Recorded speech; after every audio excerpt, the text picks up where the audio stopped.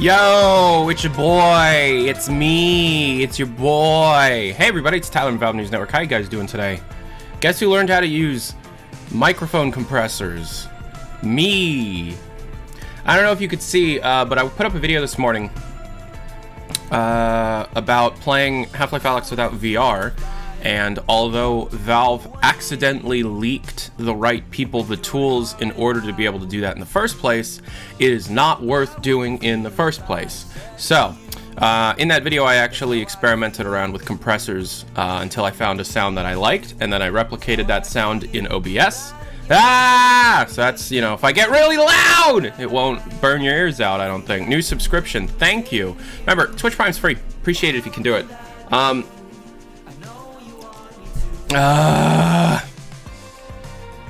It's clipping a little bit.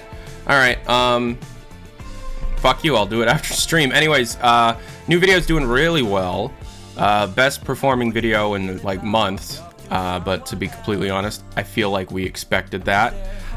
Today, we need to talk about a couple things. Number one, I took some of the money I earned during the Half-Life Alyx release stream and bought 64 gigs of RAM. 2 of these. So now my computer's got 64 gigs of DDR4 3200 megahertz RAM. Just lower your mic gain. Okay. Jack, like I'm losing you. Oh, how could that be true? I know you want me to. Hey, what up, boys? It's me, Dickhead. All right, so got a lot to do today.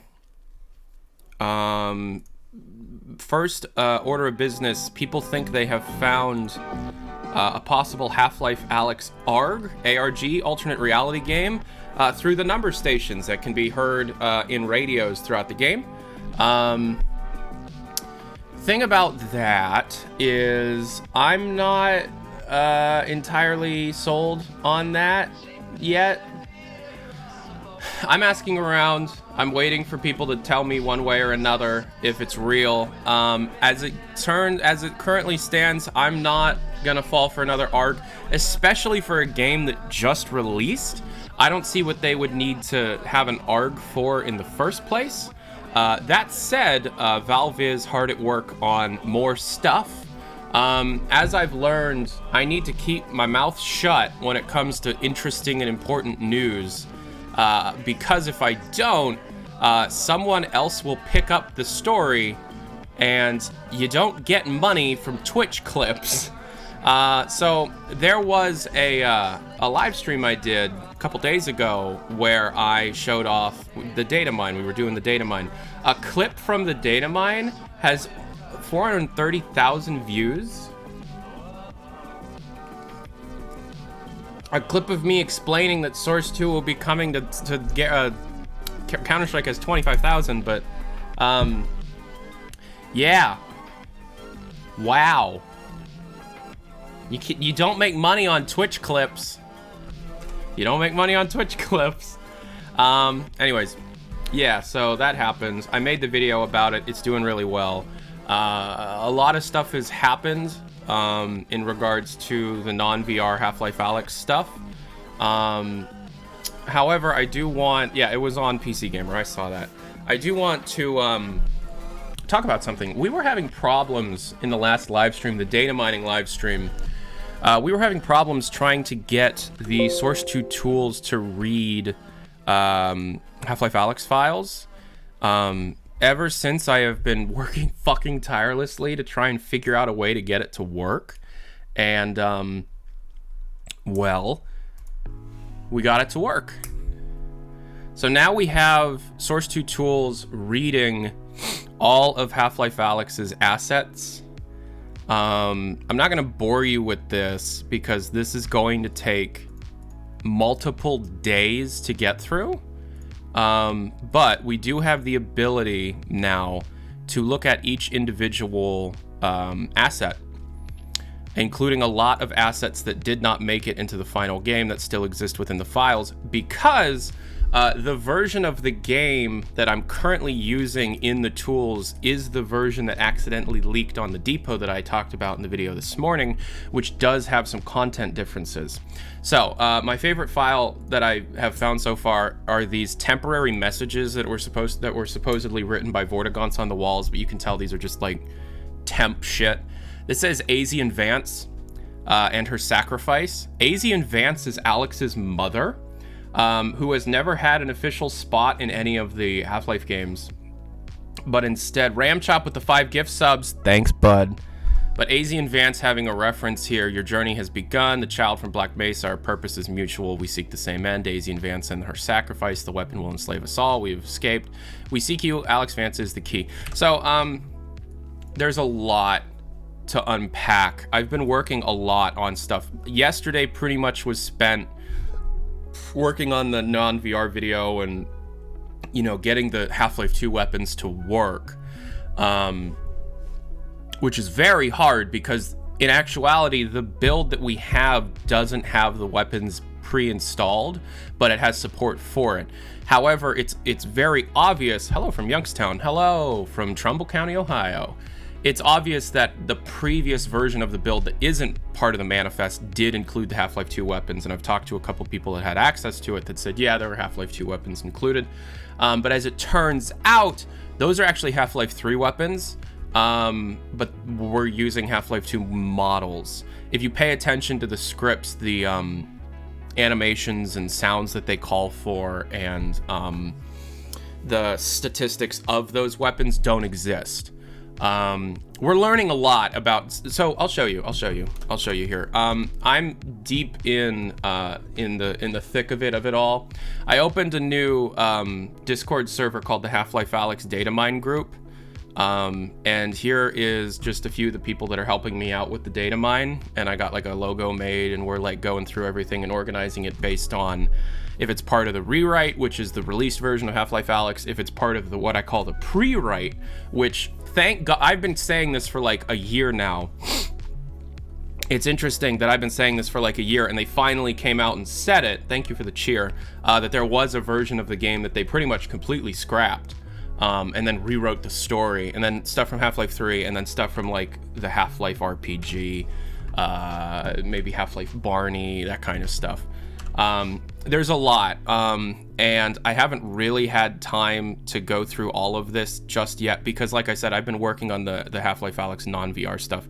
The data mine stuff specifically isn't going to start until at least Monday because in order for me to have the freedom to really talk about everything that is found, I'm going to need to spoil people likely on the end of the game. So I asked people when so I'm giving people until Monday. There's a lot of stuff. Oh my God. There's just so much cut content in Half-Life Alyx. And then of course I have my beta builds, which I'm not cracking open until I have everything in the retail build sorted and understood, because the value of the beta builds is to see stuff that we have references to, but we don't have the exact files for. So stuff like Han, stuff like Tonica, stuff like the Shadow Scientist lady, which, by the way, press 1 if you know who I'm talking about when I say the Shadow Scientist lady in Half-Life Alyx. Press 1 if you know who the Shadow Scientist lady is. Yeah, so I've actually learned quite a bit about her, and the reason why it seems like she's a fully fleshed out character and you never see her, yet the model that they use is fully modeled, we're just missing her texture set. She was part of the original version of the game. She was a much, much larger version. She's not Mossman, no. She's not Beta Mossman or anything. She might be based on Beta Mossman, but she's an entirely different character. She was, at one point, a Combine-aligned scientist researcher who actually owned the precinct block, who was like in charge of the civil protections agents of like the precinct block that Alyx lived at. And you and this character had a lot of back and forth, and she didn't like you much at all, and she was like a big part of the character. So something that I learned about Half-Life Alyx, and it's really interesting to think about. So Half-Life Alyx started development in like 2015, and the story that developed from Half-Life Alyx originally was completely different, and there were a lot more points in the game that had you sit in a room and talk to people, like Half-Life 2. And you had Russell being a completely different character. His name was Joseph, and you had a bunch of other characters. You had Han, you had scientist, Combine scientist lady, you had Eli, you had Breen, and Laszlo is from Half-Life 3. It's complicated. What happened was that version of the game, as far as I can tell, had almost identical level geometry and chapter themes. Olga was a bigger character. Everybody had a bigger role. So what happened was, in the final year of development, you had Eric Wolpaw finally coming back, because the biggest problem of Half-Life Alyx was that the story didn't have any real importance to the game. Like, it didn't have any kind of heft to it. It didn't seem to have a whole lot going on for it. The story was, the vault existed, you had to go through the quarantine zone, but the whole thing with Eli getting captured, that wasn't a thing. In fact, Eli was fine the whole game. Literally, the whole game was just Alyx go around and save the Vortigons, and then, by coincidence, stumble upon the vault. That's the game. And then throughout that, you met a lot of different characters, and they had a lot of periods of time where they would just stand there and exposition to you. So when Eric Wolpaw came back, he was like, fuck that, and cut almost every major character moment out of the game. Larry was a bigger character. But when you do that, you have a year of development, much less than that, because they were expecting on shipping, much earlier than they ended up shipping. So how do you completely change the story if you don't have enough time to fucking animate everything again? Well, what if we just put a headset on Alyx and just have a voice talk to her the whole time? We don't have to animate a voice in your head. The only reason that you have the headset in the game and Russell talking to you through the headset is because it solves the problem of development time. It's fucking genius. And the only thing that remains of that story is this short section with Larry in the distillery with Jeff. That very short section of Olga at the very beginning of the game where she knocks on the window. And then at the very end when that Shadow Scientist lady is talking to the advisor on the computer screen. Those were much bigger characters in the previous version of the game. But it was a combination of, there's way too much just making the player stand in a room and listen to people talk, like in Half-Life 2, and also this story isn't tense. It just doesn't have any impact.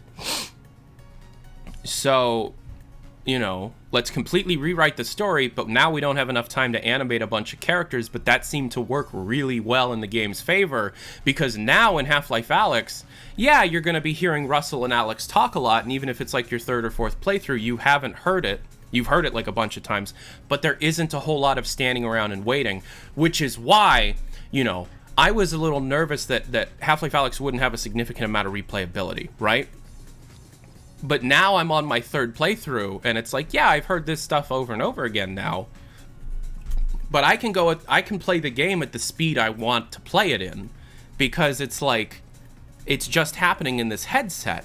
And the only times I have to stop and talk to people is Russell's lab, which is super short compared to something like Kleiner's lab. The brain-injured Vortigaunt, which I'm never gonna get sick of. And then, like, the end of the game with the G-Man, which is amazing. So... yeah, I'm learning a lot. You know, does anybody have any questions so far? Episode 3 is definitely coming out now. No, Half-Life 3 is definitely... fuck off. It's gonna end up as like a 1 million viewed Twitch clip and I make $0. I've been doing a lot of research. There's a lot of cool shit being found. But episode 3 is not happening. Like, episode 3 as episode 3. I really doubt. I mean, maybe. That would be an interesting thing to do. But it seems like it's Half-Life 3, you know. Do you know when the Source 2 tools are being released? So, I'm actually hearing that there's quite a bit of... There's a bit of a problem with the Source 2 tools, and we might not actually get them until, like, late next month. The original plan was to ship them day one, because we're just getting the hammer stuff. But for right now, it seems as if there's a couple problems, and yeah, so it might take like a month or something, but that's fine. That's not a big deal. Are you gonna make a video about the Genius? Yeah, so my current plan is to separate the cut content into categories, because making one big the unused content of Half-Life Alyx video would take way too long, and it's like no one would watch the whole thing because it would be like 40 minutes long and I'd make like no money on it. So I don't know if you guys saw, but on Discord I actually announced my plan, and which I'm sticking to. Playing Half-Life Alyx without VR came out today. The Half-Life Alyx press roundup, we're working on that today. A cheaper Valve Index, that's tomorrow. Well, that's Monday, I think.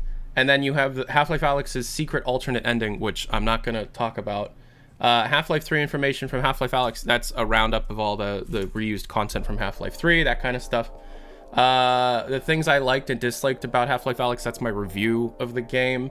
The original story of Half-Life Alyx, yeah. So there is a video where I'm just going to be talking about the original story of the game, at least what I can piece together from it. And then talking about, you know, Eric Wolpaw, J. Pinkerton coming back and, like, you know, being a genius. And then you have the cut weapons and weapon features and weapon upgrades of Half-Life Alyx, the cut enemies and characters, the cut levels and chapters, comparing Half-Life Alyx to Boneworks, the new guide to the Half-Life Deep lore, essentially just explaining the canon now that we have Half-Life Alyx to put inside that, and then CSGO Source 2, which may release before I get that video done. We're close to CSGO Source 2. Yeah, so I'm gonna take questions for a little bit about everything that I just said. There's a shit ton of stuff that I know, but I'm positive that there's a shit ton of stuff that I have yet to find. My beta builds need to be dug through after I get, like I've said, I'm really not going to be digging through the beta stuff until I have everything in retail super organized. Because trying to do 2 different builds is like, that's impossible. What's up with that Valve Index video? What, the cheaper Valve Index? You'll see. Who wrote the original story? I'm not entirely sure, so I'm not going to say. Who do you think is the Shadow Scientist? So the thing about that is, they actually came out, Valve, and said that they're setting that character up for future games. So the point of today's stream is to go into all of the PR and press that Valve has done and interviews that Valve has done with Half-Life Alyx and organize it all, because the thing that they're talking about a lot is future Half-Life games, where this is set up for a different game. You know, we're issuing ourselves a challenge to create everything. Did Valve discard episode 3 and retcon everything because of Mark Laidlaw? No. Epistle 3 had nothing to do with the story of Half-Life Alyx, unfortunately. I know where you're getting at. Unfortunately, no. Thanks for working on this project. I'm very interested in this kind of stuff. Yeah. I mean, it's my favorite shit to do. Are you kidding me? Oh, the music froze. Music player crashed. That's weird. I do have all my music on a mechanical drive, which likely does cause some problems, but yeah. All right. When HLA SDK? Probably next month. Did Kelly Bailey do any of the new songs for the Half-Life Alyx soundtrack? I don't think so. No. Tyler, you're epic. Preach. How could the end of episode 2... We're not really going to be talking about that today. Were the Source 2 tools delayed because of Corona? I don't know. That's possible. I don't know.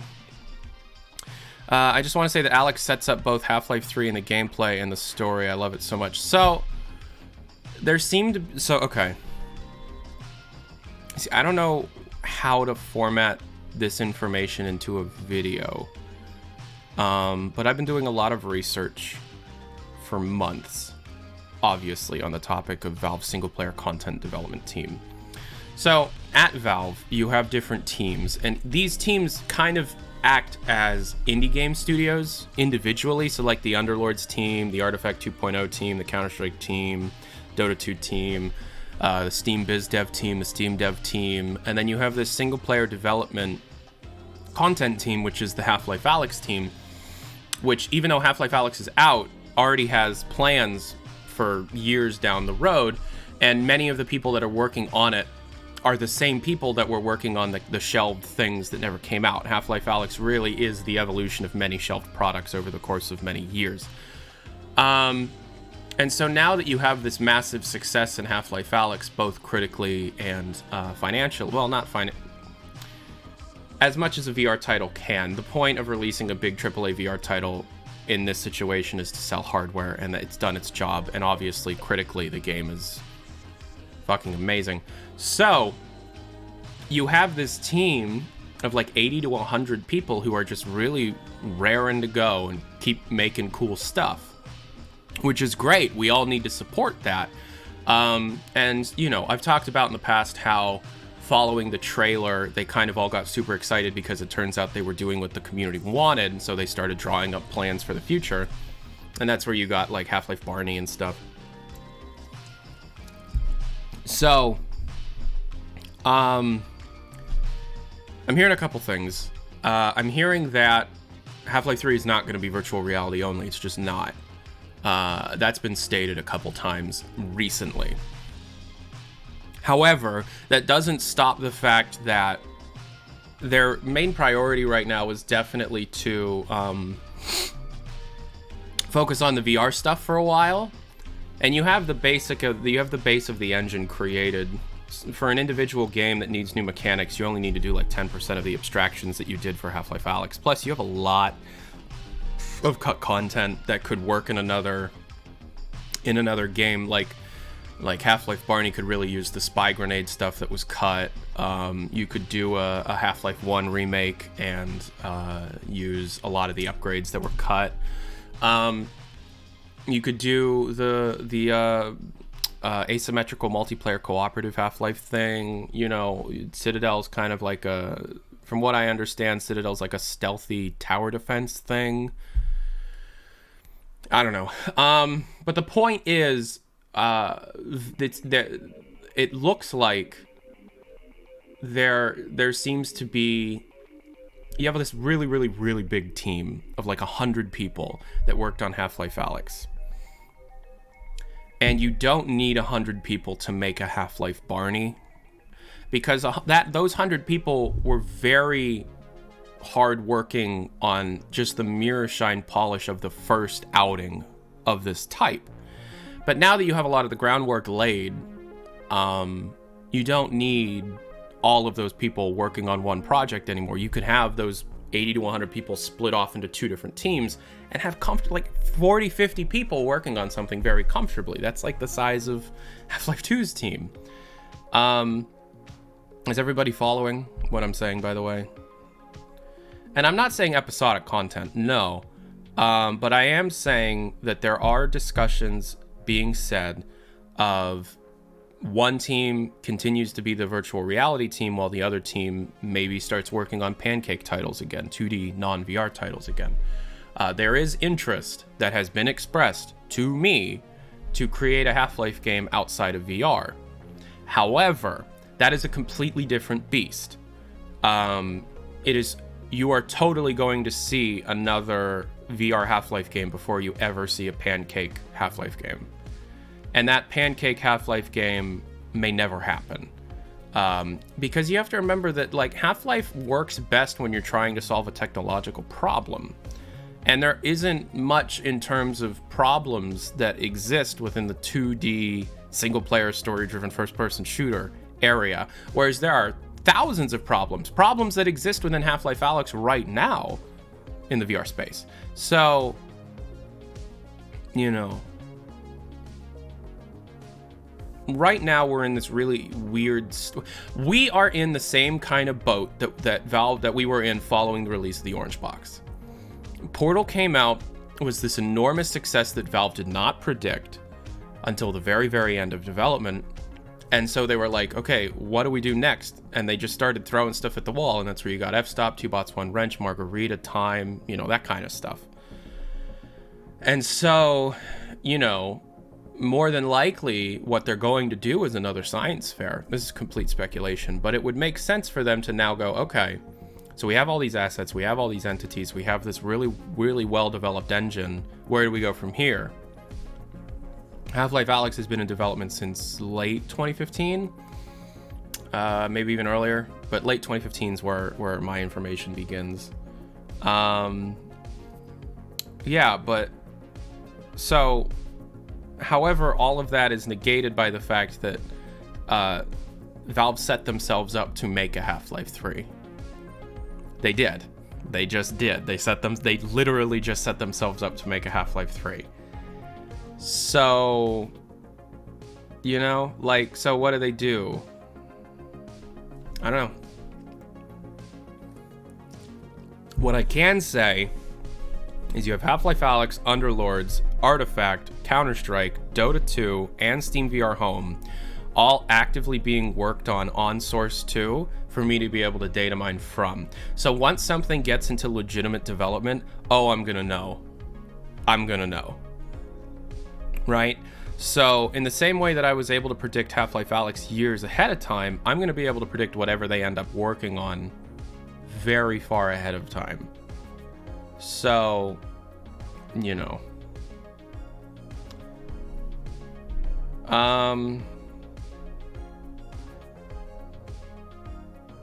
And people will actually believe me this time. That's a good point.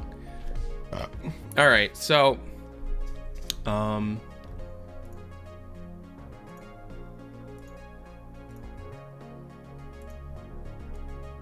oof. Do you know any details about the upcoming Vulkan and Linux updates to Half-Life Alyx? No, I haven't really looked into that. What about Shepard? Why does Valve act like opposing force never existed? Does Gearbox own it? Gearbox doesn't own it. I just haven't come up with any ideas for it, I don't think. Nowadays would be the right time to do something like that, but... What about a game supporting both VR and mouse and keyboard? You gotta do one or the other, or it's gonna be worse on both.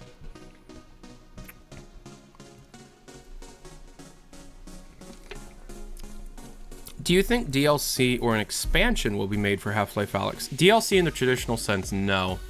However, expansion, sure, but it's going to be sold as a separate title that won't require Half-Life Alyx the first time. Hey, girl, what's up? Okay. Yes, after the stream, we'll do it. All right, you want to say hi? No? Lecter says hi.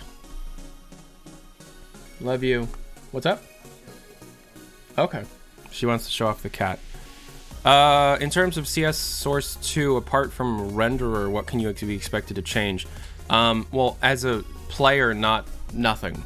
It'll be a lot buggier up front. It'll be a beta build for a while.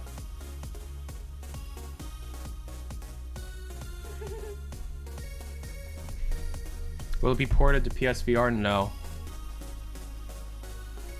Is Day of Defeat 2 on Source 2 currently? No. Day of Defeat 2 is an older title. Any thoughts on a possible multiplayer? None. They have not worked on anything like that at all. Love you. Movies still planned? I don't think so.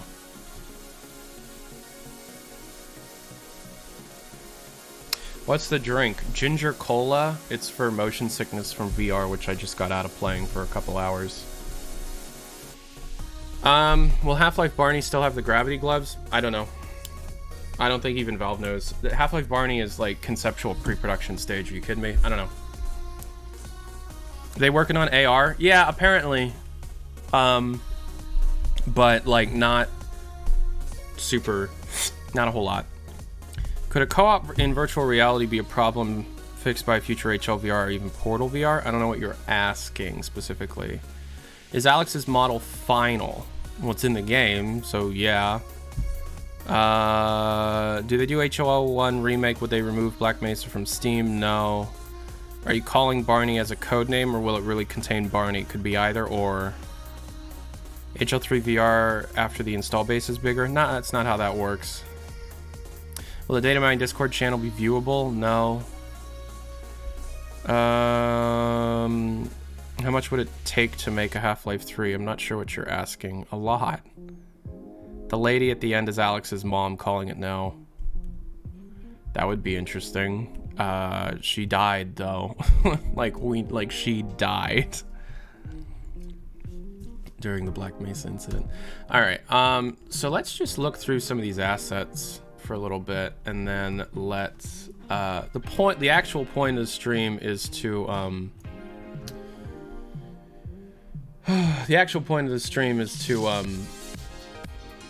catch up with all the press that happened, you know. But I mean, I did spend fucking ages trying to get this to work, and so I'd like to actually spend some time really looking at the nitty-gritty of it all. So let's take a look at it.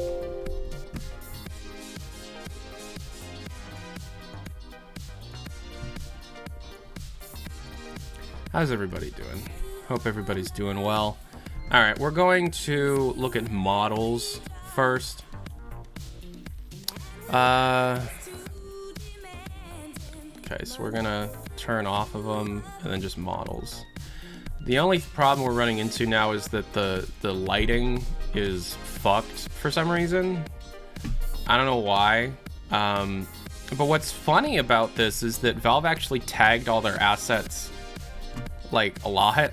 Add tag. You have all of these tags that they created, like, oh, it's from another project, it's imported from Source 1, it's unfinished, it's not gonna ship, it's a work in progress, it's a store-bought, it's an outsourced, a lot of cool information here. But yeah, so we have all of this stuff. Crossbow bolt. Asset has tags that indicate it's been rejected from shipping. Avoid use. Here's this. I can't do anything about the lighting. If I try to, it'll crash it. But in this, there's actually a lot of different lighting profiles they created for this.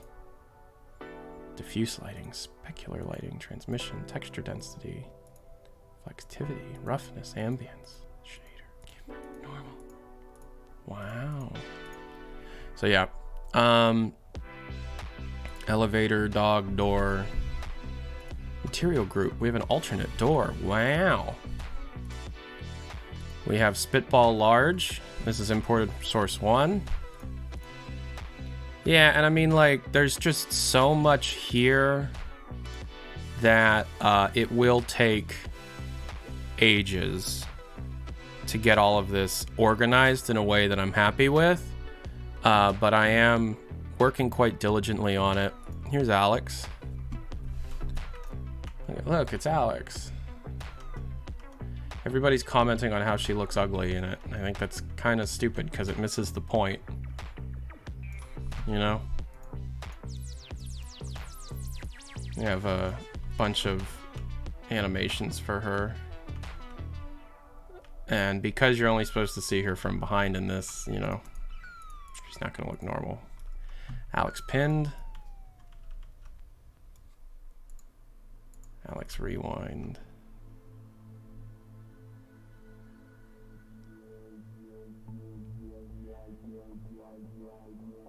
So I've gotten a lot of questions about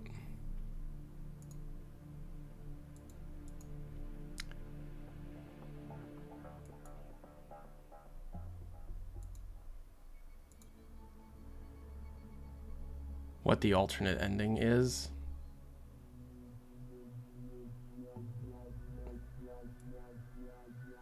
Because I'm talking about how there's an alternate ending in Half-Life Alyx that's like secret. And there is. It's just unimplemented, even though all of the files for it exist within game.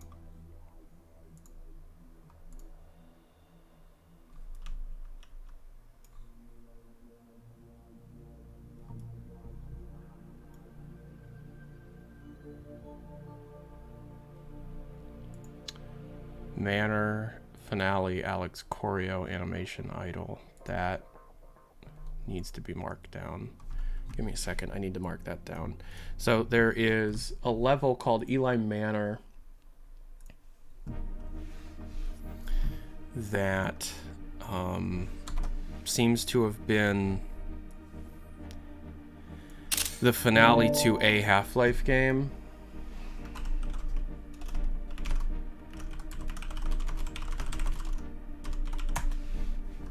And we're not sure if it's Half-Life Alyx or Half-Life 3, but seeing as this model has it, where you would see Alyx in third person, that kind of proves that it's Half-Life 3.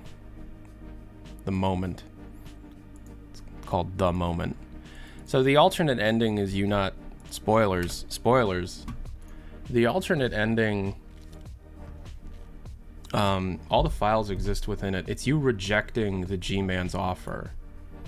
You can't do it in game, but if you don't take the briefcase, all of the files are there, where you will watch the end of episode 2 completely remade in source 2, and then the credits roll. But you're not, it's like from a third person perspective, so you just watch the whole thing happen, both Alyx and Gordon being pinned. Here is a female citizen. So we're trying to get it, you know, to work. But this is a non-shippable version of the female citizen. So it's an unused version of the female citizen model. We're missing hair and arms for some reason. Here's a non-shipping version of the male citizen. It's likely there are going to be a lot of unused animations here. I mean, you've probably noticed if you've played Half-Life Alyx much. You've probably noticed if you've played Half-Life Alyx much, that you don't really see people very often, and that's the result of just everything that's been cut out of the game, you know. Here's Sheeple. They remade Sheeple.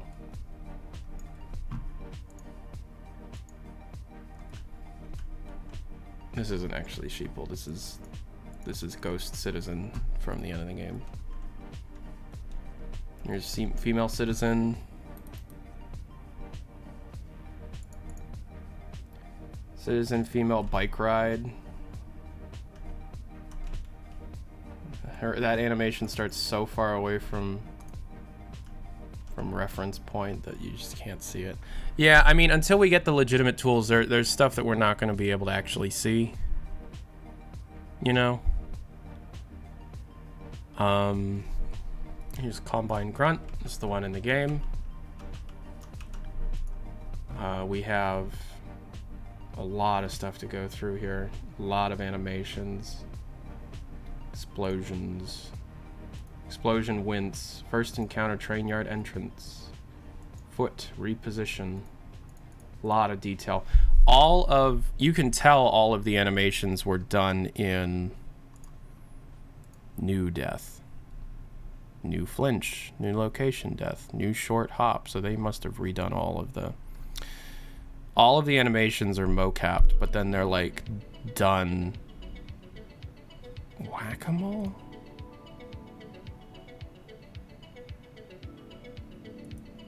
They then were touched up by hand. The fuck is whack-a-mole? Whack-a-mole? This must have been like a cool test level that they did where they just popped up. Who's this? Choreo Grunt. Alright, this is for animations and stuff. Choreo Cop, Crash Combine. So that's, they have, you know, the Crash Combine is, you have a lot of stuff here. Old Run Armored, Non-Combat, New Start. It's hard to tell, and this is the difficult part of my job. It's hard to tell what's used and what's unused in a game this detailed. You know? Got some material groups, suppressor, commander, and shotgun. They don't change anything. Fun. Alright, so this is the Combine Grunt Manor ending. Final choreo scene. So this might actually be the old ending for Half-Life. The Manor might be the old ending for Half-Life Alyx, but there's really no way of knowing. This is the Combine Recon.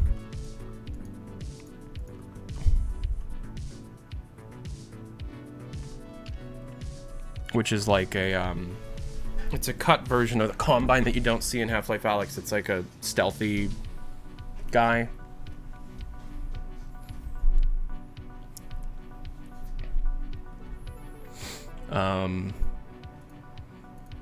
Yeah, it's like a stealthy Combine with a bunch of, I think all of the same Combine animations, yeah. Commander, shotgun, suppressor, and we're missing the texture for default. Yeah. Okay, so here is a remade Combine Soldier from Half-Life 2. By the way, they remade every single asset from Half-Life 2. We just don't have all of them. We're missing most of the assets from him. It's Combine Captain. We got suppressor, commander, shotgun, and the shotgun one is unused. Glow. Yep. This is a choreo captain. Eli hallway from the beginning in the elevator. The shield. Here's a Combine heavy. Once again, they have material groups that go unused. And of course, this is in the game. This is the fucking scariest thing in the game. Here is the suppressor Combine based on the cremator.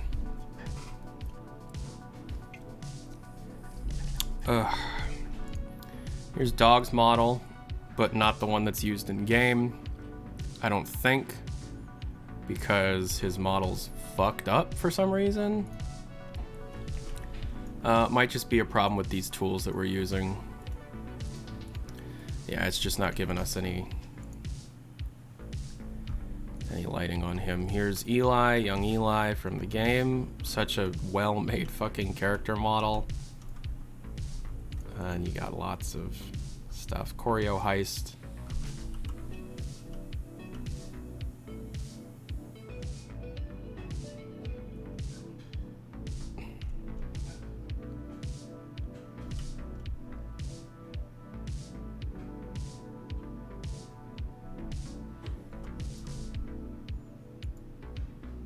I'm not sure if this is the heist version in-game. There's a lot of stuff that was cut, man. Like, a lot of stuff that was cut. Street Idol. Okay, so this... Eli screens animation. Okay, this is something that was cut from the original game. We actually have animations of it. Cool. We have to figure out what he's saying there. So, in the original version of the game, Eli... So you go to the quarantine zone, and in this version of the game, there are actual Breen animations. There was going to be Breen stuff. And they had just some random guy, you know, do the Breen stuff. And they were going to try and find a sound-alike actor. The problem, you know, you didn't have Russell talking to you through the headset because that came much later. While you were in the quarantine zone, the propaganda network screens, you would see Eli hack into them to try and tell Alyx, get the fuck out of the quarantine zone, please. Like, are you kidding me? You're gonna get killed. No one goes to the quarantine zone. Can you get out? And then Josie be like, no, she needs to be in there. I'm rescuing the Vortigons. Later in the game, you find out he's being held at gunpoint by the Combine to try and pull Alyx out of the quarantine zone because she's getting closer to their secret, which is the vault. And that's what this animation is him being held at gunpoint to try and tell Alyx to get out of the quarantine zone. There's so much stuff here, guys. I'm not entirely sure how I'm going to do all of this. Here's old Eli, which he's rigged to the same thing. So we could very easily switch out old Eli with new Eli because he's got the same model skeleton. Here's a G-Man.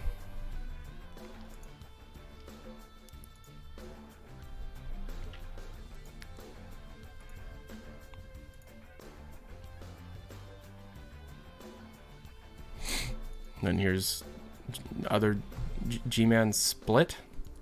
Oh. G-Man trailer.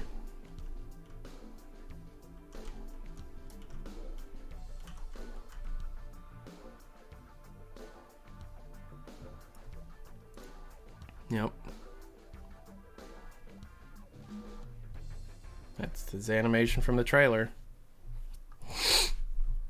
Here's Gordon's model. Something people have pointed out is he's the one that's wounded and Alyx isn't.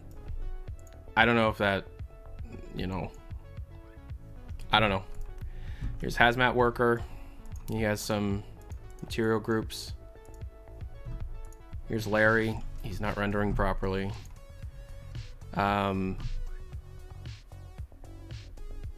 Yep. Larry's got more stuff to him than what is seen in game, but that's expected. Here's Russell. There's Russell outside the window. Here's a Metro Cop. He has way more to him than what is seen in the game. In fact, he's... well... there's a lot I need to learn about this game. Here's Olga.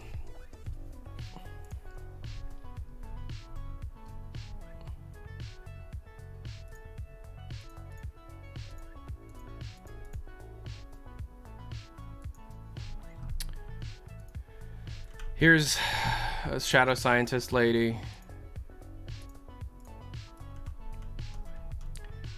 who was a cut character from the original version of the game. We'll talk about her another time. This is one of the workers. Kind of only see a little bit in the game. You got helicopter bomb for some reason. Why not? Here we have a VR HMD. Okay.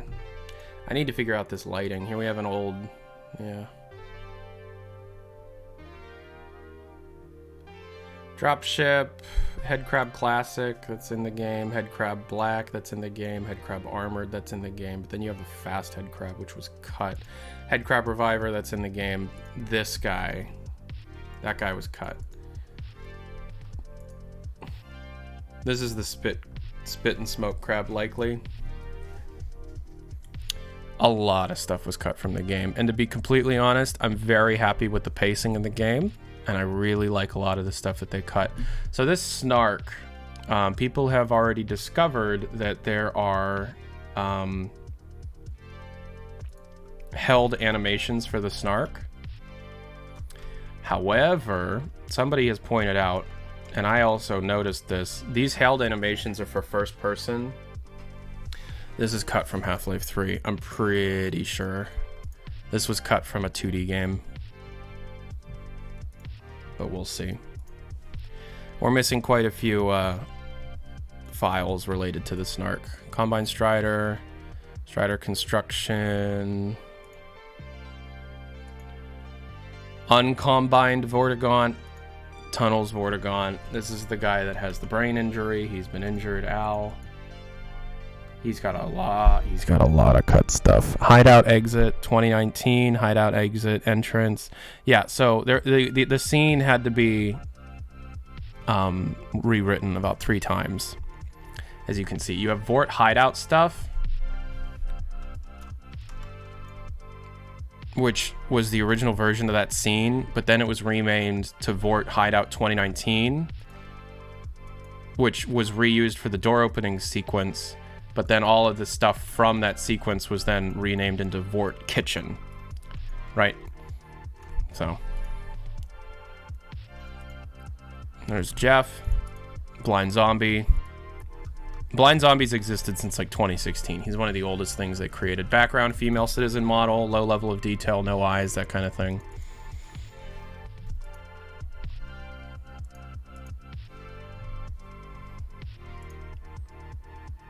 Here's a zombie. You have a bunch of different versions of the zombie. But it's like, it's randomized, or I don't know. Like down here, it's a different zombie than what actually shows up. Zombie jacket. We have a door, a torso, the hanging zombie flashlight thing. A bunch of just like shrubbery and stuff. Here's a yellow flower. Yummy. Trees, and these are directly ported from Half-Life 2. Got the Alyx hands. Got 2 different versions of this. For at one point they didn't have a right hand, they just flipped the left hand. That's fun. Alyx's gloves. Here's the original watch Tristan Reedford talked about in the IGN interview. Before you had the gravity gloves having a thing, the watch would have everything on it.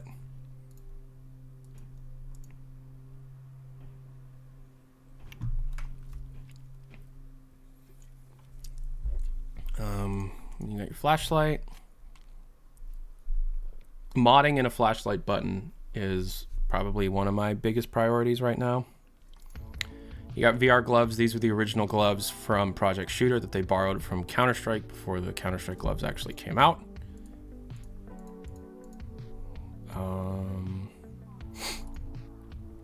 You got this. Yeah, you got that. Hologram scan. I don't think this is in the game. Whatever this isn't in the game.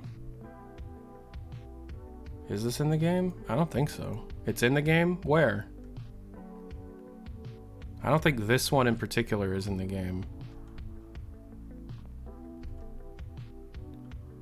It's at the scene where you see... Oh, okay. Here's a bunch of this stuff for the upgrade. Hollow sight, Alyx gun hopper. I think this is one of the cut features, isn't it? Oh wait, is this the bullet reservoir? I don't know. I think that's the bullet reservoir. There's the shroud. Yep. Here's Eli's scan. Pistol extended mag. No, this is... Okay. Well, there's a lot of cut.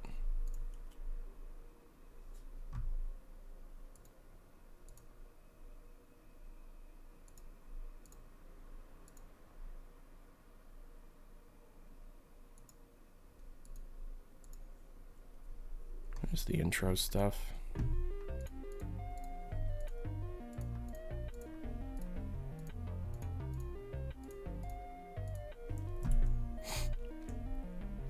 Pistol rail.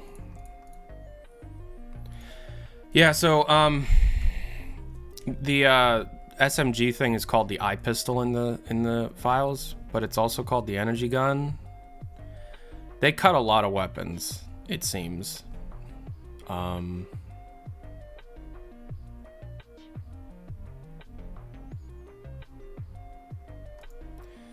teleport ladder destination. Some old stuff there.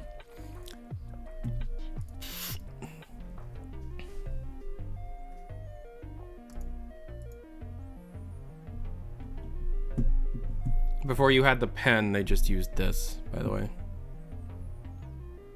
There's the Valve guy. That's what he looks like.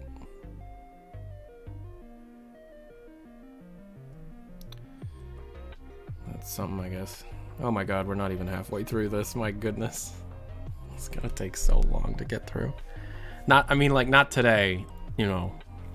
This is my first time seeing some of this stuff, but getting through all of this and, like, categorizing it and, you know, organizing it by class and type and things for videos.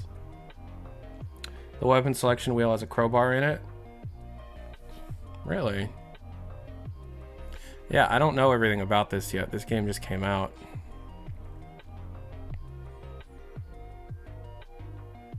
You know, a lot of stuff. I wonder what that stuff says. Missing a texture there. Yeah, we're just doing a once over. Work smart, lot long. Oh, cool. Here's a battery. You find those in the thing. Here's a CD.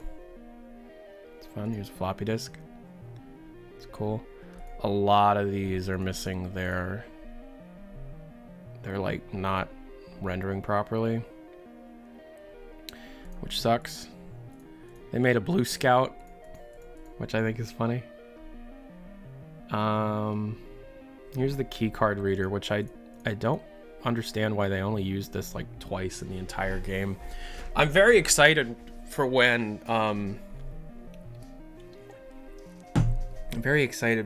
people get to start making their own custom maps. Because I love the keycard reader thing. I don't know why, I just do. But you only use it like twice in the game.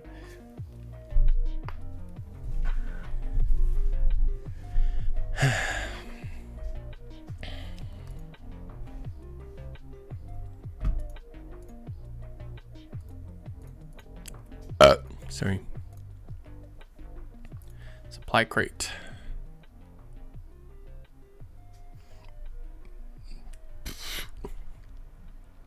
The possibilities for a lot of this stuff in this game are quite high. Here's the tiger toy. Here's that board. We're in the zoo stuff now. So recently, Valve made all of their employees sign an agreement of chastity by Gabe Newell himself. There's a combine battery.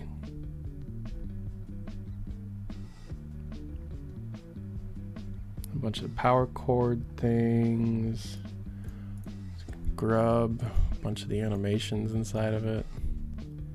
There's the crush animation. Oh, so sorry, bud. Who is? Here's the floppy disk. Bunch of screens and bunch of billboards.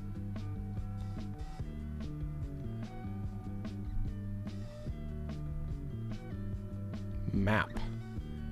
Hologram. AR2 grenade. Got a bunch of imported Half-Life 2 weapons, which are fine. And you got a pack of clips. You got weapons. Alyx gun attachments. Alyx extended clip add-on. Hopper add-on. What is the hopper add-on? Oh, it's the... Yeah, okay. Bunch of pistol add-on stuff. VR clip rapid fire.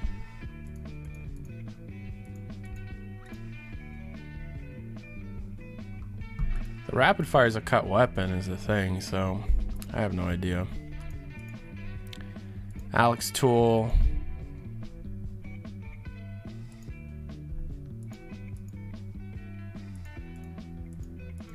Okay. It's the burst fire. VR baton. High pistol clip.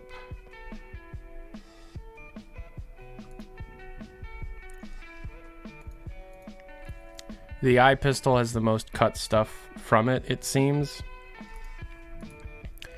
Trip mine, shotgun. It's a suppressor weapon. Key card.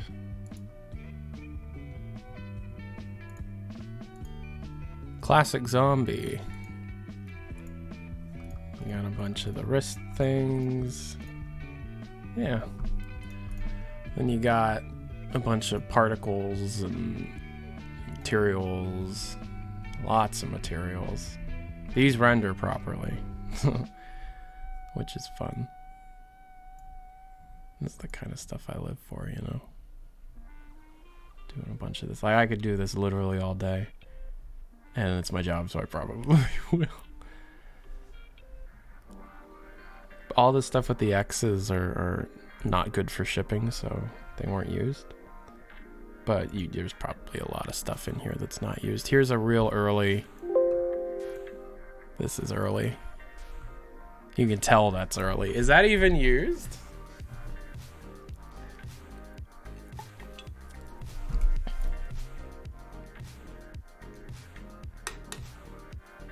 Is it really called Dream Cheese?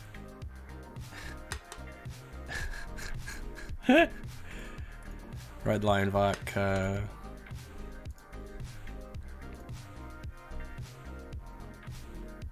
Dreamcheese.gg. Fuck you. The ultimate cheese building platform.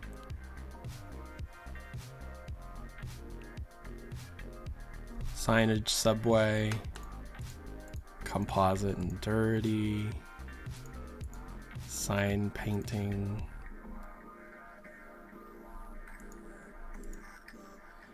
I love the attention to detail in this game.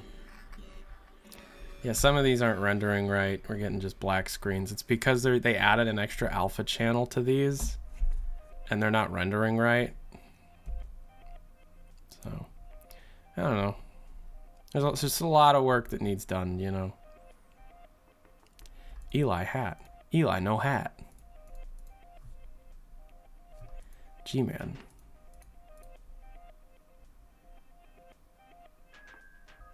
Larry.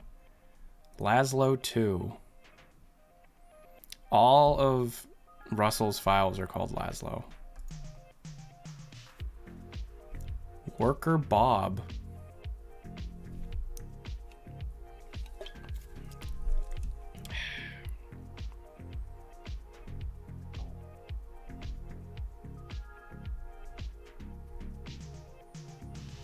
Here's an old chapter select. Quarantine entrance, station, street, processing plant, distillery, parking garage.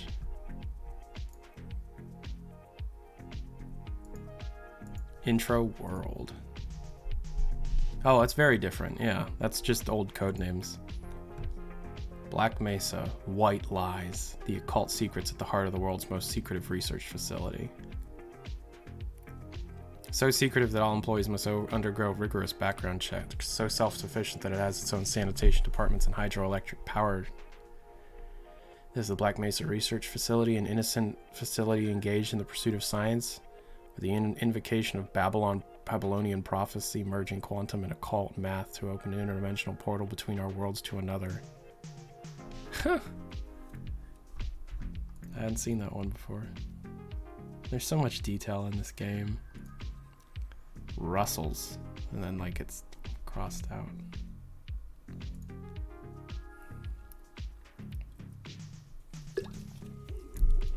There's your gnome.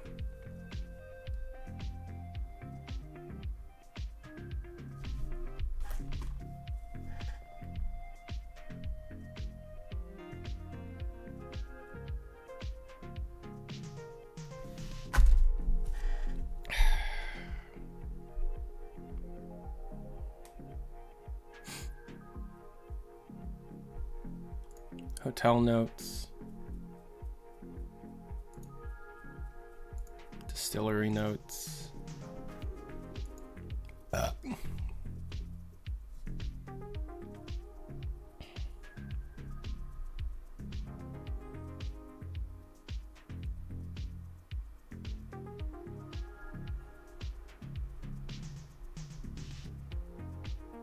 Kids' drawings.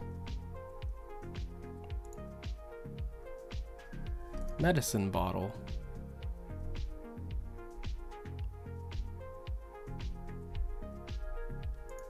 Valve Man.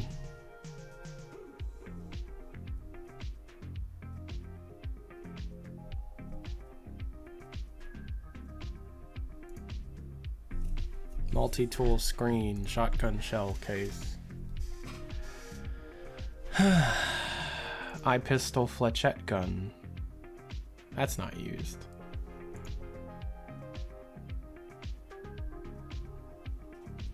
Just orange.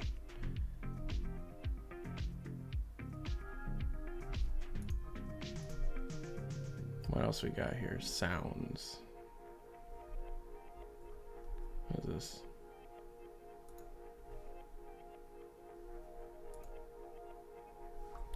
Yeah, so lots of cool stuff there. And then, of course, I have like 3 million strings to dig through. And then I gotta dig through the beta builds. Oh my goodness.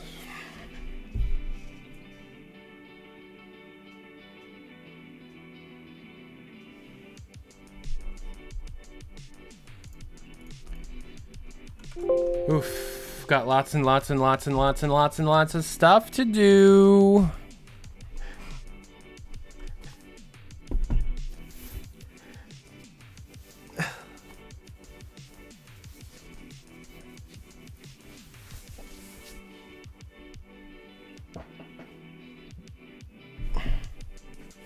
Give me TF2 leak.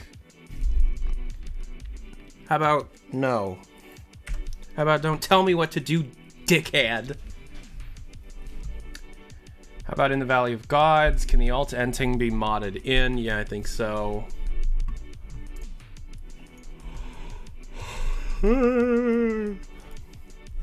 Oof.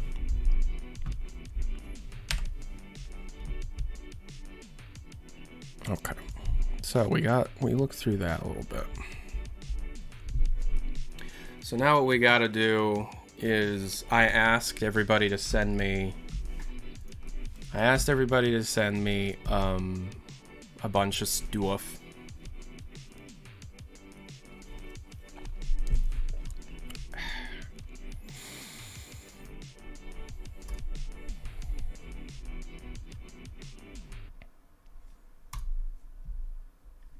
Possible arc. Valve reveals its most terrifying chapter and how it was made. Behind the scenes part 2. Somebody put together a playlist of a bunch of videos. That's no. So this is a part 2. Here's part 1. And then I got a bunch on Discord. Half-Life 3 looks amazing. What the hell is this?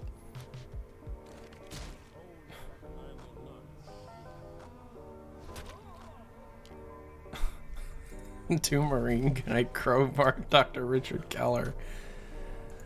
Fun. So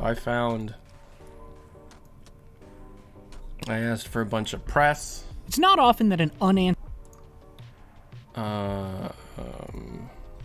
So let's see what everybody sent me.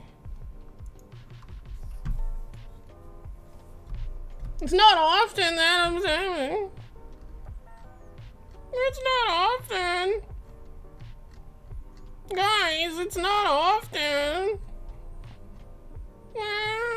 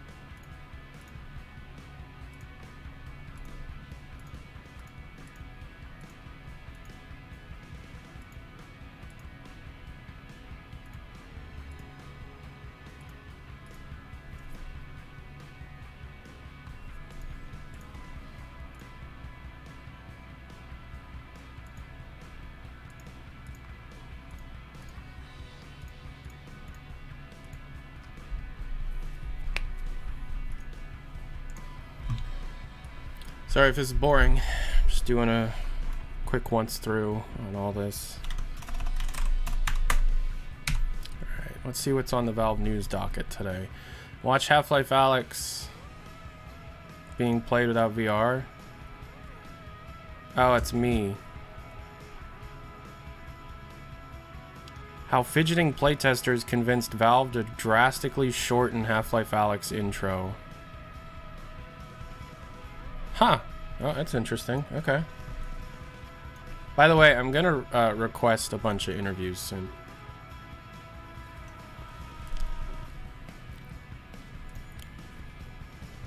Here's an interview. Okay. No, I completely agree. Yeah,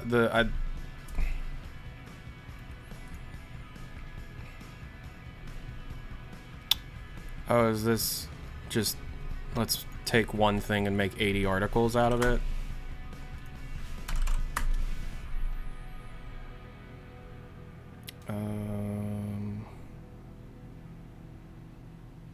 Here's a whole video about Valve's new logo. Are you serious?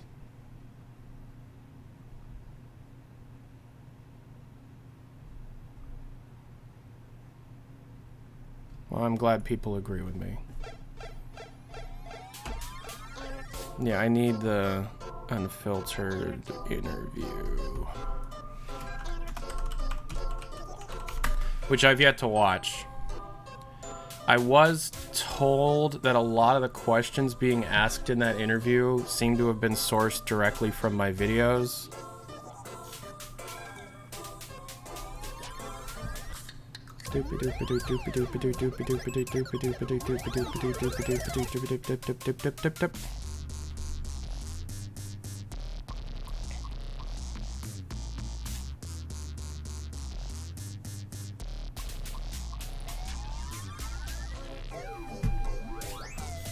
Man, there are so many articles and things we have to go through.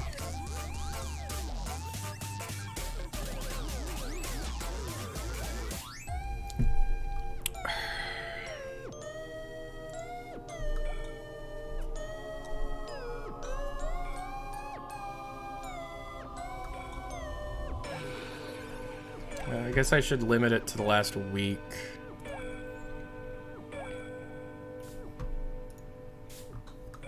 Speaking with IGN. My favorite thing is Anarchy.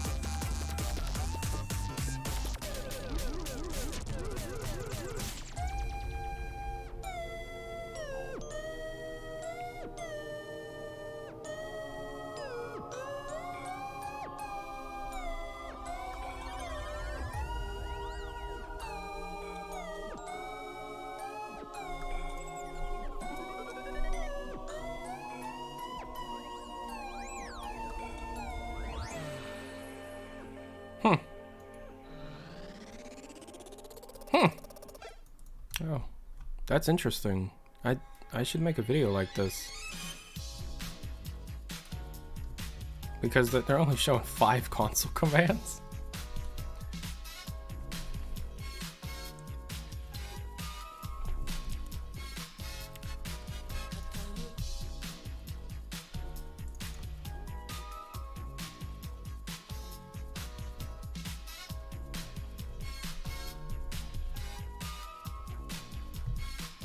It's never coming out, guys. Is it possible to spawn the crowbar as a weapon? Yes.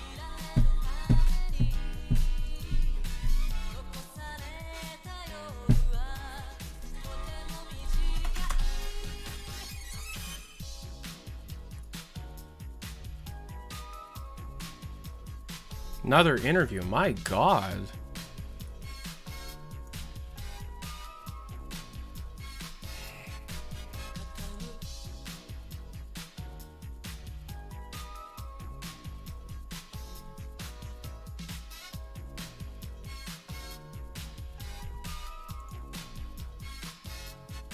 Wait a minute. Okay, I just hope they knew that one was fake. I love that video too, but wouldn't that be funny if they thought it was real?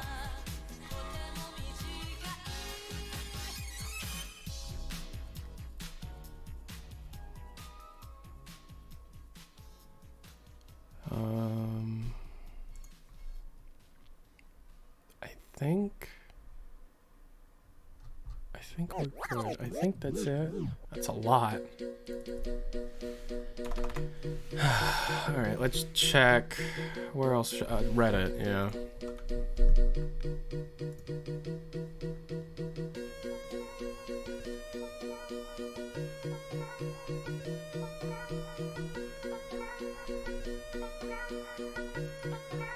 No. I think that's good for now. If I'm missing anything, I'm sure someone will let me know. Alright.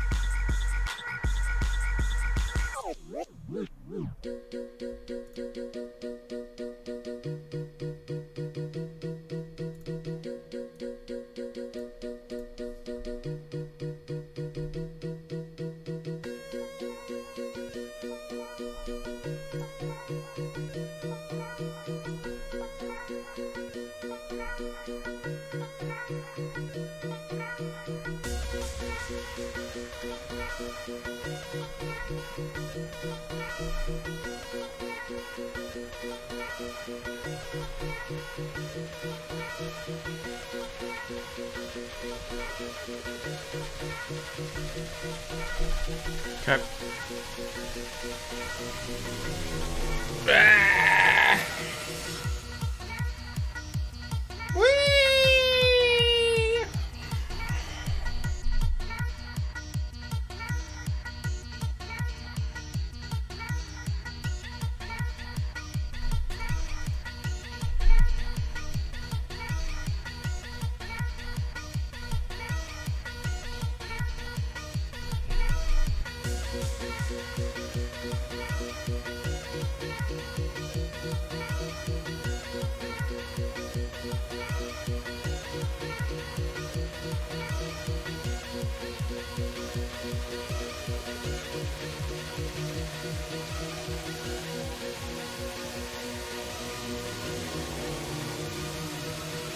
I'm gonna try and get Alexa to bring me my iPad.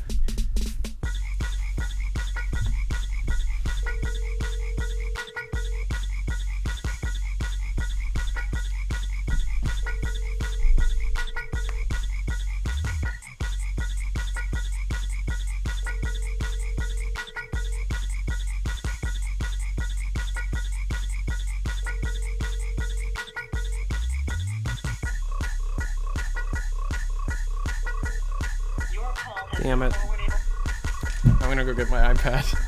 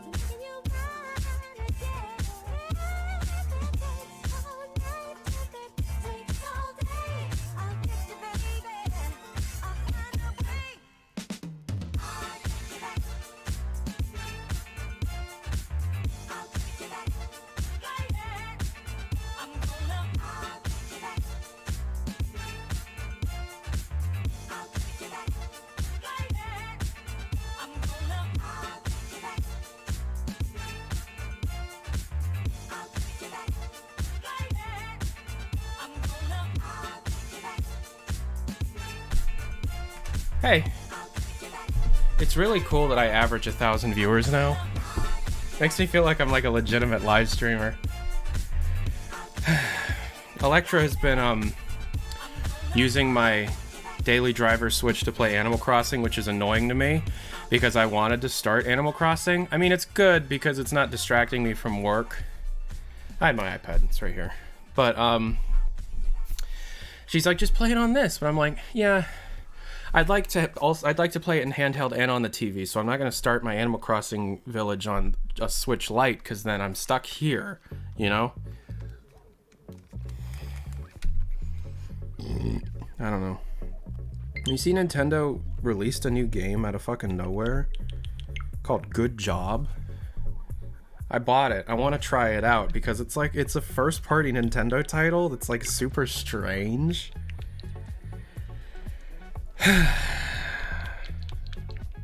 Yeah, I love Nintendo games.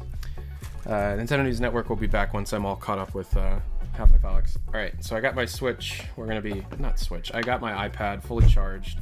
Let me wipe it off a bit. Here's my...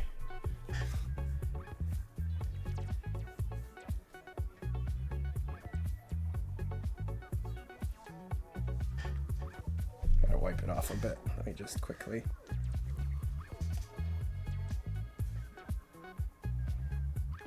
One of you fuckers figured out who my dad is and sent him my Mike Shapiro interview because I just got a call from him this morning and I didn't answer and he left a voicemail. He said, "You're like a young Anderson Cooper, but not gay." God damn it, Dad.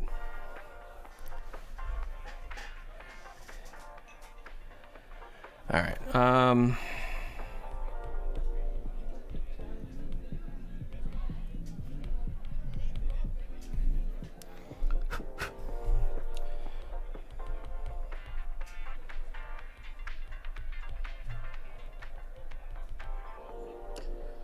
right. So we're gonna watch the unfiltered interview. It's an hour long. My God.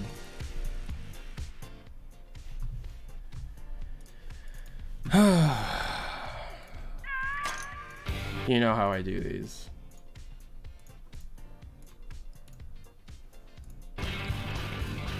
Welcome everybody to another episode of IGN Unfiltered, where I get to chat with the best, brightest, most interesting minds in the games Do they have? No. industry. Today we are, if the background has not made it obvious, we're at Valve, here covering Half-Life Alyx all month long as part of IGN First. And I'm pleased to be joined by Chris Remo, Robin Walker from the Half-Life Alyx team. Guys, thanks for having us. Absolutely, thanks for coming out. So you two have each had very interesting careers, very different trajectories that have led you to where you are now. But I kind of want to start just more in general with Alyx itself as a VR product. Is the goal of it to be the killer app for VR that I know, like, I've been waiting for a thing that makes me want to have VR for a long time? Yeah, I think so. I mean, we wanted to make the best VR game we could, and we felt like we could deploy the sort of resources that you needed to build something of the scope that people look at and say, you know what, that's the thing that causes me to want to get aboard some platform that I may not be on right now. So it was sort of always there, but it was not really sort of the explicit thing we're focusing on too much, I guess. It's not really how we think about things so much. How has the internal reaction been to the fact that the Index has been just selling out repeatedly ever since the game was officially announced in December? Extremely good. And also extremely depressing, in that we would really like to be able to make a lot more. So has it been kind of according to plan, like you figured, all right, these are going to start moving, or is it more just like, whoa, we did not adequately prepare for this? We didn't have, a specific target we were trying to meet or something. I mean, the Index really exists to be, to fill a particular desire in the VR sort of community, I suppose, in the sense that it's like, it's a high-end, very high-fidelity, extremely advanced VR option, and we wanted to be able to provide that for people who are bought into VR, who want the, highest-end VR option. And it's not so much a case of Valve needs to expand its hardware. By the way, this video isn't going to me speculating on what they're saying. It's a literal recap of everything that's being said. Or something. Like there isn't any. There's no speculation or any kind of VNN type stuff going on here. This is the entire point of this video is this is a one-stop shop. All the information that came out, let's just get it all out there, and then we'll start speculating in the future. But this video is going to be long enough as it is because we have a lot to get through. That isn't really part of the conversation at all. So we didn't have specific numbers where we must reach this multiple and then Half-Life Alyx will increase the curve of the graph. It's been awesome to see that people want it, and as Robin says, frustrating that we can't meet the demand as easily as we'd like. But it really is to serve a particular Mustache guy is Chris Remo, one of the Campo Santo hires. Obviously works on Half-Life Alyx. Chunk of the VR community as well as we possibly can. So I know Mark Laidlaw is not here anymore, but I'm sort of curious, is there, over at 343, there's a Halo Bible. Is there sort of an internal document that sort of lays out the Half-Life universe and who's in it and where it could go from here? I'm going to stop you after, is there an internal document? Yeah. And you can fill in the rest of that question with any subject you want. Anything? I'm going to say no, there's not. But there's a lot of institutional knowledge. There's a huge amount of institutional knowledge, and I'm not one of the primary writers on this game, but I have been involved in writing bits of sort of environmental storytelling and things like this. And there's definitely groups of people in the studio who have been here for a long time, who know this universe deeply, who you can always send an email to or walk over to their desk and be like, hey, I was thinking about this. Does that fit in your notion of what either already did or could happen in this world? And that's an incredible thing to have access to. And Mark's sort of a person who just needs to write, and so he wrote pieces throughout the development of Half-Life. 1 and 2. But those pieces were often more sort of setting or mood pieces that if you're working on the team, you'd read it and it would give you a sense of sort of what sort of feel we should be going for. And then the actual execution of a lot of the story in our games tends to come, like most things of the company, from distributed throughout the team all over the place. So when we started to think carefully around some of the things we wanted to do with Alyx in Half-Life Alyx, the people we went and talked to about does this make sense for our character and stuff, are the people the animators who animated her heavily, the people who built the levels that she's in and stuff like that, because they contributed as much to the sort of the Alyx from Half-Life 2 that people are aware of as much as Mark did in his writing. Is it true that Warren, this is more since Chris, you're newer to Valve, I'm going to aim this more Robin's way. Is it true that Warren Spector was working on an episode 3 at one point? No, it was in episode 4. We all know this.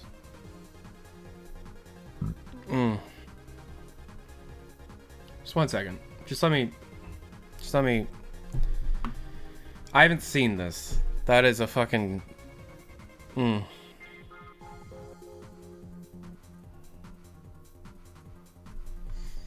Okay. Not in episode 3, but he was. We worked with Warren and his group of folks. The name of the actual company escapes me at this point. Sorry. Was it Junction Point? By yes. then? Thank you.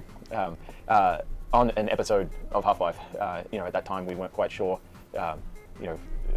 We didn't think of it as episode 3, but we felt like we were big fans of Warren Spector and the stuff he's worked on, and so we thought that if we could find a way to work with them and they built something neat, we'd figure out how to fit it into the set of products that we were imagining at the time.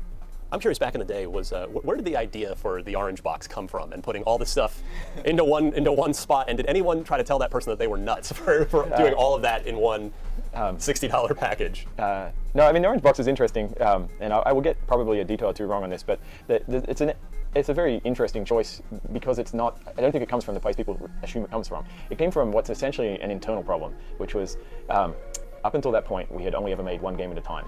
Sorry, I should correct that. We had only ever shipped one game at a time. Yeah. So we really had to. Whenever in the company's history we had multiple games going on at a time, when one of them started essentially entering all right, now we're going to ship. It might be 6 months out. Like we're going to take this and we're going to finish it and ship it. Most of the other game teams sort of slowed down, and then the final month or so might essentially stop to just pile on and help. Because when you're, if you're on one of those other teams and looking at how you can spend an hour of your time, when a product's at the end and you understand it perfectly, you can usually generate so much value in just 1 hour of work, fixing the right bug, just putting the final bit of polish on something, that it's hard not to.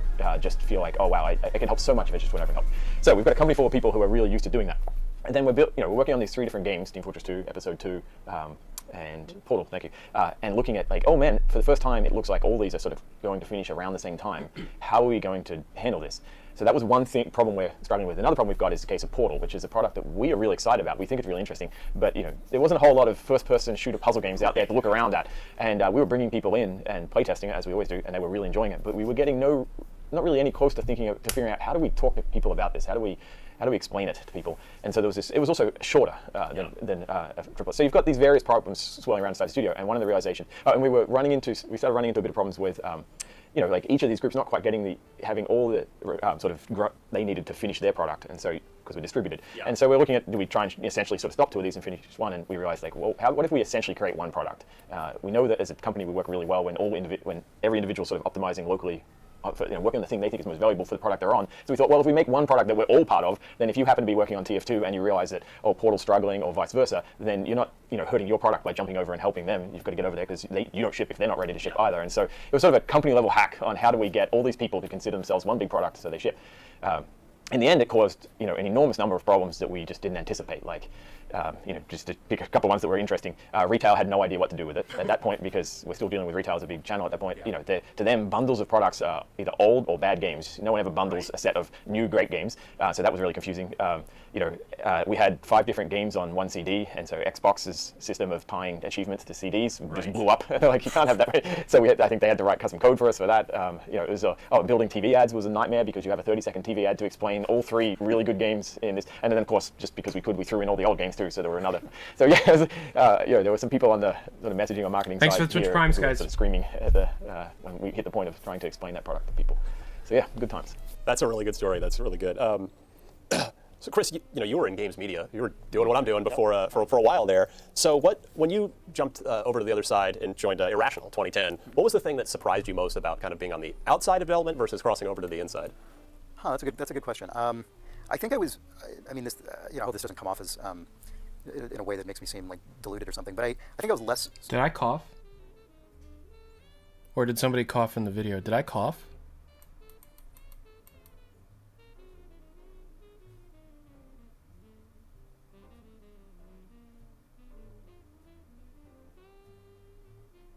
The interviewer did. Oh, okay. Surprised that I Don't might scare otherwise me bring like that. Don't fucking scare me like that. Ugh.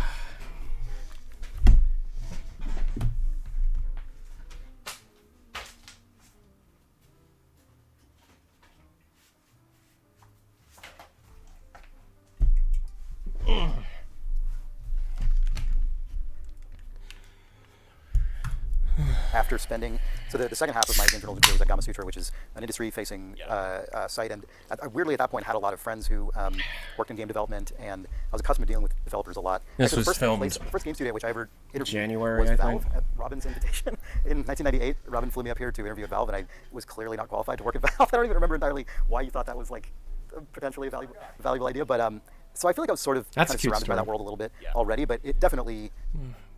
I don't really know much about Chris. He seems nice. You know, the thing that's very different is, or one of many things that's very different is, particularly, you know, at a big AAA studio like Irrational, you have all these people and you're all working together on something that is essentially a long-term collaborative creative project, and that's very different to how it felt, particularly doing online journalism. You know, where you're turning things around very quickly and you're reaching a very big audience every single day. You know, as you well know, like you're turning things around very fast. Never played But there's Infinite. also Still have not ways in which I played think that really Bioshock prepared you Infinite. well for game development in the sense that, you know, when you put something out, you're getting feedback on it immediately. Like you're constantly synthesizing that feedback and determining what is useful and what's not useful, and what can I learn from this, and that is also just kind of what game design is in a lot of ways. You know, it's just that you're doing it with playtesters and internally as opposed to shipping things to the public every single day. So I sort of honestly, it's easier for me to think about what is similar between them, even though they're fundamentally different crafts and jobs. I've always spent more time thinking about what did I learn from each that sort of feeds into the next thing, I guess. Now, Robin, for you, you came to Valve, you came to professional game development as a modder, as a, you know, I mean it respectfully, an amateur game developer. Very amateur. What was, like, when you first started doing Team Fortress for Quake, long before Valve reached out to hire you, what was sort of your big dream at that point? I don't even think I really had a dream. I was just building a game that seemed really fun. I mean, you know, I'd messed around making games and so on beforehand myself, but you know, this is long before there are things like Unity or Unreal or any sort of thing that made that easy. And so, you know, like had a bunch of friends and we played a lot of multiplayer games every weekend and had big LAN parties and we, you know, made lots of games ourselves. I think board games, and we'd done Doom modding and so on like many other people. And then when it announced that they were going to release Quake C, I remember we started thinking about what sort of stuff we might want to do. We played some various Doom mods we really liked. So the day Quake C came out, you know, I think we downloaded that and started immediately working away at it. And we had LAN parties at that point filled with lots of different people, and so we just started. It seemed really obvious to us that you would build sort of a class-based system that you know, attempted to accommodate all the various sort of types of people we had and the skill sets they had and that sort of stuff. At that point, it feels daft in retrospect, or maybe it's just a sign of the differences in times. It never occurred to us that that would lead to a game development job. I'd never met anyone in the games industry. I didn't know anyone in the games industry. I found out sort of the extent and, you know, of the Australian games industry, like, you know, after I had already left Australia. And there are lots of great people there doing cool stuff, but I unfortunately never met any of them. So yeah, in honesty, I think we were essentially in the games industry by the time, you know, we even really occurred to us. So yeah, we didn't know what we were doing though. And in retrospect, when I look back on that, like after Team Fortress 1, where we started to think about, like, hey, you know, by then we'd have enough people tell us, like, this is cool and we'd love to play more stuff you make. And we started thinking about, you know, tried to form the company and started to work on our own stuff. You know, when I look back on that time now, it's like, wow, you know, we threaded the needle of possibility to get to 15 minutes in, there's not a single thing I've had to take notes on. Valve because I love these two. there were so many sharks or minefields around us that we weren't even aware of at the time. You know, like, as an amateur indie studio trying to get a game onto a retail shelf, there was, you know, that would have essentially been impossible for us at that time. And we just didn't know it. Whereas today, of course, you know, you can just put it on the internet and you're good to go. So did those LAN parties turn into, like, basically Team Fortress coding design parties? Was there more sort of development that happened than playing? There was a lot of playing. We were sort of bizarrely huge deathmatch fans, very into competitive gaming. We used to compete a lot in the Australian, you know, competitive scene and that sort of stuff, like deathmatch, non-Team Fortress. And so we would play a lot of that, but we'd also play a bunch of Team Fortress, and it was great. I mean, Chris mentioned playtesters earlier. You know, we'd have weekends where a bunch of people would show up at the house, and we'd have a build ready that would have a bunch of changes from the previous week, and we'd start playing, and we'd be making, you know, every half an hour we'd make code changes, go back in again, and so it was sort of like this, like, live, you know, playtesting, you know, creation process that was often a lot of fun. That's cool. So when It sounds a lot like the Source Engine community now, which is fun. Being in the position that I'm in, I get to interact with a lot of Source Engine developers, a lot of mod developers. And it's cool to know that those traditions are still very much alive, but now instead of having to have everybody in the same house for a LAN party, you got Discord and, you know, online stuff, and it's cool. I feel like we all would have been friends with Robin if we were around back in the day, or if Robin was around here today, you know. And Valve finally does pick up the phone to say, we want to hire you. Do you remember that moment? Like, was that a sort of transformative moment for you, or was it just sort of just the natural, like, okay, yeah, the natural next step? Interestingly, it wasn't actually Valve that contacted us at first. It was Scott Lynch, who's now at Valve, but he was at Sierra at the time, and he was instrumental in bringing Half-Life to Sierra, and he was looking for other ways that they could make Half-Life even bigger and more interesting, and so he contacted us and flew us out, and we met with the Valve folks then. Now, Chris, I got to ask you, I'm a fellow big fan of Tim Schafer and Ron Gilbert. What was it like working? I mean, you co-wrote The Cave with Ron Gilbert. What was that experience like? It was really, really great. I have really fond memories. I apologize to Chris Remo, but what is his discipline?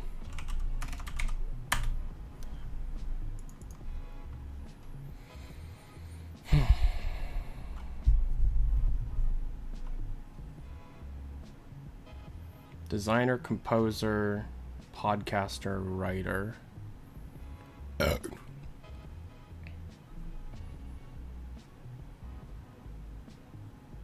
Writer, music, designer. Okay. All right. Yeah, designer. I love working with Ron on that game. Yeah, it was very surprising when he asked me to write it with him, and I was extremely nervous about it and gratified. But I will say, for someone who, like, he made, in a lot of ways, he sort of defined what graphic adventure games were. I feel like he sort of defined the period of adventure games that started in the late 80s with, I guess early 90s with Monkey Island 1, but also Maniac Mansion going back a few years, and Monkey Island 2.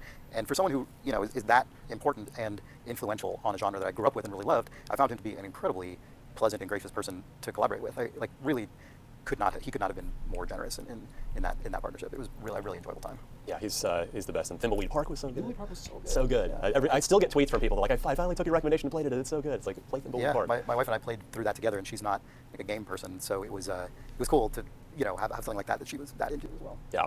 So Chris, you came to Valve obviously as part of the Campo Santo acquisition in 2018, so almost a couple of years ago now. And did you ever think that you would be working on a Half-Life game? No, I did not.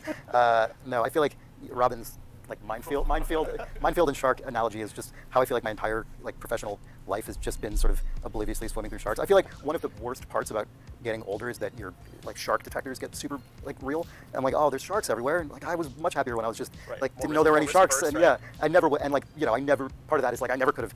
I was so naive, I wouldn't have ever dared to predict anything that would have happened. Yeah, this was totally shocking to me. Like I said earlier, I interviewed here in 2008, and was just so profoundly unqualified to work here. It would definitely not have occurred to me to think I would, more than a decade later, end up here suddenly. It was really surprising. But I mean, Half-Life 1 was an incredibly formative game for me. Deeply informed how I thought about how games can what they can communicate and how they can communicate it, especially the latter. And yeah, I absolutely never would have assumed that this would have worked out the way it did. Well, on that note of the original Half-Life and sort of informing the way you look at games, and for both of you guys, I'm sort of curious what, with Alyx, when this airs, I think the game will be out or about to come out. What is the goal? How does Half-Life Alyx try to move the first-person shooter genre forward? I mean, I think that, the first-person shooter genre is a very broad genre, but with respect to Half-Life, there's definitely a set of pieces of Half-Life that we think are sort of what we think of as the DNA of the Half-Life experience that turned out to work very, very well in VR, more so than we expected. And when we started, there were some things that we already knew worked well, and over time it was sort of a process of finding out, oh wow, this works even better than we thought too. And because, so I can describe it as this. So to us, Half-Life as an experience is sort of a very crafted one. So we sort of perhaps encountered to the way that over the last decade or so, games have tended to spread to more open worlds, more systemic designs, more sort of, as a player, lots of head in any direction, and we're going to programmatically generate stuff in front of you. Half-Life is very much a crafted thing where we are going to create the best sort of path for you to walk through, where every step is designed and thought about carefully with respect to the previous and with respect to what's ahead of you. So there's a lot of attention paid to the pacing of things, the learning of things. We spend a lot of time thinking about what does the player know at any point in time, and what are we trying to teach them here, and then once they've learned something, how are they going to be rewarded for that, and what's the sort of the multiple ways that will be entwined with the other things they've learned, and so on. So Half-Life's a very crafted experience, and what we're mixing with when we're doing that crafting are a set of tools. Combat is obviously one of them, sort of the staple of most first-person shooters, but where we think a lot about what we call them sort of globally puzzles, but sort of things that we're trying to solve some problem as a player. Exploration, where you're trying to examine the space you're in, figure out what you're trying to do, where you're trying to go, perhaps learn things about the narrative and so on. Then things around, usually there's some sort of key component around technology or visuals, strengths, something that you haven't seen before. And so when we're... It's funny, I've played Half-Life Alyx almost 3 times through, and I'm looking at this footage, and all I want to do is just play it. I just want to go back and play more of it, thinking about each part of that crafted experience, like what's in the next room, what's in the room after that, we're pulling from these various threads and trying to think about what's the combination of them in this room that you haven't seen before, such that it's a game about novelty, how you're constantly being pulled forward because there's always something new around the next corner, some combination. No, it's funny because, like, so for example, Portal 2, there are specific parts of Portal 2 I really love, like the surprise. That whole chapter is great. I really like the ending, the part where he kills you. But there are massive parts of that game that I don't like going back and playing because it's kind of tedious. Same with Half-Life 2. Same with especially Episode 1. But this is like Half-Life Alyx, there isn't a single part of the game that I'm like, oh, it's this part. You know what I mean? The elements you've seen, super crazy to me that there isn't one of those and yet. so when these various pieces of the DNA of Half-Life, when we started to tinker with them in VR and explore them, we just found some of these worked really, really well, better than we've ever done before. And I think it's because some of the aspects of VR turned out to work really well. It's much easier to look around, like just the fundamental ability of like just looking around. People do it more in VR. I mean, it's sort of unclear to me why it's harder to move a mouse around than to move your head around, but maybe it's because you've spent your entire life looking around with your real head and not with a mouse. And people tend to, and just something as simple as that, which seems small, is incredibly important to us because as you look around and you see things, you pay more attention to things. And so over and over again, we've seen playtesters, it's really clear playtesters take in more time to look around the world, they pay more attention to things. And that simple little thing makes all these parts of the Half-Life DNA just work better. We can build more interesting puzzles, we can make exploration much more rewarding, our combat can get better if you just pay more attention as a player. And in the past, we've always had to deal with a sort of dynamic range of players who just hold the W key and sprint past everything, and the players do. So in VR, the dynamic range, it seems like everyone's much more in the space where everyone's taking that time and spending it. And so First 4 chapters are bangers. It's some really, really neat. I'm of the belief that the latter half of the game is better than the former. That just the more I play it, the more I love it. It's insane. Things we got to do in this product that are sort of building on top of things we've done in previous Half-Life games that we could have technically done them in the past, but I don't think players would have fought us on it. They wouldn't have wanted to. Yeah. And just due to the ways people play VR differently, they came along for that ride, and that let us put even more time and effort into that. And so we're really excited about that sort of stuff, I think. So it almost sounds like, not that it has to be adversarial, but it's almost a rebuttal to the action genre's move into kind of more dynamically generated open world. It's not a rebuttal. I mean, I play all those games and love them too. I think it's just, this is the bit that we really like building. And I think all these games have, they're good in their own way. Like, I love playing the Metro games. I think they're fantastically crafted experiences. I love them so much. All right, at the same time, I love playing Battlefield and Far Cry, and I played a huge amount of the most of Far Cry 5. So Far Cry 5 fucking neither of these are right. They're different experiences. It's and I really awesome. enjoy both of them. Fucking I was Far worried Cry for a little 5 is while fun. when it looked like, wait, are we going to lose the sort of crafted experience entirely if everyone moves to sort of these open world things? But it seems like whenever that sort of shift occurs, it just creates more demand for that other experience that gets. You can't get all the upgrades in one run. No. That's not. There isn't enough I was going to say, resin. Robin, you were talking earlier about how, for instance, working with Alyx as a character, you're not just talking to people who have written her dialogue. You're talking to animators. You're talking to level designers. You're talking to everyone else. And I think part of what you're sort of getting at there is that the thing that makes up a Half-Life game or any game is like the totality of all the parts of it that the player is experiencing, including all the. I will say I had never played a Far Cry game before Far Cry 5, so 3 might be better. I don't know. Like visual assets, like what you're hearing, the spaces you're in, everything else. And I think with this game, if this game was a VR game, unlike prior Half-Life games, and an open world game, unlike prior Half-Life games, and Alyx Vance as opposed to Gordon Freeman, and all these things, and you're changing like every element of it, I think you almost ask, well, what about it is a Half-Life game at that point? Which doesn't mean you couldn't make a Half-Life game about which all of those things are true. I'm sure you definitely could. But I think there's something about this experience that so much of it feels new and recontextualizing. I personally think it's extremely valuable to have, like, oh yeah, this is a Half-Life experience. Like this in many ways feels like what I really deeply want out of a Half-Life experience. Like, capital H, capital L. I guess it's always capital because it's the proper noun. You know what I mean? And so you can. I feel like when you capture enough of that sense of like this powerfully feels like this thing I really really understand. You can do all kinds of new things. The only thing I know about and, Chris like, Remo is that he ways. loves crossword puzzles, which I fucking love crossword puzzles too, dude. Fucking love crossword puzzles. I do those all the time.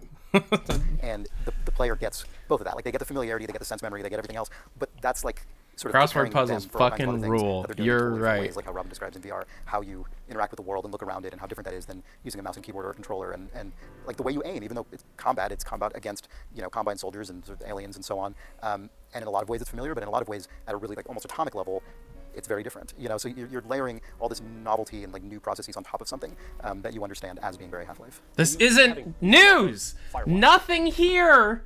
This is all just fluff. Which I think is one of the best written games I've played in at least the last 5 years, if not longer. I mean, it's tremendous. So what what did you learn from that experience that has helped you coming into Valve and contributing to this project? Well, for one thing, when we started on Firewatch, it is absolutely the case that Half-Life was a massive touchstone. Like the incredibly uncompromising first-person perspective, like situating you deep into the physical place of this character, in the sense that you're not cutting away to cutscenes, you're not, I mean, all of which are valid techniques, but the way that Half-Life really consistently immerses you in one character's perspective contiguously throughout the game was hugely influential to us. And Firewatch does cut narratively, but never outside of the player character. It's always in that perspective. And so one of the things that was kind of surprising to me working on Firewatch was, despite it being a game without some of the things Robin's talking about, like combat, puzzles, things like that, you end up actually facing a lot of very similar challenges that you have to face in a game like this, which are things like some environmental puzzles in Firewatch. Firewatch is good. It's good. I don't like the ending. What they're going to try first. What if they look over here instead of over there? They do it in this order rather than that. It kind of what is the scale of the world relative to them? Does the thing where it sets up a lot of really interesting points and then it ends and you're like, oh. But the experience of getting to the end is very good. I liked it quite a bit. You're putting in a game. I mean, these are all things that we sort of had to. It is overrated. Realize we were dealing with kind of just as much as if we were in a more traditionally systemically complex game. So we spent a lot of time thinking about that stuff on Firewatch, and then coming on to this game, which is obviously very combat driven, but also has a lot of environmental. Half an hour in, I haven't written a single note. Storytelling, a lot of narrative, a lot of environment art, a lot of sort of exploration, and again, as Robin says, very granular exploration, because you're moving around. I mean, that almost feels closer to a Firewatch to me, in the sense that you're moving through that world often at a slow pace. It's 2 out of 10 burp again. Come on. I'm sorry, it's a VNN stream. I'm gonna burp. Any game will encourage Dave Riller, level designer on Team Fortress 2 for over a decade, said it's okay for me to burp on stream. So fuck you. On average, more to interact with things in one direction than another, and I think both of those games really encourage and I think reward deep exploration. It's just that also in this game you've got all these other sort of combat systems and puzzle systems and all these other things going on top of it. But the fundamental, like, what does it mean for the player to some people like the ending. I personally didn't like the ending. Play the game. Make your own opinion. The game is good. Act and be in this world. I feel like I learned a ton working on Firewatch that is like sort of shockingly relevant here. They're very interesting experiences to have had back to back.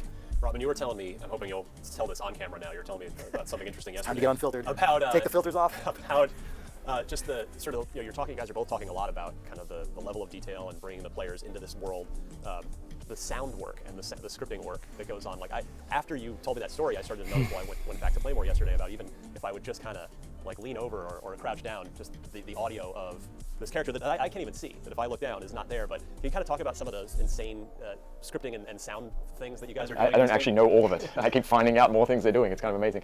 Yeah, I mean, it's been a fun. So one of the things we learned many years ago that I think your burp sounds like the oink the Minecraft pigs make. Oink, oink. Used a lot in Half-Life 2 was the idea of building technology where each sort of creative discipline is as unconstrained as possible in applying their discipline to the product. Wherever we could, we tried to make it so that if you're a sound person, you can put sound into the game and hook it up as much as you can to all the things you want without needing to get anyone else involved. And we, Half-Life 2, we achieved a level of that we didn't manage in Half-Life 1, and with Source 2 this time around, it was really at the forefront of our mind. We've spent a lot of time on the tool side of things in Source 2 relative to Source 1. And so Half-Life Alyx is sort of the first time we've had a bunch of audio people with essentially a bunch of like superpowers they haven't had in the past. And the net result of that has been they've produced an ungodly amount of sound, and they have tied it to the sort of state of the world and to a greater extent than they've ever been able to. There's essentially little bits of code that they write and control associated with every sound in the game if they want it, and they can feed sort of any information from the game into it. And some examples of, a lot of guff of how they've used that sort of stuck in my head when I heard about it, with things like we have built a virtual character essentially that has a set of clothing that they have simulated how that clothing responds to the player's movement, and they use that to make sound. So in the case of teleport, for example, if you're playing in the blink or the shift modes, if you teleport over a ledge or around a corner, they're going to adjust the sounds that your clothes make will be affected by you falling some distance, or if you move quickly over a short distance, over a long distance, or if you move short distance, it will affect the amount of noise that your clothes make and how they move around. And then even, if you're playing continuous mode, we feed that same information in as well. And so you get, it's not just some looping sound that's played or anything. It's actually fully aware of like just your body standing, crouching, and movement and Z changes and all that sort of stuff. The surfaces you're working on and that sort of stuff. You're brushing through plants, all that sort of jazz. It's been pretty exciting to see all the ways that those sorts of things happen as a result of empowering individual disciplines, as opposed to having some kind of gate in there where they need to. I mean, this is interesting, but like we already know this. Just to be able to deploy their craft. So it's it's stuff that it's like most players probably won't even consciously notice that. They don't, but it's amazing. Sound is, I'm not a sound audio engineer or anything, so they can always speak to this better, but sound is just one of those things where people often they will appreciate, but not sort of in the forefront of their mind notice all of the work we put in. But I think that's in some ways our role to play as the creators in things like this. Fundamentally, we have to think about every part of the product more than players ever do, right? That's sort of, so, our hope is always that whenever players sort of lift up a rock in our game, there's a bunch more work under it than they imagined that could be possible. One of the great things about Half-Life Alyx that was so fun to work on is that because players paid so much attention, we could really justify spending that time on everything. So it was really, sometimes in previous games, Half-Life 2, Half-Life 1, when you've got a player who can literally run at a speed that is faster than a human can, you're looking at, you watch a playtest and a player test, one playtester might interact with an object in some way that makes you really want, I want to make that better, I want to add some value to that. And but 90% of other playtesters barrel through that room 100 times an hour, and there's a bug in the next room, and it's I gotta go fix that bug, it's more important. But in this game, we got to spend that time on everything because players all do that. That's cool. So that was fun. So on that note for both of you guys, so how does Source 2 help propel Alyx forward, and vice versa? Alyx propelling Source 2 forward? Yes and yes.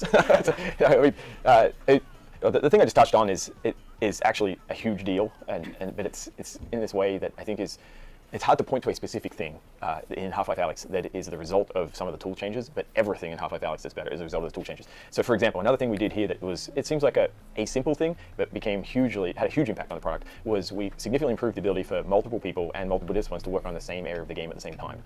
And so that allowed, for any given map in the game, there's a level designer who's building geometry and all that sort of stuff, but there's an audio person, say, who wants to go in and they've got a bunch of sounds and they want to be able to control where they're coming from and timings and all that sort of stuff. You may have artists coming in and moving geometry around and wanting to change stuff. You may have an AI programmer going in there and wanting to adjust a bunch of stuff and how the AI.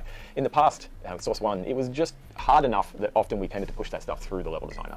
There might be a little bit too much risk in changing it for, if you're not the level designer and so on.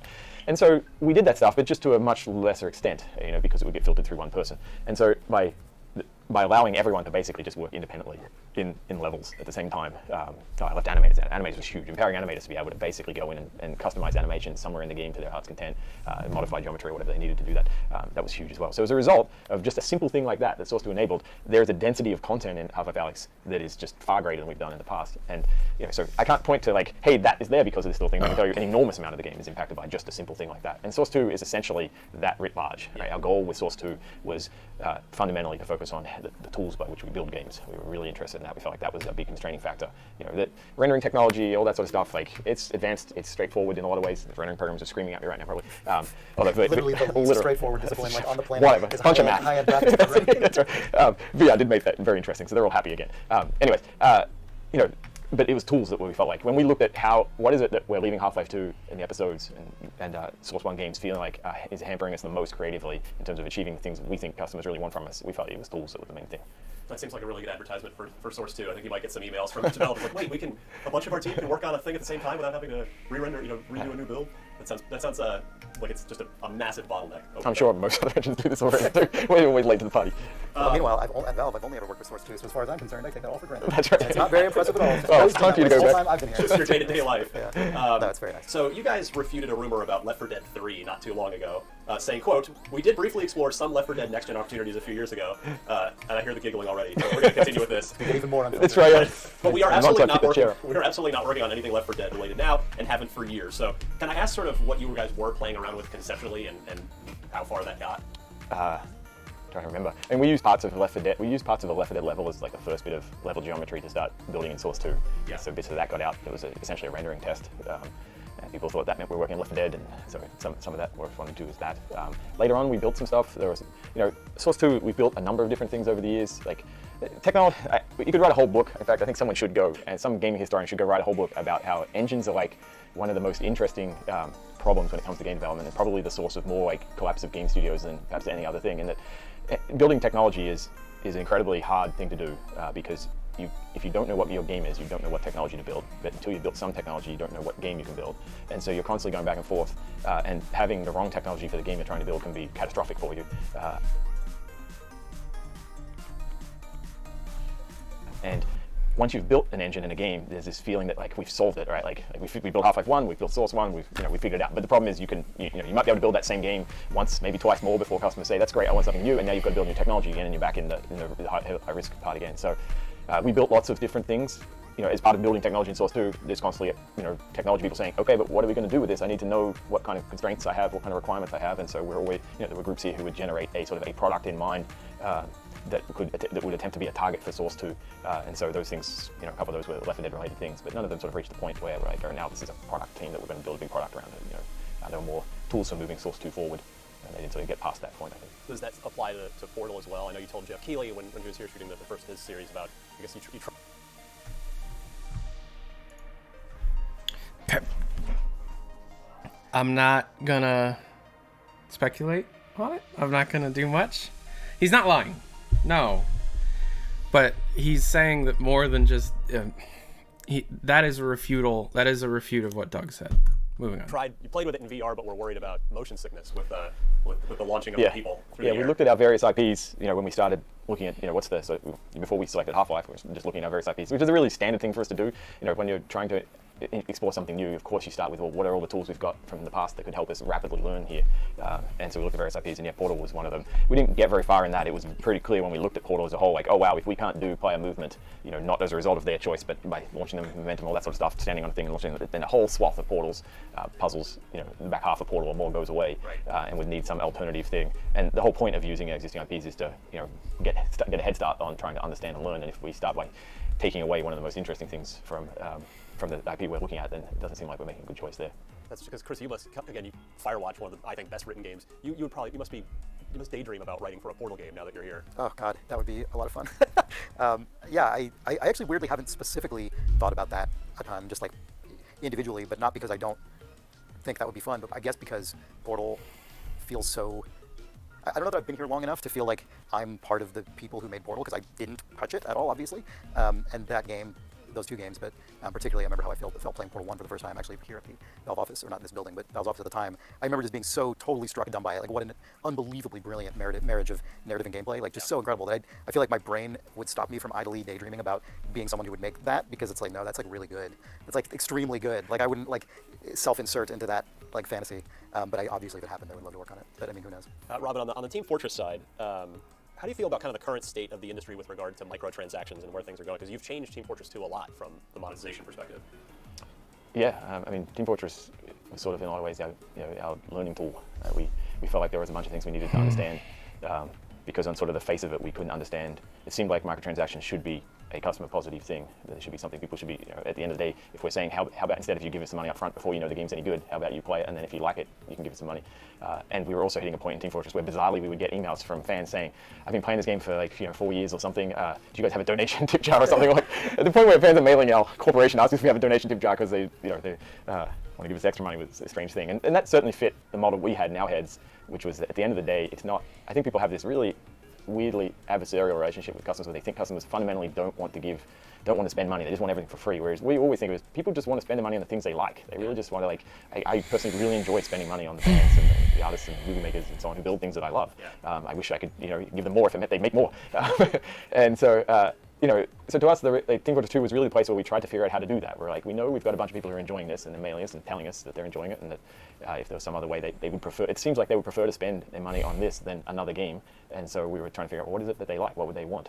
And I think it took us years, and we're still learning an enormous amount. I think that was the other thing that was sort of shocking to us at the time, was that the industry seemed to have already decided it understood how microtransactions worked. This is 2007-ish, 2008-ish or so, somewhere around there. Or maybe it's that's when we released, so it's a few years after that, 2011 or something, right? I think there were, microtransaction sort of stuff going on in like web games and stuff like that, and there was all this sort of stuff written about how, you've got to like add friction to your game, and then people can pay you to take it away, and there's all this sort of stuff, and it just seemed really unlikely to us given how young microtransactions were at that time, or even just service games in general were at that time, that the industry had already figured out like the optimal way, and we felt like everything that was being done then was basically teaching players, that they were, to regret every bit of dollar they spent. You would play a game and just regret it, and so to us, we thought there's got to be a way to do this. We've got to figure out a way to do this where this is an addition that people will enjoy and want, and that came with a set of things around like making sure that still there was an enormous amount of the game that you still got for free, or in the case of, as we figured out years later with Dota, it's like none of it's entirely cosmetic, none of it affects the core game itself. And so I think we started that in TF2, but man, we're still learning today about those things, and I think some of the stuff TF2 is sort of the roughest version of it, really, because we're just learning so much, and we don't know what we're doing, and I think customers at the time also didn't really know what to make of it, and it took us a while to figure that out. I've marked down 2 quotes. Today, where I think we've really sort of figured out the way to do that in a way that customers appreciate, that doesn't feel like you have to do it if you're uninterested. And the good side effect of that is we get to take games like Counter-Strike and Dota and say, you know what, if you don't want to spend any money at all, you can still play these amazing games completely for free, because we figured out a way to do this that other customers who are happy to spend some money enjoy. Does Source 2 get your brain thinking about Team Fortress 3 proper at all? I mean, clearly we're going to have to just do all the 3s now, right? Kind of start. It sounded like you and Chris were about to announce all 3, so... Yeah, we're doing it. Yeah, so. When we get to my desk, I'll show you the Okay, that's right. Oh wait, no, don't we need Source 3? That's right, yeah. All right. Yeah, all right. filters are coming back on. That's right. Does I guess what does success look like for Alyx from either the financial side and the sort of critical player reception side? Like, are there goals for that, or do you guys would not have to worry about that being with no like publishing overlord? And we don't have to worry about it in the sense that, like, oh no, we may have to find a new job if no one likes the game. We'll be incredibly depressed.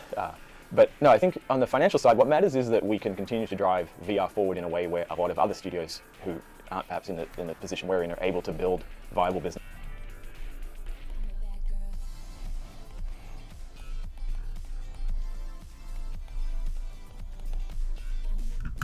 In that space. I think that so the sales are very important in that sense, right? It doesn't matter how critically acclaimed it is if at the end of the day people don't buy it, and the developers, other VR developers, looking and saying, well, I guess I still can't make VR games yet. And there's obviously an audience there. We've seen a bunch of success in a bunch of the recent titles, but we really hope to just expand that significantly so that both all the titles that have shipped in the past see an increase in their customer bases, but also that more devs will come on board and say, like, you know what, this does look really interesting. On that side. But that said, I think for most of us, we're really worried about the critical side of things. We care a heck of a lot about what Half-Life fans think about it, what VR fans think about it, what new Half-Life fans think about it. I think that to some extent, some of the questions that all of our fans have asked over the last decade or so were questions that we've asked ourselves. Like, can we still do this? Do we still have it? Those are questions which probably we've spent an equivalent or more time worrying about than our fans even have. And so, hopefully, I think one of the things we all look towards, and one of the reasons like the moment you finish playing some, we're like, hey, so what do you think? Is because we all really want to, find out. Like, we think we've built something really good, and we really hope that it is good, and we hope that our fans think. In fact, it's terribly unfair, I think, that if this is going out after the game is out, whoever's watching this knows everything about it, and we have no idea right now. So hopefully they liked it. Will either of you read reviews? I'll read some reviews. I actually think you were asking about being in the press and in development. I feel like one of the things that was like hugely helpful to me relative to a lot of developers I know is I'm not like torn up by the sort of fear of reading reviews or things like this, because I'm just like, it's gonna be what it's gonna be. Yeah. Like, I was on the other side of it, being the person you're worried about.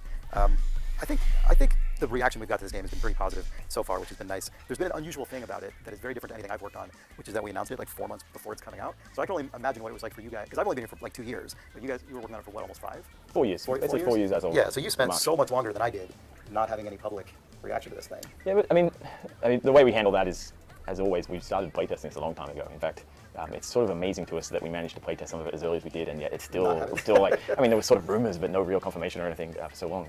It's really, really filtered. It's very filtered.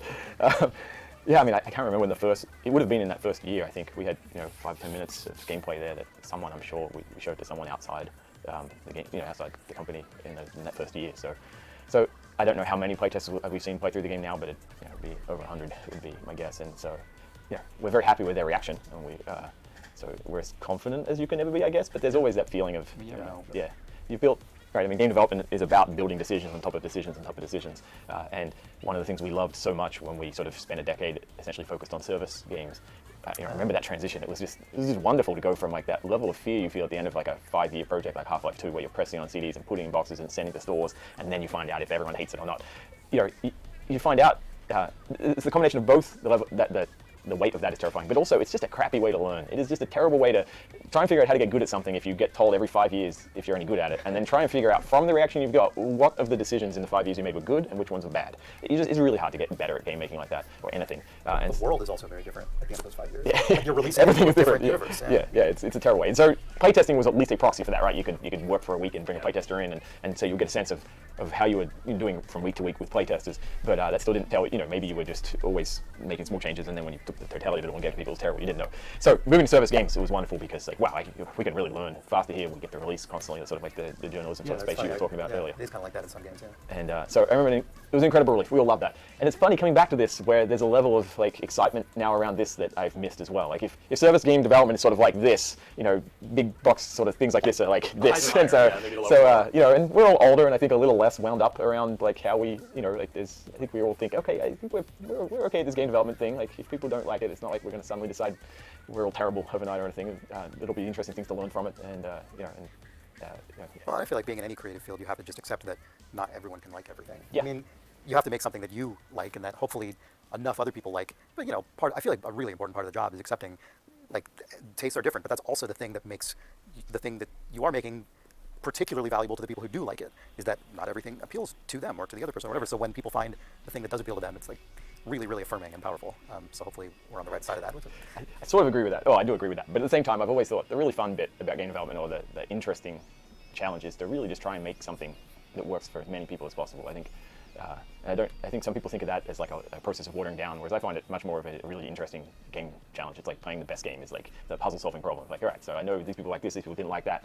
How do I try and make it so these people like more without breaking anything these people like? And it's just, you can make a game out of it. It can be really fun. And I think it's, at the end of the day, it's the thing that makes it hard and interesting. If we were to sort of arbitrarily decide, you know what, everyone who likes this kind of thing, we don't have to care about them because they won't like our kind of thing, then I think you can winnow down to this safe place and it's insular, and it's easier. I think it's less fun as a game developer, and it's it's less, I guess, interesting. I think the interesting challenge is taking something we love, like we've built this experience, we really like it, and our goal is like, how do we keep its core? How do we keep its its heart not unchanged, but still execute on it in a way so as many different kinds of people can enjoy it. And I think that's been really important in the past. For us, and I think, like, for example, Portal, there were a bunch of people as we were going through building Portal, when we went and talked to, sort of showed it some people outside the building and talked to some publishers and so on, there were a lot of people who were very quick to tell us, well, the hardcore first-person shooter crowd won't like this, but I think this is really interesting to like adventure gamers and female gamers, like they would say that sort of stuff. And it was just, they were so quick to try and walk away from the idea that they'll just carve off whole chunks of people and say, there's no way they'll like it, so you don't have to care about them anymore. And that seemed really uninteresting to us. And in the end, I think they were very wrong with that. The number one product you were most likely to own, other than Portal, if you own Portal, is Counter-Strike. Sorry, not own Play. But, so that's somewhat is the function of the enormous size of the Counter-Strike community. But it just goes to show that I think people are quick to carve up gamers into hardcore and casual and gender, all these things, and it's really unclear to us that there's really any truth behind any of that. And as a result, we spend a bunch of our time just, a lot of the playtests we're bringing in tend to be people who at least like us, right? We know how we will react to our game, but let's put this in front of someone who doesn't play VR. Let's put in someone who plays a huge amount of VR. Let's put in someone who plays, only this kind of VR game. Let's put this in front of someone who's played no Half-Life before. Let's put it in front, you've got to do all these things, and in our experience, you often find that making the game work for one of those people improves it for a bunch of the other people. It's not like, well, we got to take the cool thing out because that guy didn't understand it, and so it's not that. It's much more of a problem solving and enjoy. All right, last question. Leave us with this. Now that it's done, Half-Life Alyx is done, a new Half-Life game has been made. Is that, like, do you feel like we did it? We've said something in this universe. That's it for a while, or are you guys now, especially as more of a newcomer to the company, Chris, are you guys more energized, like, that you want to keep going and play around in Half-Life some more? I think much more the latter than the former, for sure. Yeah, I mean, like, as you say, I've only been here for a couple of years, so I didn't work on any other Half-Life game before this, but it's really clear that people at the studio really, really like working in this universe and have really enjoyed making this game. And, like, why wouldn't you, I mean, it makes a lot of sense. And it's been really, again, for me, as someone only been here a couple of years, it is sort of amazing to come in contact with all this stuff that I recognize so deeply, but see what it means in a modern context. That's like incredibly exciting and paints all kinds of pictures. And I don't, like, they're all hazy pictures. I don't know what any of them are, but like it feels like people are very excited about the Half-Life universe for sure. Robin? Yeah, I mean, hopefully, everyone liked the game and they want more of it. I can only really echo what Chris said. We've really enjoyed building this. It was a heck of a lot of fun to go back to and sort of deliver on, I think, what hopefully everyone wanted from us. And I hope we get to build more of it. Hope everyone didn't hate it, and now we have to slink away and spend another 13 years trying to figure out what our next shot at the whole thing is.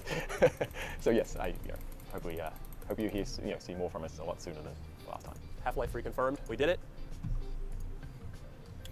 Okay.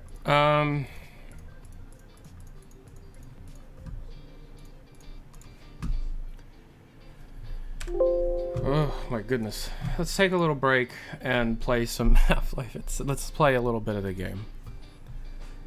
All right, let's play a little bit of it, if that's okay with you guys. I'd like to just play some of the game.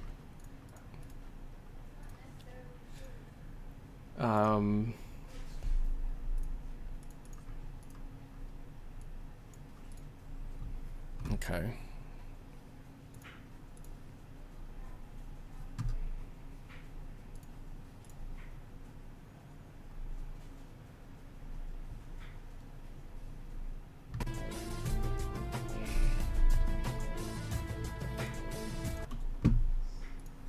Poop and Pee Hotline, this is Dave.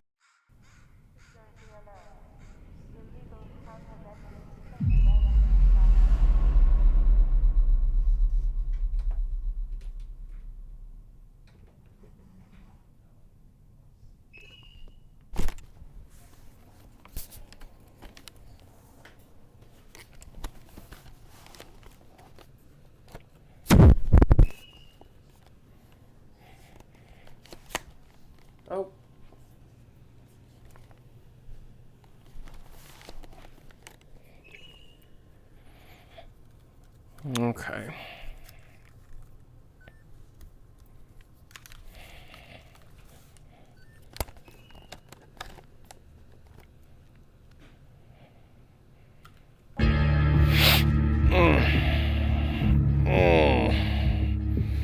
It's funny, the couple times through now, nothing is like surprising. It's just still really fun.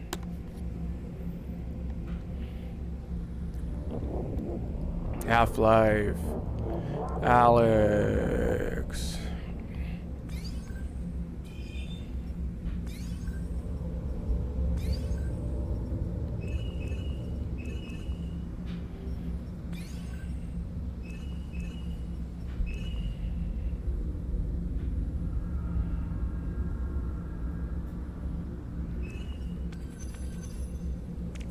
Alright, so this is where I'm at right now in my current playthrough. Can y'all see it okay?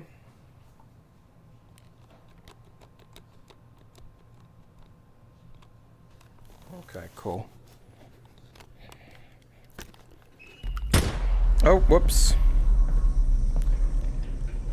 Let it load. Let it load. Give myself some extra performance. Let's just put it on low. Just turn everything down to low. See what this is like.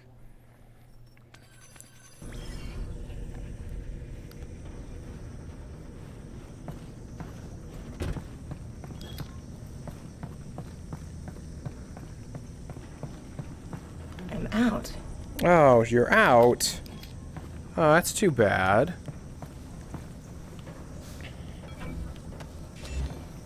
Oh, grenade. Cool. I have 6 pieces of resin Alyx, currently. I think you should find your way into that hotel and get up to the substation. Okay, I think you should just let me live my life, Dad. Oh, let's not do dad jokes today. Russell. Russell's not my dad. Oh, hello? That's some sort of combined substation. They usually generate power and host security protocols. Like the power and security you need for a giant vault. Yeah, that's good thinking, Alyx. Oh, I want to hire Handy Fort Catering so bad. There's nothing, like, interesting in the cars, I've noticed. Like, they created these cars that you can look inside and open the doors and shit, and they never fucking... Like, it never seems like they do anything with it, you know? Okay, so we gotta get inside the Northern Star.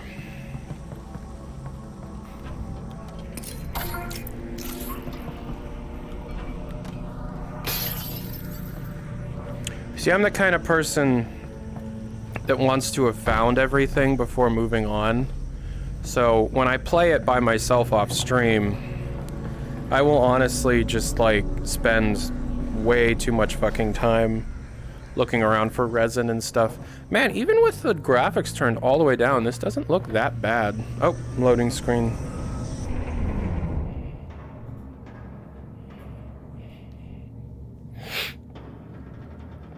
I mean, it's VR, so your mind will fill in some of the blanks. I can't see the chat right now, sorry. The Northern Star. What chapter is that? 5? Yeah.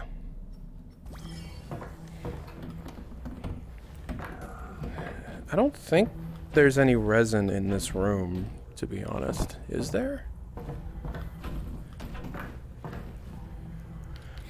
Oh, I mean, maybe in here, yeah.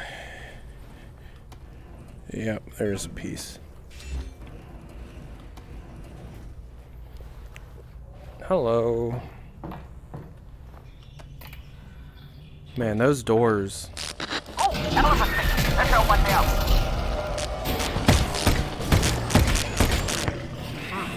That was weird. And the power's out. Looks like we're taking the stairs. Well, that's too bad. And the stairs are out. Let's try and get that power back on.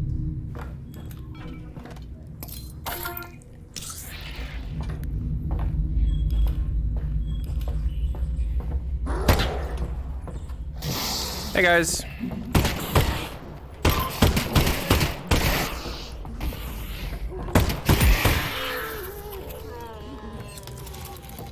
Last 3.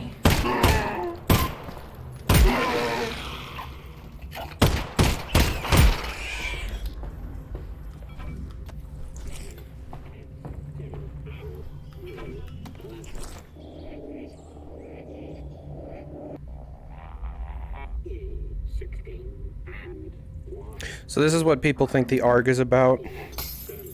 These number stations. 2 shells left. Hey Russ, name a song. Flight of the Bumblebee. Coming right up. That's it.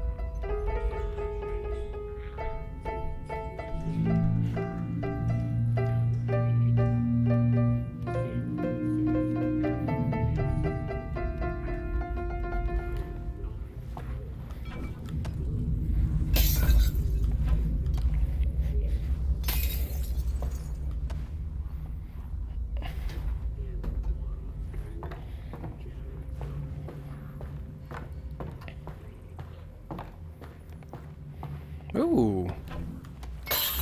Resin. Got some ammo. Got a combine battery. Got another piece of resin. Oh, your TV is broken. Whoop. I'll just put that there for now.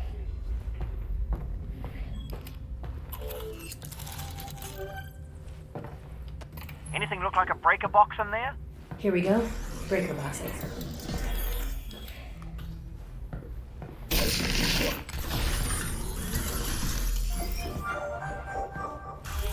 Donkey did not like these. Did y'all see that?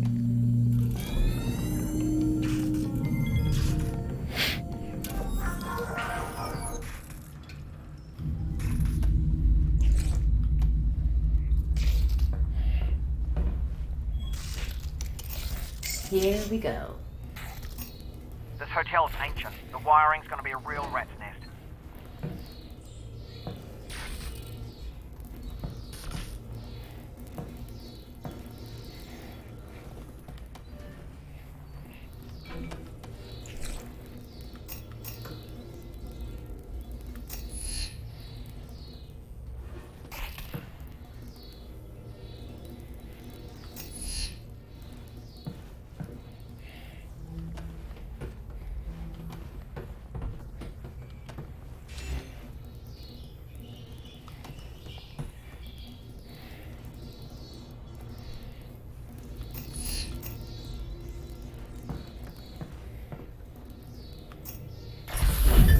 Power's back on.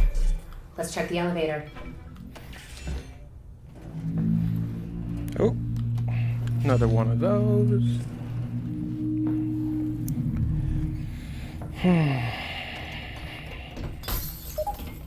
Oh.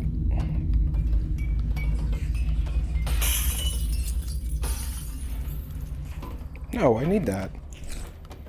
I accidentally grab ammo all the time. I guess I just naturally have my hand here. I'm trying to not do that, you know, but it just seems like something that I do all the time.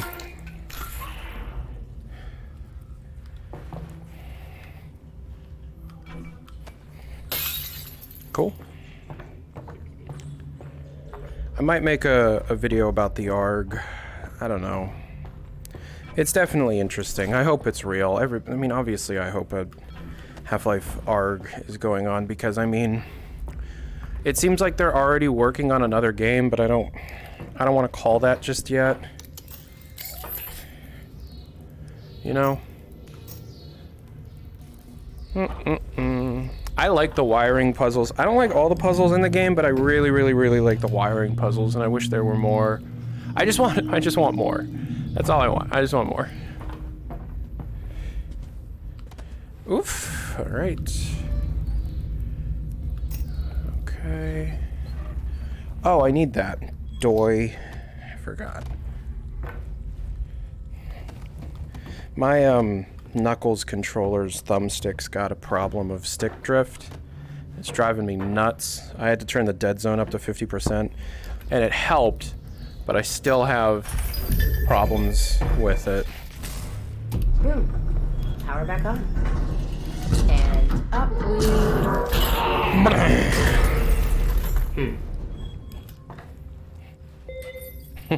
Looks like we're taking the ladder. That's fine. I can't hold on much longer.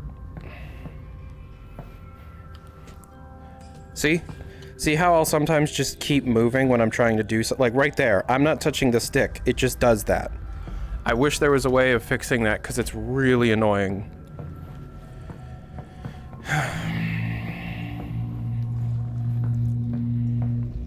This place is overgrown.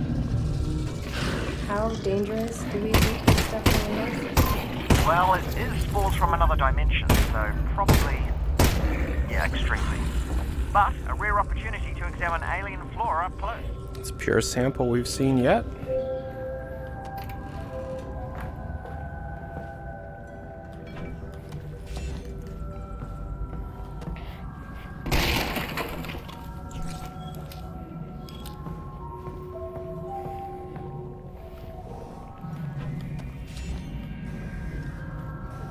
I want to interview Robin Walker really bad. I wonder if he would do it, or if I'm just like tainted. Like, you can't talk to Valve VNN or you're fired. If you talk to VNN, we're gonna think you're one of his sources. Something like that, you know? It's probably not as bad as I'm thinking, but it's probably a problem. Probably.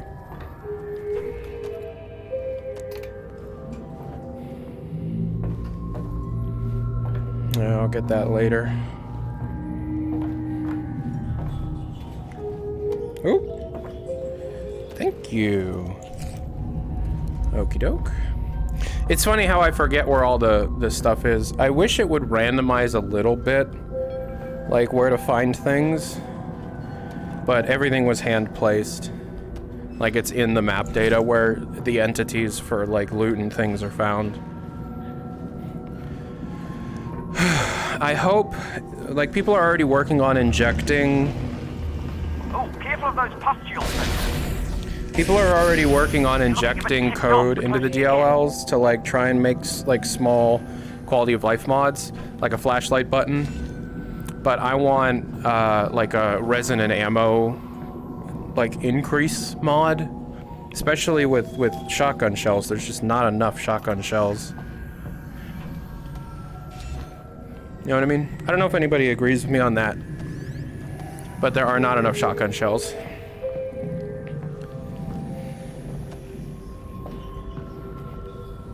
Also, I don't understand why I can't, like, the physics are kind of fucking janky in this game, and I mean, like, I'll probably be fucking murdered to say that. But the physics are kind of janky in this game. I don't know if anybody agrees with me on that. The gravity gloves are the best thing in VR ever. Like it's not even an argument. I keep trying to use them in other VR games.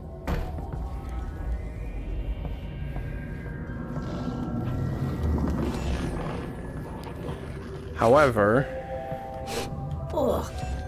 This stuff reeks. Oh, really? What 20. does it reek like? Be specific. Like a rotting animal mixed with ammonia. Mixed with ammonia. Okay. I'm excited to take a look at the beta builds, but I'm keeping myself from doing it until I have everything from retail put together.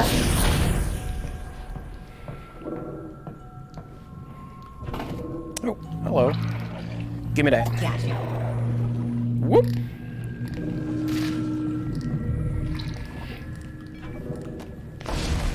Give me something good.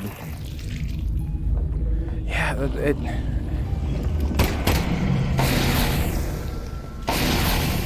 Screen shake.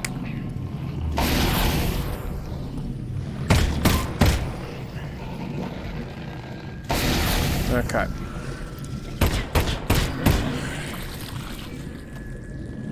This is, I think, only seen a few other times.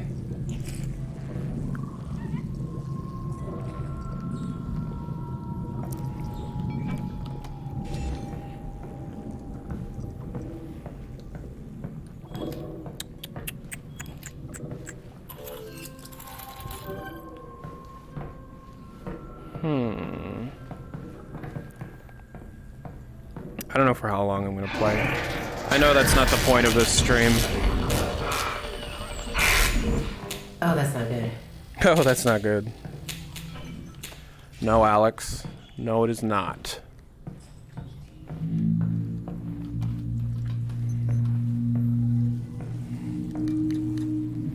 It's interesting though, because this stick problem, I never had it in like Boneworks or anything. It's just Half-Life Alyx, so I don't know if it's a software problem or what. I don't know. Russell? Russell? Alyx, come in.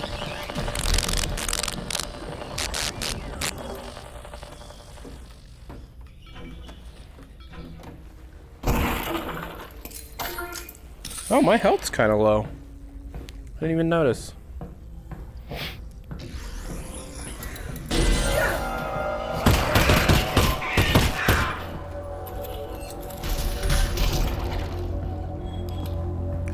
I don't really use the shotgun because there's like a severe lack of shells.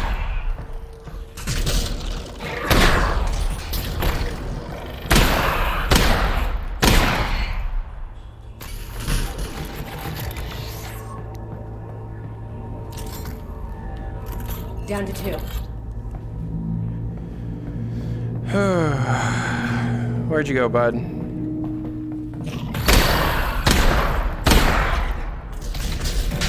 Revivers take so much fucking health.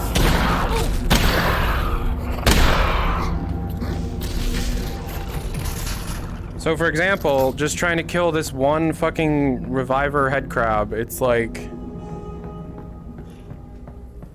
It's an insane amount of goddamn ammo to get him gone, you know? I think the reviver is my least favorite thing in the game. Ouch. Ouchie. And I'm out.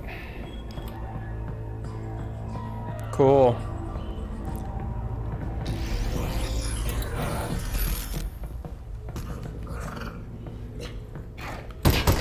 Oh, we got stuck.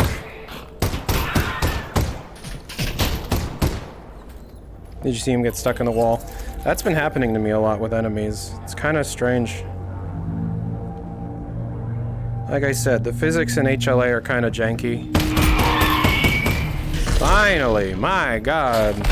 Alyx, what happened? There was like a dog-looking lightning thing. Oh, sorry, I missed that. I killed it, and it crapped out this thing. I want to hear Merle say that. I feel like it would be funnier if she said it.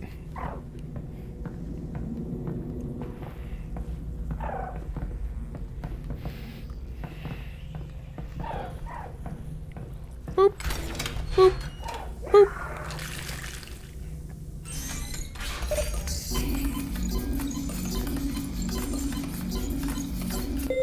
Thank you. All right, that's enough. We gotta call it. We gotta get work done, you know? As much as I want to convince myself that replaying this game is work.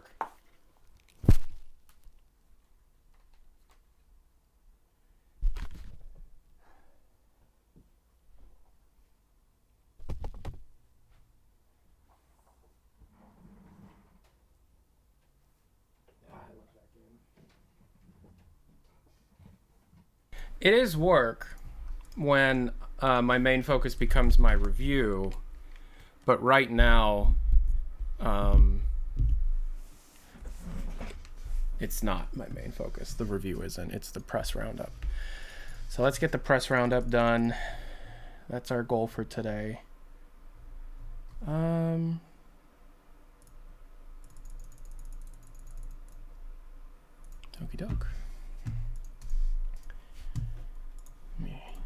the chat here. I wish we had a good reason for the VA change. Well, I have yet to completely listen through all of Merle's lines. Maybe when listening to it, we figure out why, but as of now, no idea. I noticed you hit 1 million total channel views. I did hit 1 million total channel views. That is true.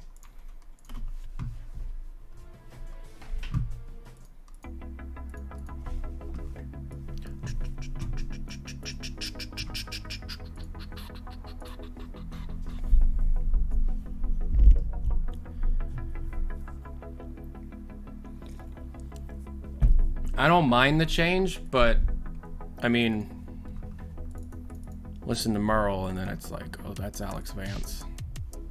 Great. Okay, let's wait.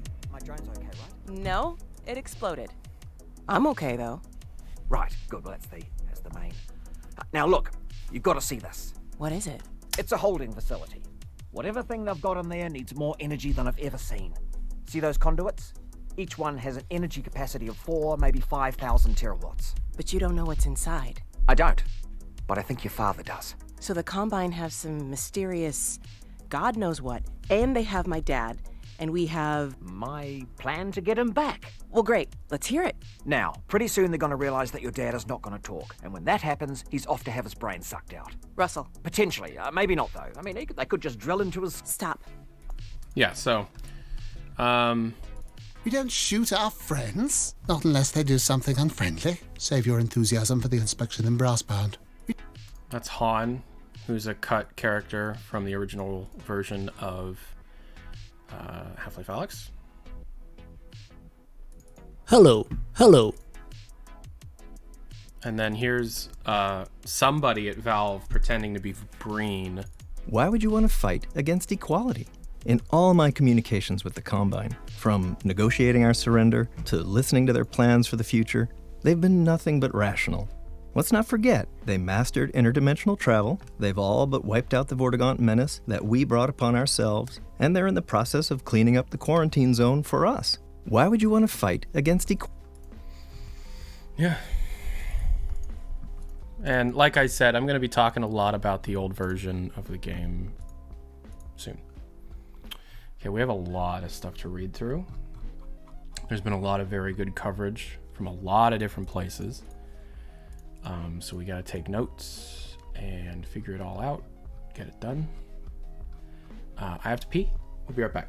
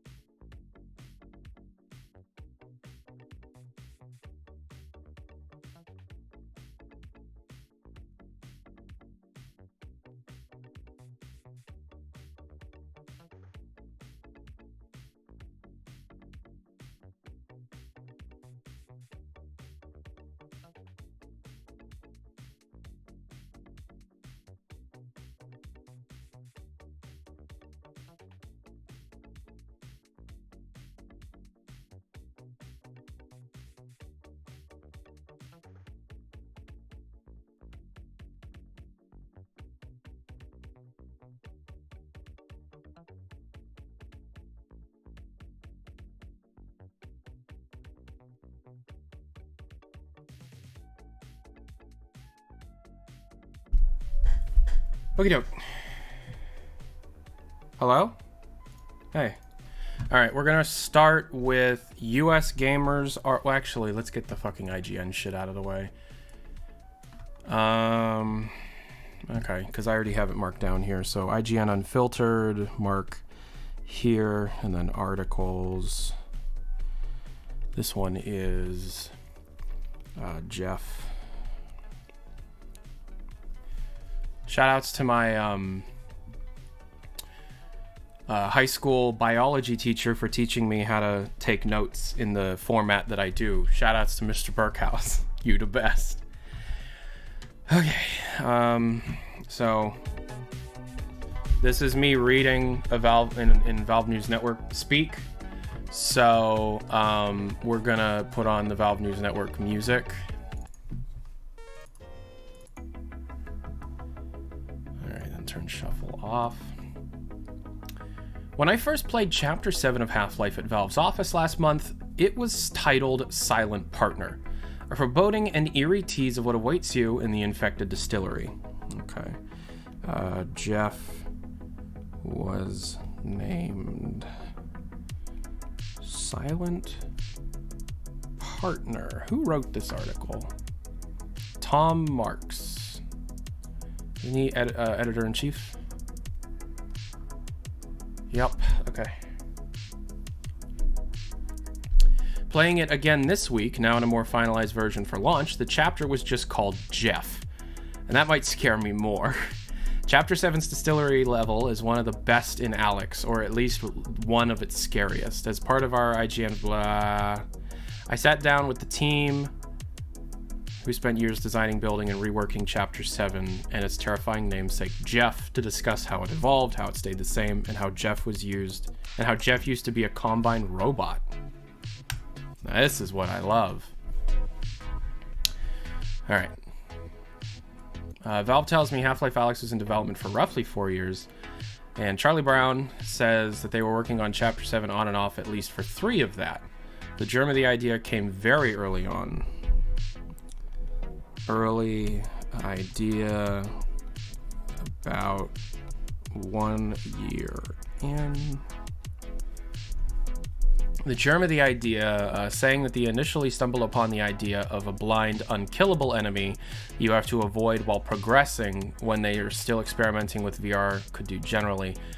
And while loads changed as playtest reactions came in and the story beats shifted, parts of what make this level so effective were clear from the start. Tells me that the concept for Jeff, or the blind zombie as they refer to him internally, started off using the standard zombie model, and the level around him came from playing with the idea of having some imposing entity in your personal space, figuring that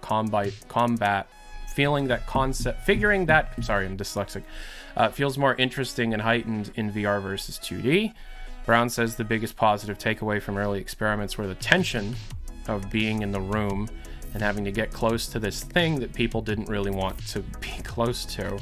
Not just invading your personal space, but having to enter its space to progress.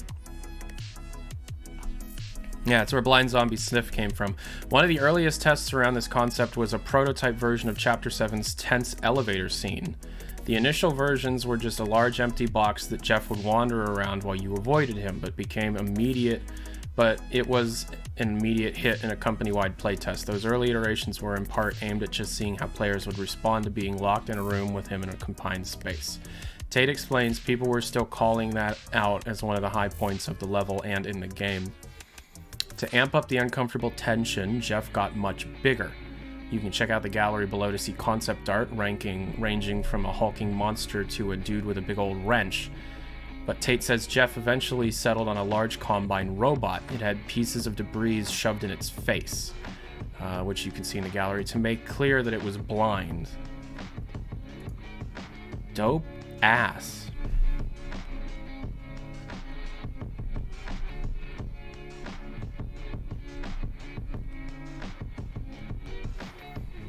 I'm gonna have to just, wow. Wow.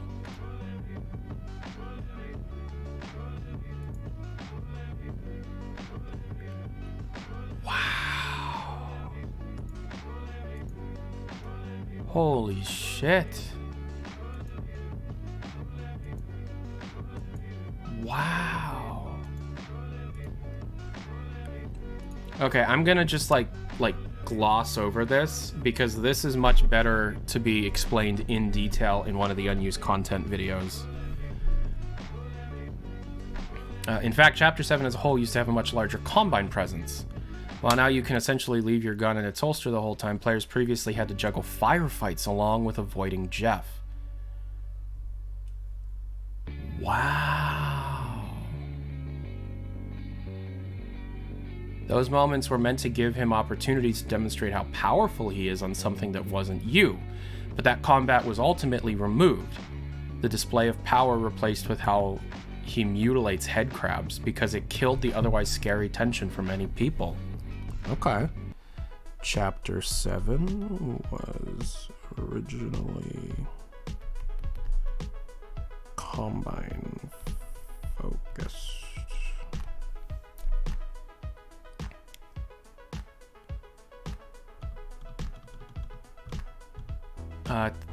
Tate says observing playtesters helped them figure out how to proceed with Chapter 7, more so than typical. Sound designer Roland Shaw tells people were responding positively to the horror vibe of the level rather than Jeff's robotic elements, so they pushed more in that direction. Animator Christine Phelan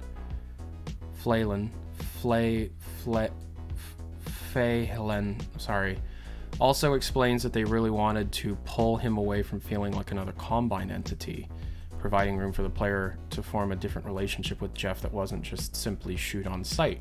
The strange nature of Jeff's final design was partly made like nothing else in Alyx, signaling that the player might have to go about completing Chapter 7 in a very different manner than they're used to. Early puzzle tests even had you interacting directly with Jeff more, forcing players to get close to do things like hanging objects on him or pulling a keycard out of his pocket. Wow. Okay.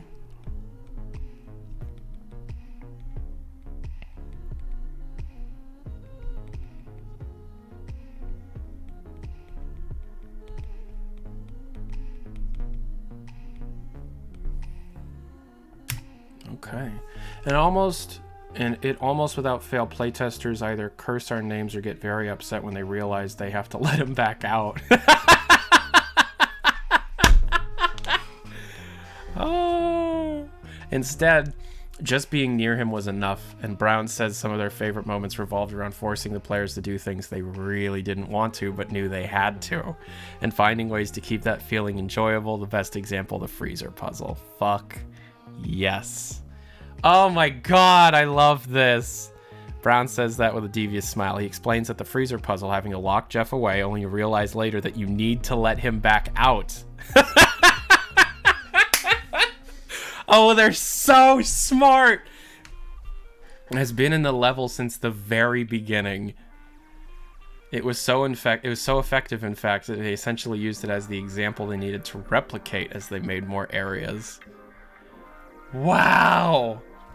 Oh, wow. Yeah.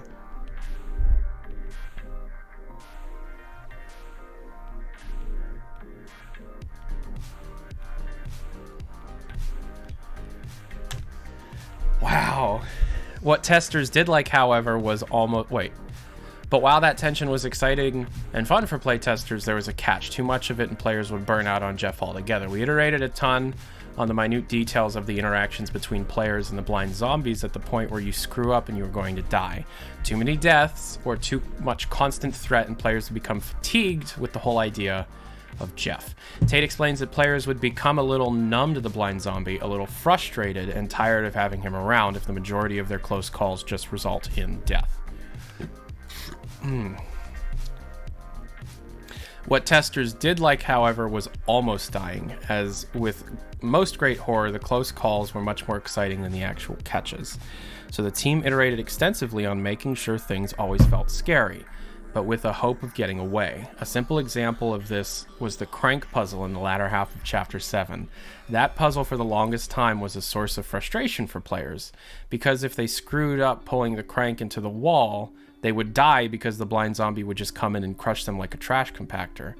It wasn't until very late in development that I added a tiny offshoot next to the gate to let you escape, suddenly offering a players a terrifying close-up interaction with Jeff instead of a loading screen. Another surprisingly late addition to Chapter 7 were the spores that made Alyx cough, which were only added within the last year of development and didn't initially involve covering your mouth to stop it. Okay.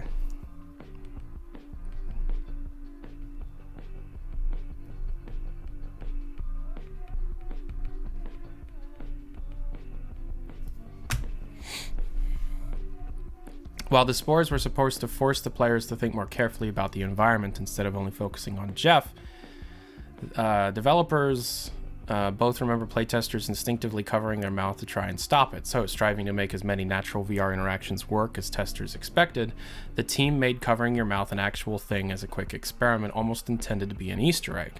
The results were surprising. I didn't expect that we playtested the concept people would treat it as a core mechanic. Shaw said that some testers would even play the whole level with their hand over their mouth, which had another interesting implication on game balance. Brown describes the bottles as essentially being your ammunition in the distillery, and playtesters would frequently carry them around everywhere they went, saying they were constantly holding on them like security blankets.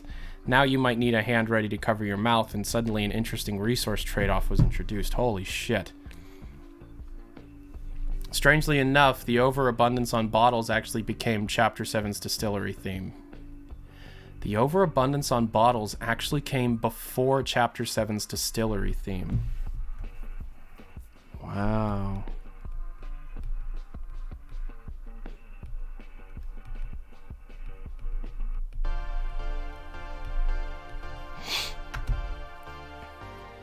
Initially, the team just needed a bunch of physics objects for players to throw as distractions, and only joked about how it was probably just a winery or something to explain it. Early versions of the chapter were simply set in a warehouse or a tenement building, with Tate saying Alyx as a whole generally was more restricted in how each chapters were themed.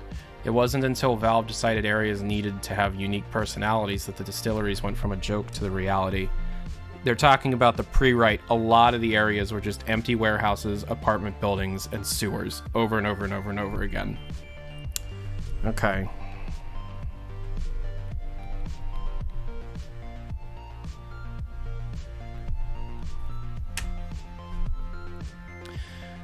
This is a great article. And just to put into perspective how many bottles the distillery has in it, designer Robin Walker told me there are more physics objects in Chapter 7 alone than all of Half-Life 2 combined. When I asked the team to confirm, Tate upped the ante by saying it's probably somewhere around 3 times as many. I'm still having trouble wrapping my head around that one. Valve's one hope now that Jeff is out in the wild is that people show him some mercy.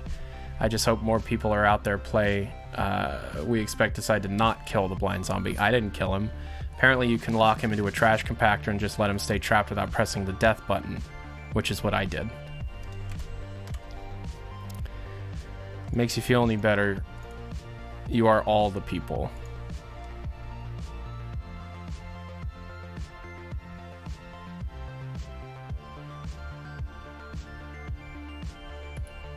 That's a great article. I got a lot of notes from that, but I'm just gonna gloss. Like I said, I'm just gonna gloss over this because,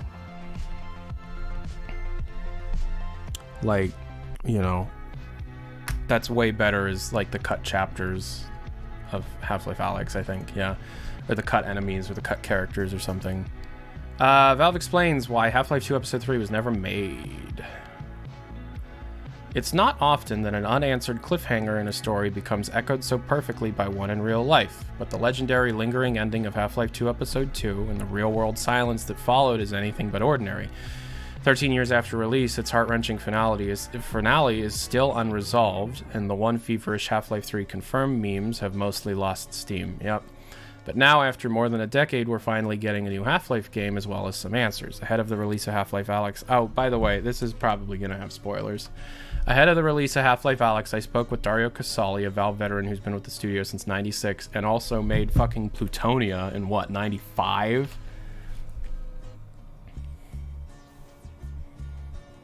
Ahead of release of Half-Life Alyx, I spoke with Dario Casali about Half-Life 2, its development, and its influence on Valve's new VR prequel. During the chat, we also discussed why Valve decided to make episodes instead of a full sequel, and now why the infamous Episode 3 never arrived. His answer, frankly, is the clearest I've ever heard on the issue yet, but there's still no single simple reason it never manifested. It was partly due to Valve's worry about scope creep in what was supposed to be smaller expansions, partly the studio's desire to begin development on Source 2, and partly the lack of the creative spark worthy of carrying that Half-Life name. I have a lot of evidence to back all that up.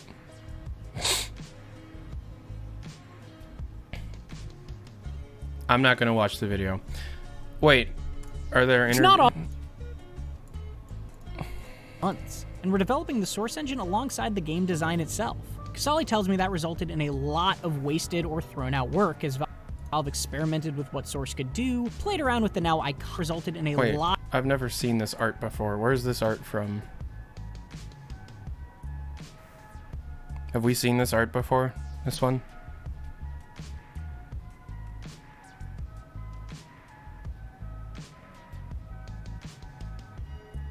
That's new art? Oh, it's on the Valve archive?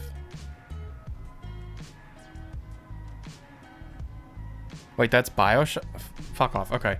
I initially asked Casali what lessons he felt Valve learned from the development and initial release of Half-Life 2, and he says one of the main ones was trying to build a game from the ground up while also developing a new game engine it's running on was a bad idea. When we put Half-Life 2 out, of course, it was a really long time. That's 6 years, and we spent developing the Source engine alongside the game design. Casali tells me they had to throw out a lot of work they had already done on Half-Life 2 as they experimented with what Source could do, played around with the physics system, and tried to push the limits of the new tech. I think our main takeaway from that is get some stable technology and then build a game on top of it. But the eventual completion of Source meant they were finally able to do just that, even if it took longer than they had originally hoped. After working on Half-Life 2 for 6 years, we decided we didn't want to go dark for so long.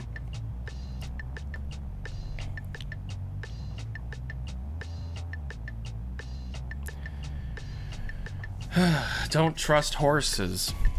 We understand the characters, we understand the story, we have most of the mechanics. Let's just bite off little chunks and then release them more often. We think players are going to prefer that from waiting 6 years, going through however many delays we went through.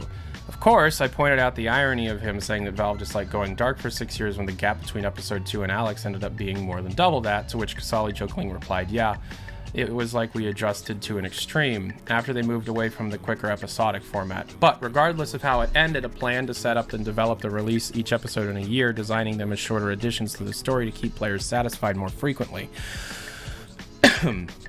That plan didn't work out entirely as Valve hoped. While Episode 1 was successfully developed in about a year, Casali says scope creep became a problem. We found ourselves creeping ever forward towards, well, let's just keep putting more and more and more and more stuff in the game because we wanted to make it as good as we can, he explains. And then we realized these episodes were turning more into sequels. Episode 2 actually took 2 years to make. Valve started work on it at about the same time as Episode 1. The plan for smaller, faster releases didn't line up with the studio's ambition for the project, and the scope of Episode 2 increased past the original concept. Episode 1 shipped. Some members of the team even joined Episode 2 to help out. I think at that point we realized, okay, maybe this episode thing is a good concept, but we're not executing terribly well to get these things out. They started rethinking things after Episode 2. They started rethinking things before Episode 2 came out, so that's why Episode 3 never arrived, though, okay, yeah. But why did Valve's reevaluation result in an infinite cliffhanger instead of a proper Half-Life sequel? Casali ties it back to two things: the start of Source 2's development and Valve's goal of making Half-Life games more than just another release. Both Casali and Valve co-founder Gabe Newell explained to IGN that Valve uses Half-Life games explicitly to push technology forward and turn heads. Newell said Half-Life games are supposed to solve interesting problems and explained that Valve doesn't just want to crank Half-Life titles out because it helps us make the quarterly numbers.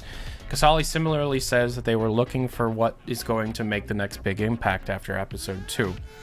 In the time since then, Valve has worked loads on different projects: Steam, Dota 2, CSGO, Team Fortress 2, and multiple VR headsets, and Portal 2, and plenty more, many of which the outside world never saw. Casali confirmed something Valve has already publicly stated elsewhere, that some of those projects were Half-Life based that never saw the light of day. He explains that we never really were happy with what we came up with. Casali says Valve doesn't move forward with projects and doesn't promise things that aren't working out. Our judge and jury is always the playtesting. It never comes from us. It always comes from somebody outside. And they always tell us how we're doing, and no matter what we're doing, we get validated by that playtesting process. We stick to that religiously. To put simply, if we never got to play Half-Life games Valve was messing around with, odds are we never would have wanted to anyways. Okay, the other reason for the long delay was the creation of Source 2 and the follow-up to Source engine that used lots of other games. By the end of Episode 2, Valve was already looking towards the next engine.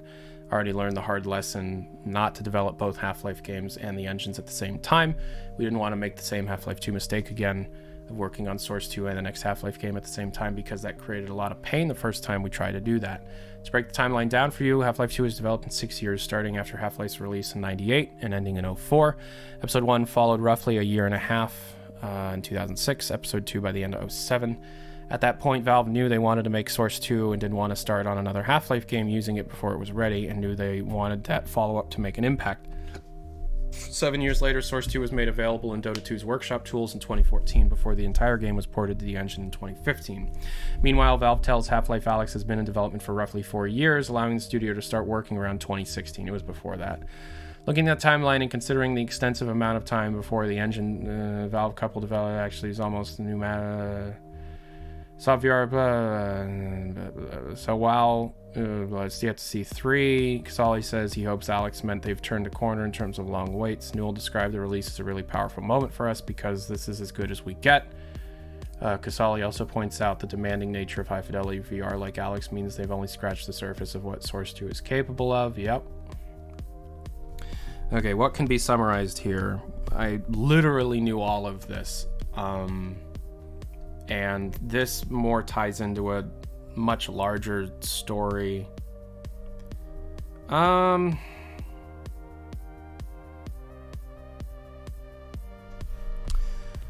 think, yeah.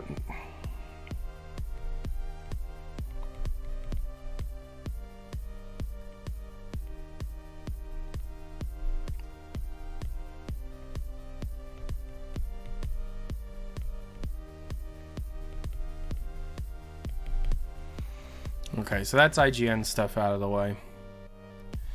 Okay, now we're on to US Gamer.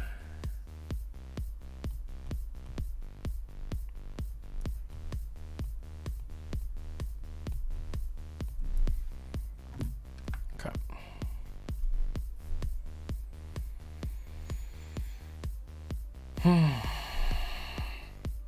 That article isn't a lie. Some of it is very Valve-y ways of answering questions to not give a direct answer on something, because the direct answer makes the company look a bit shitty. But yeah, it's fine. Will you do the Chomsky run at some point? Yeah, probably.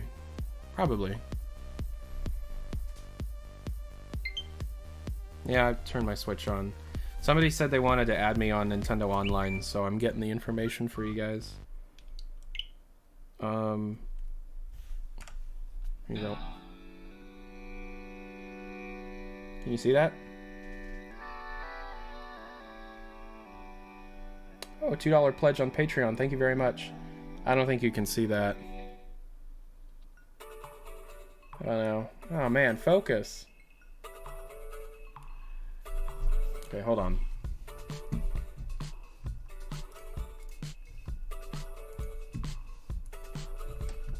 Na na na na na na na na na na.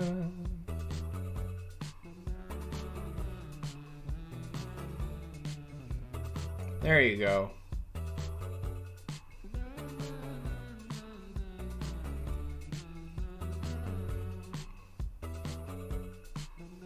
You guys got it?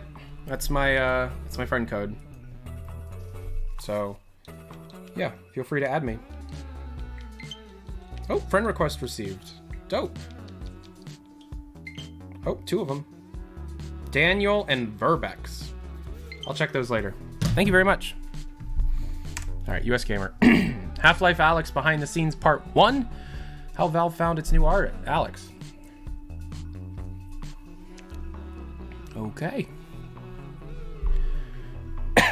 This song is called Mumbling.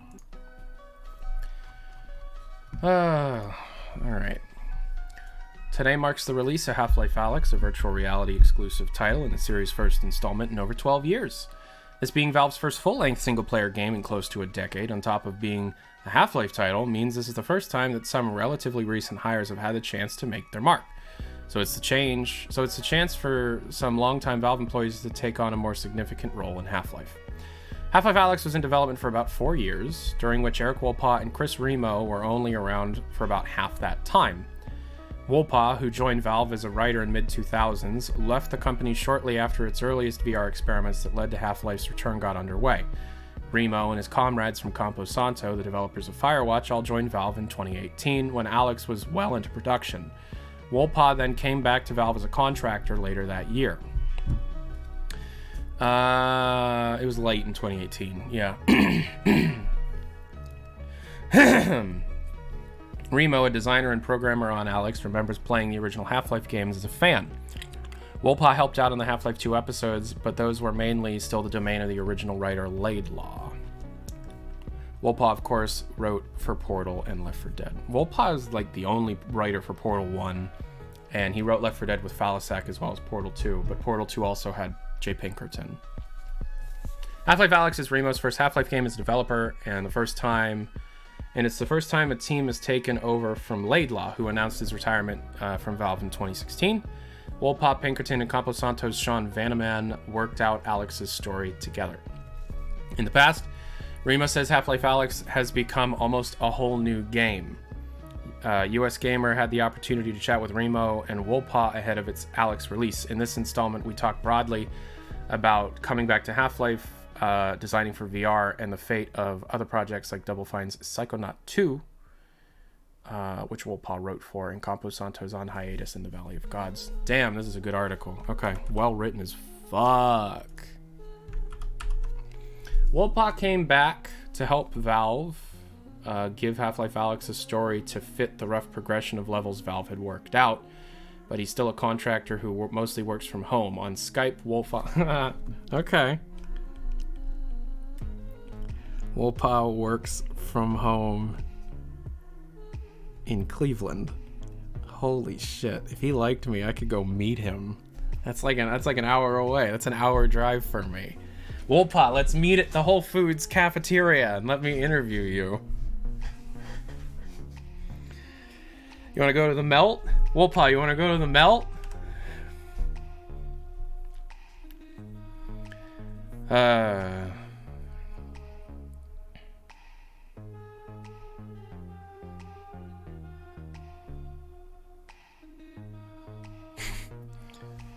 Social distancing.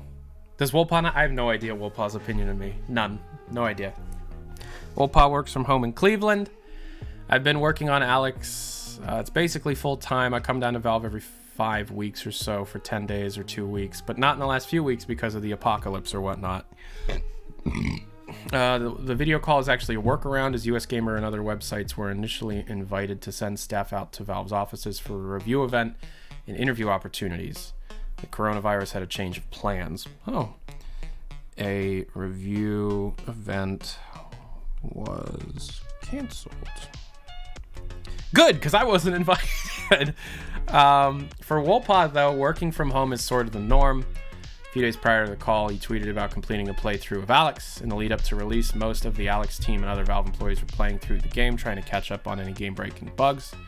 Remo said it's all hands on deck for bug catchers. It felt far calmer in comparison to the launches he's experienced in the past, even with a pandemic brewing in the background. Yeah, I live in Ohio. I live in the Youngstown, Warren area. Trumbull County, represent. I hate it here. This has been... I actually don't hate it here. Most people say they hate Ohio. I like Ohio quite a bit, actually. This has been the calmest closing out of any game development cycle I've ever experienced, says Remo. There's a stepped process where each discipline gets successfully closed down. The calmness with which each discipline moves off and the people from that discipline move into testing and looking for major issues has happened in such a bizarrely calm way. It's very shocking for me to experience. It's extremely unlike most game development ship periods I've ever experienced. You see, that's because Valve's not working against any third-party imposed deadline. They release when they're damn ready. If this was like Bethesda, they would have released the game in like Christmas of 2018 with the old story. You know, it's only somebody that's in the position of Valve that it's like, you know what I mean? I don't know. But yeah, it probably was very calm to finish Half-Life Alyx, because like the difficult part was getting it to the point where you could finish it. I think everybody was just fucking surprised that they got to the point where they were bug testing and getting ready for release. Everybody was probably just like, oh wow, huh, yeah, this is fun. How did we do this? Will people like this? I don't know if people would like this. It's kind of different. You know what I mean? Wolpa adds a joke he heard from Robin Walker. Robin mentioned yesterday that it took 13 years so we could work about 10 minutes a day. Robin mentioned yesterday that it took 13 years so we work about 10 minutes a day. Yeah.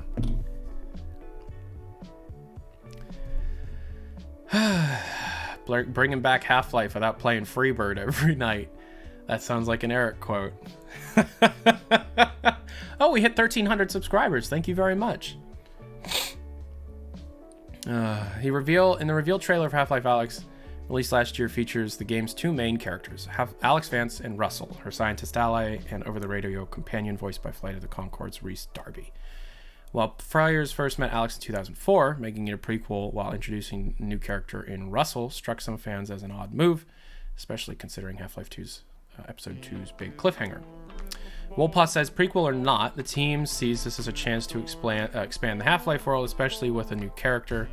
We figured if that scientist on the headset was Kleiner, if we had just brought back every single character, it makes the universe seem so tiny. It's a good quote.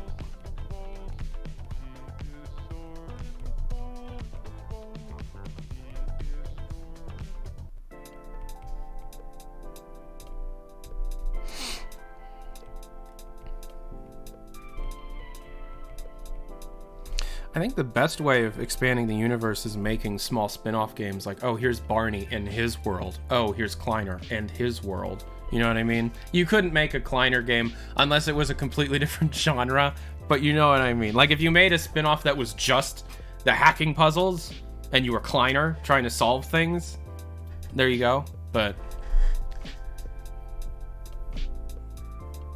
you know, make a whole VR game that really pushes the hacking puzzles forward. Oh, Tyler, camera, sorry.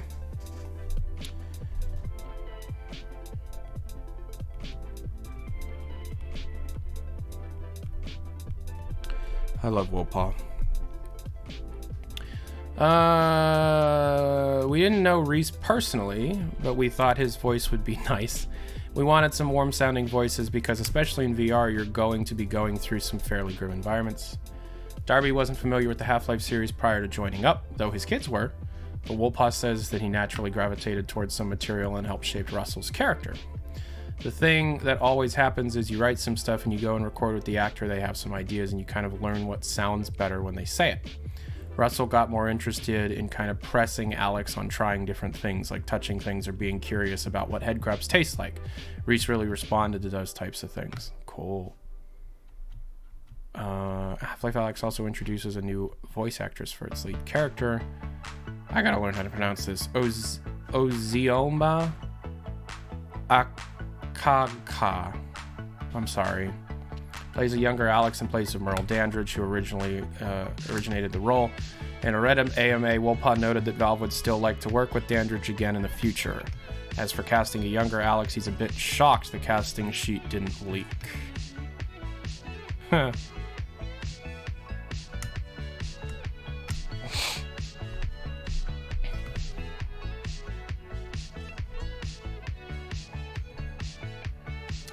They go out wide, they're everywhere. After a few weeks of listening to auditions, Akaga, his voice was so similar to what I had in the head of a 19-year-old Alyx. It sounded like you're always going in kind of hoping for the best. You never know. You can be about as sure as you can until you get into the studio, and then she worked out great. Unlike casting Rhys, it's an existing character, so you want to try and capture something that's true to the character.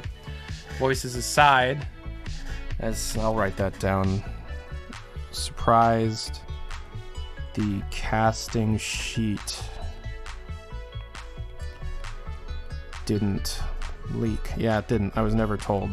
I was just as shocked as everyone when it found out. Ozioma Akaga. Azioma Kaga. Is that how you pronounce her name? I mean, no disrespect to the actor. I'm bad at reading. Azioma Kaga.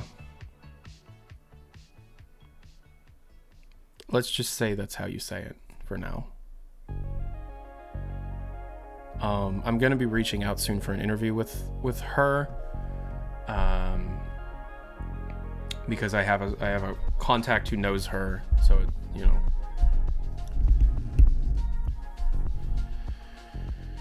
Okay.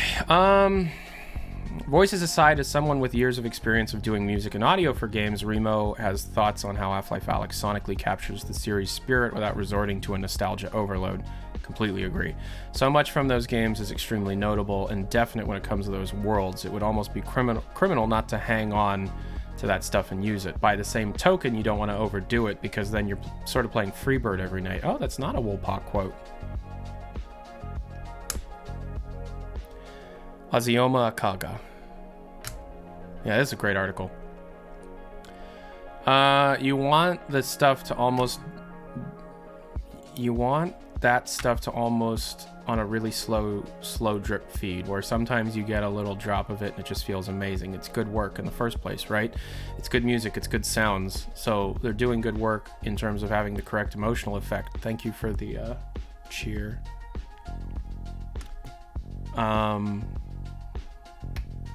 But in your brain as a player, it's also doing a ton of work on top of that with all these sense and memories you have associated with it. Remo says that also extends to City 17's setting and visuals, helped no doubt by fans' intimate familiarity with certain props and textures from hours spent in Gary's mod. A lot of people online, when they started putting out footage in the form of the first trailer and gameplay trailers, would say, oh, here's a van from Half-Life 2, but it looks really new and better now. I mean, yeah, we all did that. Though Valve brought in external playtesters during development, Remo and Woolpot say Half-Life Alyx has been greatly helped by the tuning, testing, and QA efforts of others throughout the company.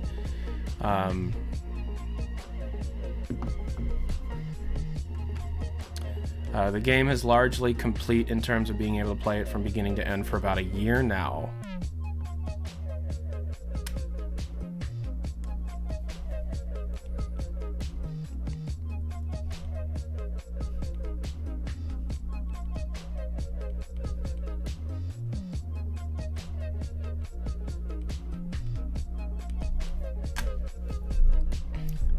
But what happened over that year, it's almost like a whole new game, even though the core level track is very, very similar. It's all because of the playtesting, both externally and also people in the studio just eating our own dog food, playing the game consistently and figuring out what's too much. Just saw your video. One question: how does the control scheme apart the art, design, music, and story? The game being in VR has nothing to do with the many facets of the game, and is a little narrow-minded to think it's the only way you can have fun with the game. It's nearly impossible to play. You'll need to know clip through most things. It's essentially a it is essentially a it's a walking simulator at that point.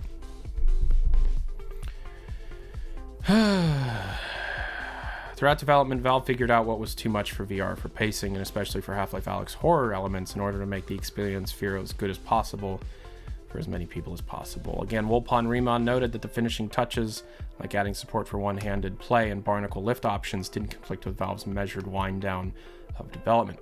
Nothing added, nobody's adding anything major, especially because at some point you lock it down, Woolpot says. Adding or removing a line of dialogue really doesn't affect performance.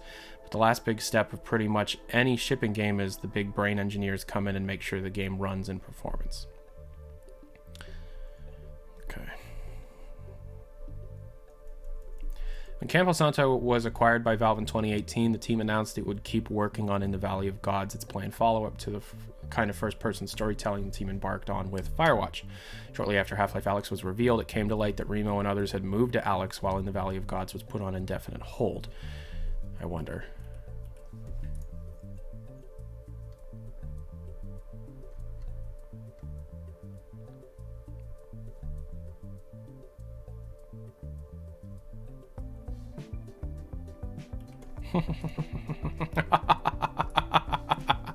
Oh, it's me. Rima says it's possible that Valve will revisit the project in one form or the other, but it doesn't sound like necessarily the first thing that the Campo Santo folks will jump on. No, you got Half-Life games coming out now. This is never going to come out. I guess we'll see. We're pretty much focused on not getting Alyx out. We're pretty much focused on not just getting Alyx out the door, but some of the former Campo Santo people are working in a bunch of different projects across Valve. The team that was working on In the Valley of Gods is now spread across the company, but you never know how on hiatus Valve projects may resurface. From what I can tell, at Valve there are a lot of projects that have sort of gone dormant, but have been resurrected in some form or another, or end up worming their way into other projects. Yep.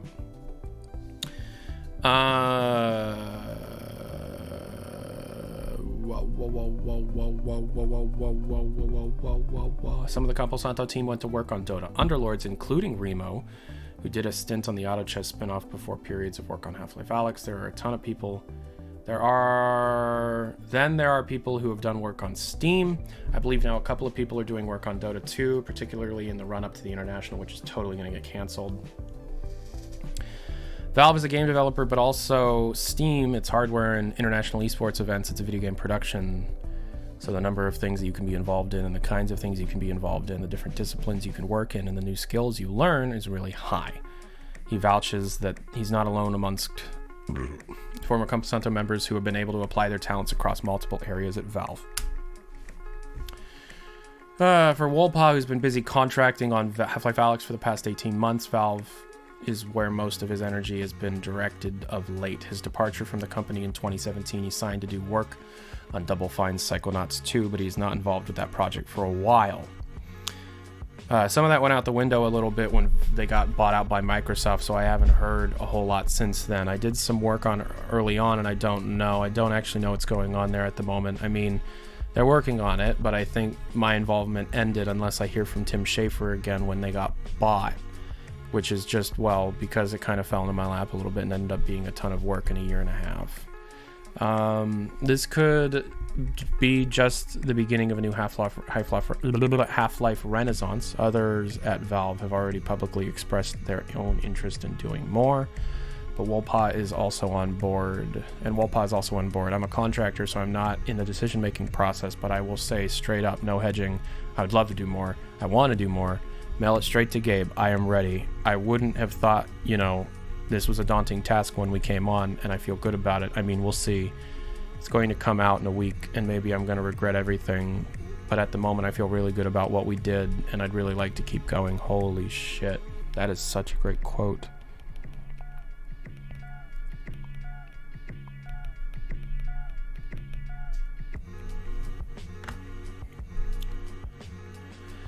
Quote, I think the sense that Eric describes is pretty commonly shared here, says Remo. As he tells it, there are plenty of people at Valve who like working in Half-Life's world and want to do more. It's so interesting coming to this company being surrounded by people, some of whom have joined the company after I got here and some of whom have literally been working since Half-Life 1. And the sensation of everyone working on this thing together is, oh yeah, we actually like doing this. And that's a good quote too. That's fucking awesome.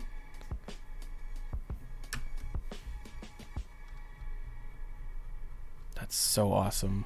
Okay, this one's got spoilers, by the way. This one talks about the ending quite dramatically. This goes into the development of the ending. So, if you haven't seen the ending of Half-Life Alyx, leave. Okay? Go away.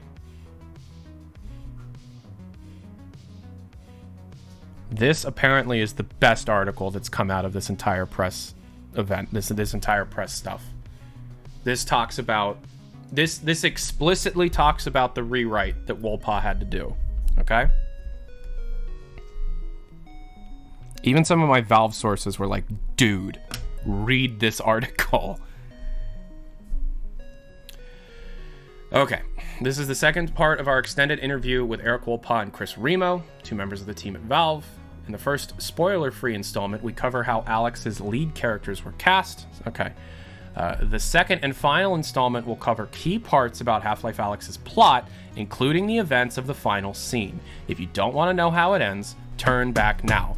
This is your spoiler alert, okay? I'm serious. If you haven't seen the ending of Half-Life Alyx, fucking leave. It's the best video game moment in the last 10 years. Go away.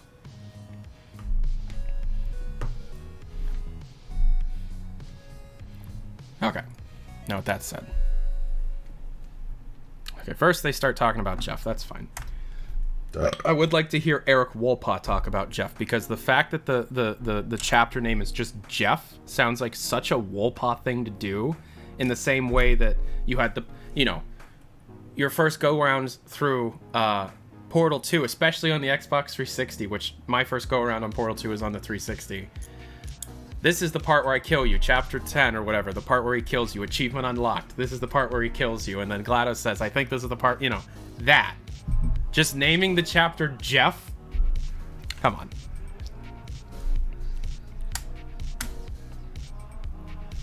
A little bit past the halfway point of Half-Life Alyx, a short and suggestive chapter title appears in floating text. Jeff. For most of the story up until that point, Alyx is totally on her own, save for Russell's reassuring quips over the headset. And then there's this chapter, which opens with Alyx meeting a scavenger named Larry. After saving Larry from a sticky situation, Larry introduces Alyx to Jeff. Once a Combine cleaner, Jeff is now a blind and seemingly invincible zombie who roams around the chapter's abandoned vodka distillery. Jeff was originally a cremator. I didn't know that. Jeff is a cremator zombie. Jeff is a cremator zombie. Jeff is a cremator zombie. What the fuck? Game followers saying no? No, just a cleaner. Okay. A cleaner. A Combine cleaner. It literally says... Oh, wait. They're talking about the beta dude. Yeah, okay. He used fucking fine. Jeff's just a grim curiosity at first, and then Alyx has to sneak past his spore. Before I came here, I never really thought of Half-Life games as horror experiences, Chris Ramos says. Here at Valve, a lot of people do think of horror as an important element of these games, including Gabe.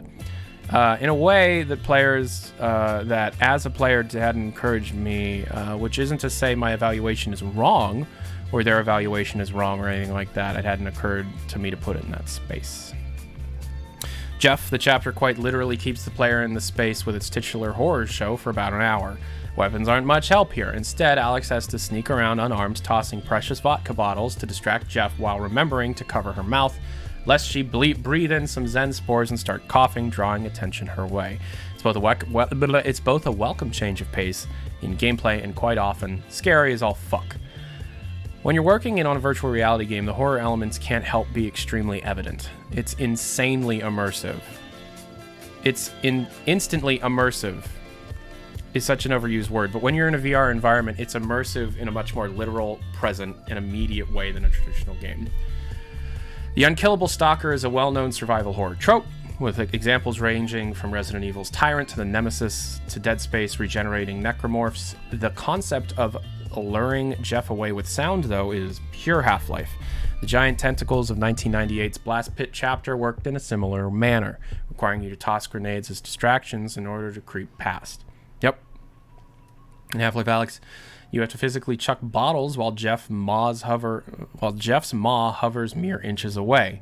It all adds up to a novel, intense experience that feels very in keeping with the original game. Quote, that level existed when we came on a year and a half ago, Wolpaw explains. It was in place, not exactly, but overall in the form that it's in. You're going to need to be quiet and make sounds to avoid this unkillable monster. I remember the first time I played it, they had implemented the part where you get locked in the elevator with him, and it was such a good moment in the game. Yeah, you can put the mask on and you won't cough. That's true. Moments like that elevator scene demonstrate how Valve's designers squeeze a lot out of familiar gameplay while still being careful to neither overdo things in VR nor shy away from the medium strengths. I feel like you could pretty easily make a game that would be virtually unplayable for a lot of people by amping up the jump scares. Again, with Chris's comments on the immersive word, being there is a whole different feel. You could be doing just so many jump scares in there and it would make it really unpleasant. I think 90% of the people who play. Yep, I'm glad they didn't do that. They did like what, one jump scare in the whole game? The rest of it was just like super creepy and eerie and stuff. And even the one jump scare wasn't really, it was just a head crab popped out of the floor. Oh, the toilet zombie. Toilet zombie, you're right.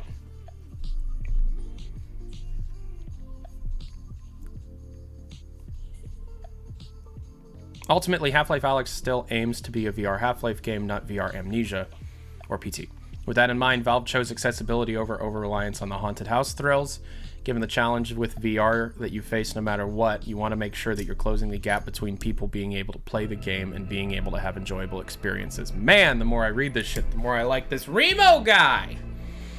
Fans of Campo Santo's Firewatch will be delighted to learn that Larry, the one of the friendly faces in the distillery, is voiced by Rich Somer. Somer, who also lends his voice to Russell's drone and some of the Combine soldiers, played Firewatch's lead character, Henry. Cissy Jones, the voice of Firewatch's Delilah, also plays a Resistance member named Olga, who Alyx briefly speaks with in the game's introduction. That was Sean's idea. It was nice when there was a solved problem for casting. About that beer Barney owes. Oh shit. Are we gonna talk about Barney?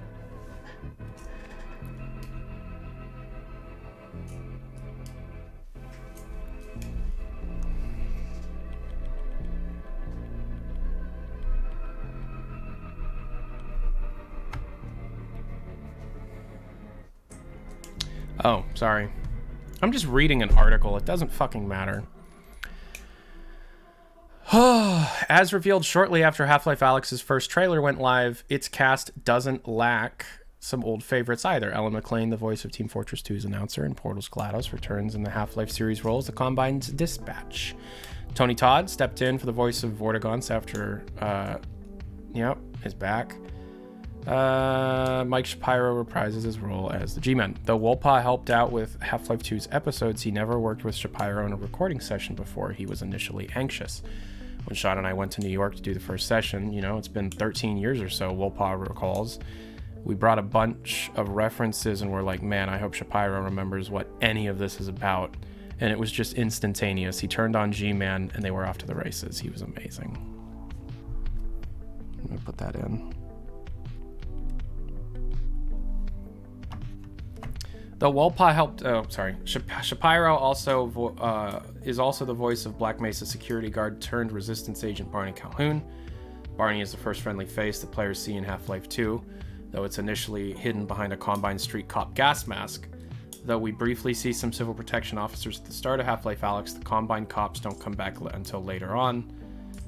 The Combine cops don't come back later on, and neither does Barney. We had to make a cut somewhere, says Wolpa. It would have been a guild twofer because of Mike Shapiro.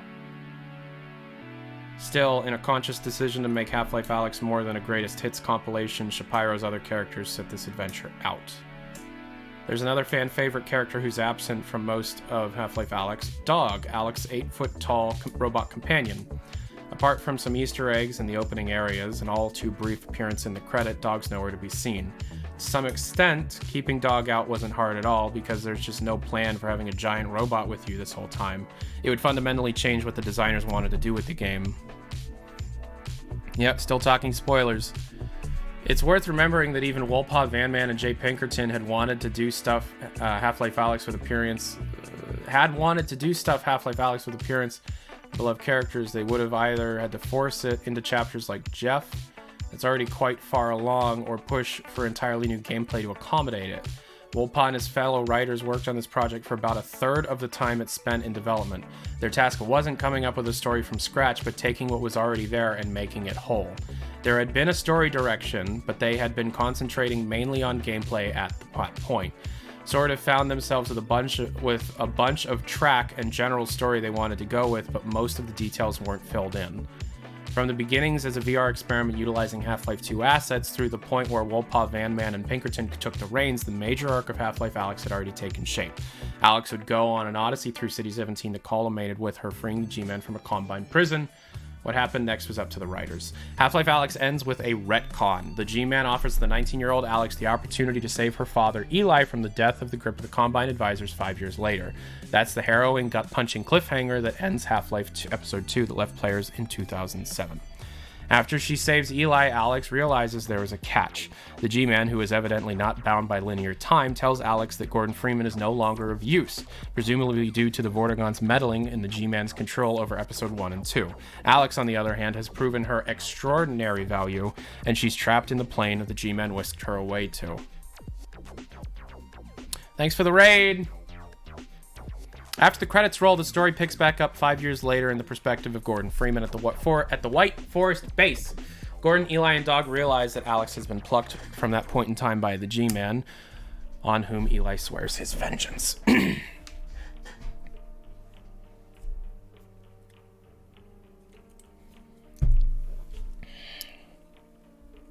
Oh yeah, spoilers, guys.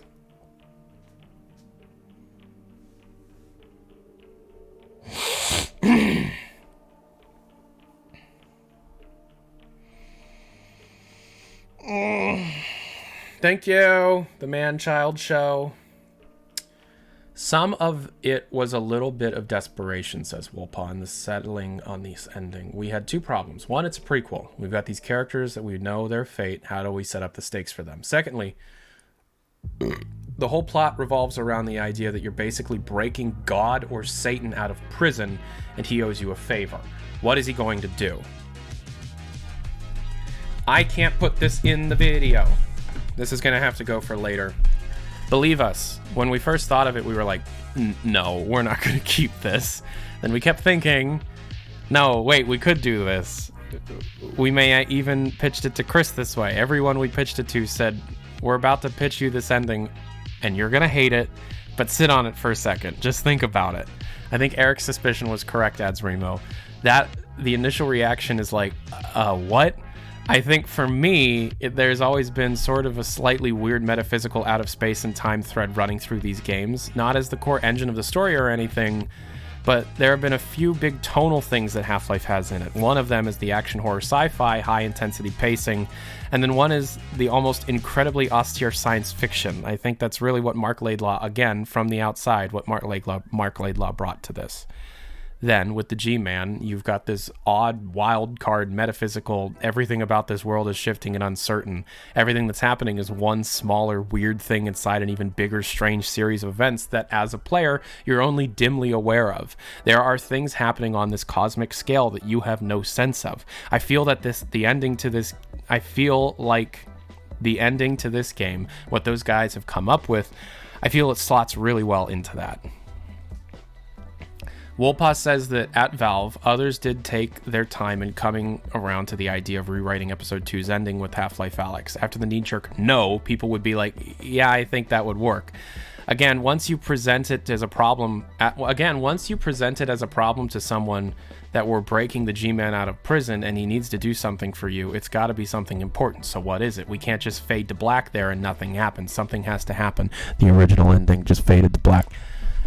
The ending solves both problems. G-Man's offer to save her father's life is certainly one Alyx would take. And by changing the fate of two main characters, Half-Life Alyx takes a running leap over the prequel issue. Whether or not it sticks the landing for players is for players to decide. I cried a lot, and then that clip went fucking everywhere, and a bunch of Valve employees messaged me and was like, we really appreciate that you loved it so much. So I think you guys did the right thing. I think you guys did a good job.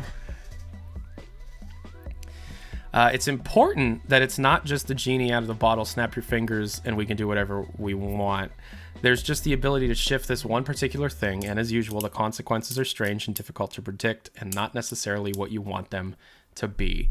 And then it gets you thinking. There's so many things to think about at the end of the timeline with this stuff. The writers have their own opinions about what's going on, but I kind of would just like to hear people talk about it, so I don't want to say too much. Given the decade-plus wait for a new Half-Life game and the existence of former series writer Mark Laidlaw's Epistle 3, which designer Robin Walker recently told Kotaku was never the sole direction of a sequel could have gone in, fans will likely be grappling with their feelings and theories about Half-Life Alyx for quite a while. Man, I've never read US Gamer before. This is fucking incredible. While there are Half-Life fans who are upset about the ending, having either just completed the game or been spoiled it for themselves, the consensus among critics on Half-Life Alyx and its ending have been largely positive. Half-Life Alyx promises that the future installment could hit the ground running with raised stakes, a new purpose, and a clear antagonist with the G-Man. I missed a paragraph? Oh. Because we're making a game centered around Alyx, it just didn't. None of the writers wanted for her to end up where she is in Half-Life 2 Episode 2. We wanted to set her off on a new trajectory that could be really interesting. And you said no time travel. It's not what people... When people said time travel, they meant you're going to go to the future and meet future Alyx. And there are Half-Life fans who are upset about the end. Okay. It differs greatly from the direction of Mark Laidlaw's Epistle 3, but there are some parallels. The story that also ends with G-Man taking Alyx as a new hire while leaving Gordon behind. It's worth noting that Laidlaw did chat about the story with Wolpaw and Half-Life writers during development. He didn't. He fucking didn't. I hate that people keep saying that. He didn't do that. Epistle 3 aside, with audience expectations for a true sequel to Episode 2 so high, there's no way Half-Life Alyx or a theoretical follow-up could satisfy everyone. Would a true Portal crossover by the way of Aperture Science Borealis research vessel, even after the work on 2011's Portal 2, widen the gap between the tone of Half-Life's? Eli's death was a compelling story beat, but would a race against time in the Combine in the Arctic have allowed for a serious exploration for Alyx's grief? No, that was one of the problems. For all of the timeline's fuzziness and intrigue Half-Life Alyx introduces, most Half-Life fans would be glad of one thing regardless of their thoughts on the ending. As Wolpaw and Remo say, lots of people at Valve want to make more Half-Life. For what it's worth, Rollpod jokes that Half-Life Alyx could have ended in a way that would have caused an absolute internet meltdown. We did have one idea, which was at the end, Alyx says, I want the Combine off Earth, and the G-Men says, okay. And then that's it. Half-Life 3, it's over. They're off Earth. We end the series.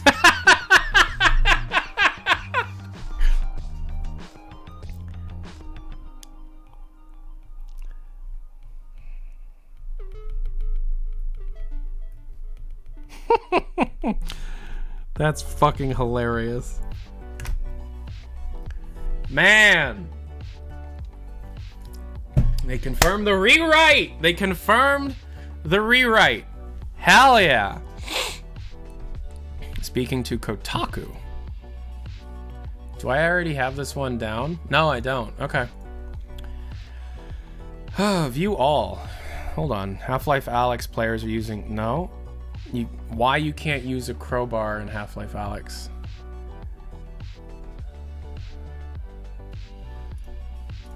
Okay.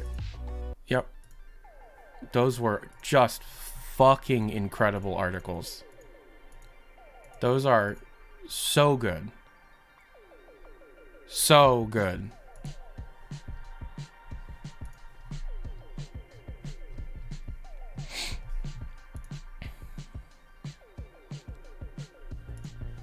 Okay, so I'm having I have a feeling that this video is going to have to come out on Monday because you don't release videos on Sunday. No one watches them. And for this video to be any good... did you see my bits message? The one about, oh, it's a dancing guy? Yeah. So I have to think of like a smaller video to put out tomorrow. Like a non-spoilery thing. Let's get these notes done and then I'm gonna end the stream.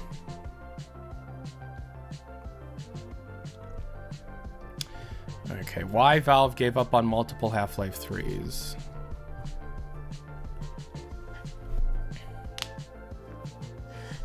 Half-Life Alyx comes out today. Half-Life Alyx is a prequel, not a sequel, but during a recent interview, Valve designer Robin Walkert and artist Tristan Reedford told Kotaku that over the years, the company had repeatedly tried to continue the story from where Half-Life 2 Episode 2 left off. There were multiple things that people worked on at the time, thought of themselves as the next piece of Half-Life, Walker said over a Skype video call. One of the problems that we ran into is, at its core, Half-Life has always been an IP where I think we were interested in solving some interesting collision of technology and art that had reared itself. The original Half-Life, he explained, was an attempt at telling more interesting stories with shooters. While Half-Life 2 progressed into characters and physics-based elements, the Half-Life 2 episodes, meanwhile, represented an opportunity to build the good one of Half-Life 2, using the lessons learned during development. When it came time to work on Episode 3, however, no one could come up with a unified idea that possessed the sense of wonderment or opening or expansion that had come to characterize the Half-Life internally. At that point, we felt like the Episode 3 scope couldn't have been an episode. It had to be bigger than that. My game nuked my save file and now I legit need to start over. I was on Chapter 8. Would it be possible for you to give me a save file? I made my Steam posts and Reddit posts, and there are no save files available anywhere. I have a save file of the game completed, and I have a save file at Super Weapon? No, the Northern Star that I'm currently using. I don't know. I mean, I can pass you over. Just start a new game on Chapter 8. Oh, yeah, I could do that. I'll do that later. DM me on Discord. I opened up my Discord DMs. Oh, my goodness. Okay, yeah, DM me on Discord, and I'll try and get back to you.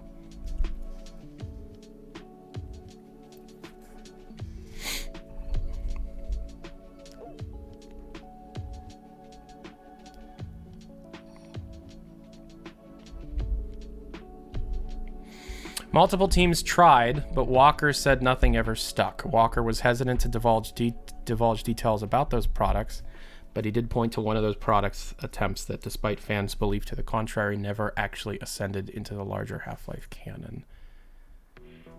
Project Borealis, which is based on Epistle 3, never an official thing. Okay. Epistle 3. Everybody's talking about Epistle. I remember thinking, I didn't think that's what we were planning for Episode 3 at all. I think my reaction to Epistle 3 was largely, oh, I've seen these kind of things from Mark before. They're like a dump of something he's thinking about at the time. They're never a document that said, here's what Episode 3 is going to be like. There never was a document from Mark. Here's the overall exact thing that needs to happen. Instead, there were many documents. Ultimately, Valve decided to make Alyx because developers finally found the technology problem that needed an artistic solution, virtual reality. There wasn't this abstract problem like, hey, we're working on Half-Life 3, why should anyone play Half-Life 3, said Walker. It was much more tractable. It was a much more tractable thing. We could play with this new platform, see its strengths, and see what we hadn't been able to do. That was this thing you could start working on any day. You could sit down and start working on the problem. Now that Half-Life Alyx is finally out the door, Valve is officially back in the head crab thwacking, combine shellacking Half-Life business. And while nothing is set in stone for the company this soon after the game's release, least of all Valve, prestigious candor of countless secret projects, more Half-Life is likely on the way.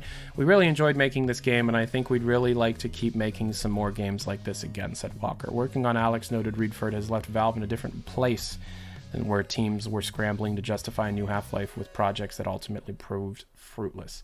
Over the course of development, there's all these little stories we've been telling ourselves. Often they're just little snippets of lore to help us design something that's really fun to work on, and you could come up with more of these little stories that you can actually execute. There's been a sense of, well, let's just put a pin in that because we got to ship this game. There's a whole ton of fun ideas that have been knocking around for the past 3 years, and I think it's really exciting moving forward. That's a great quote.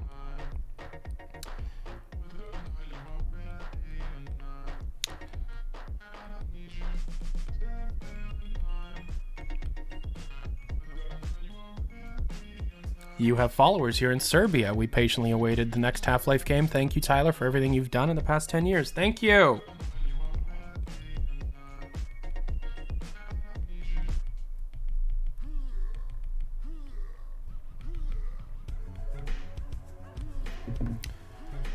Oh, that's where they ended. Okay. That Tristan quote is the only thing worth mentioning. Well, actually, no.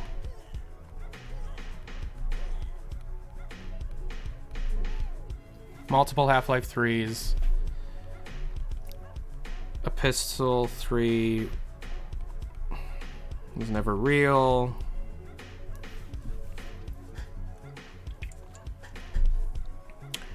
I think that's a good way of summing it up. Why you can't use a crowbar in Half-Life Alyx. Man, Kotaku likes the word why.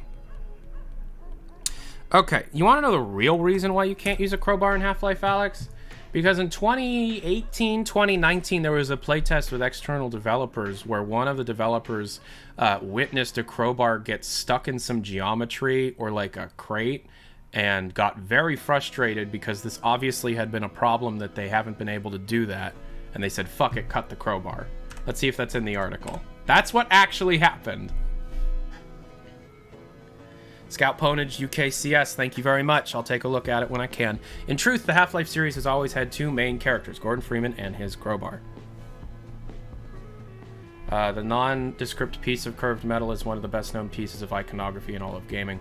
And yet, in Half-Life Alyx, you cannot use a crowbar as a weapon or puzzle-solving tool, not even once. The crowbar is still in-game. They give it to you at the end of the game. That's actually a usable weapon. There's a weapon selection thing for the crowbar.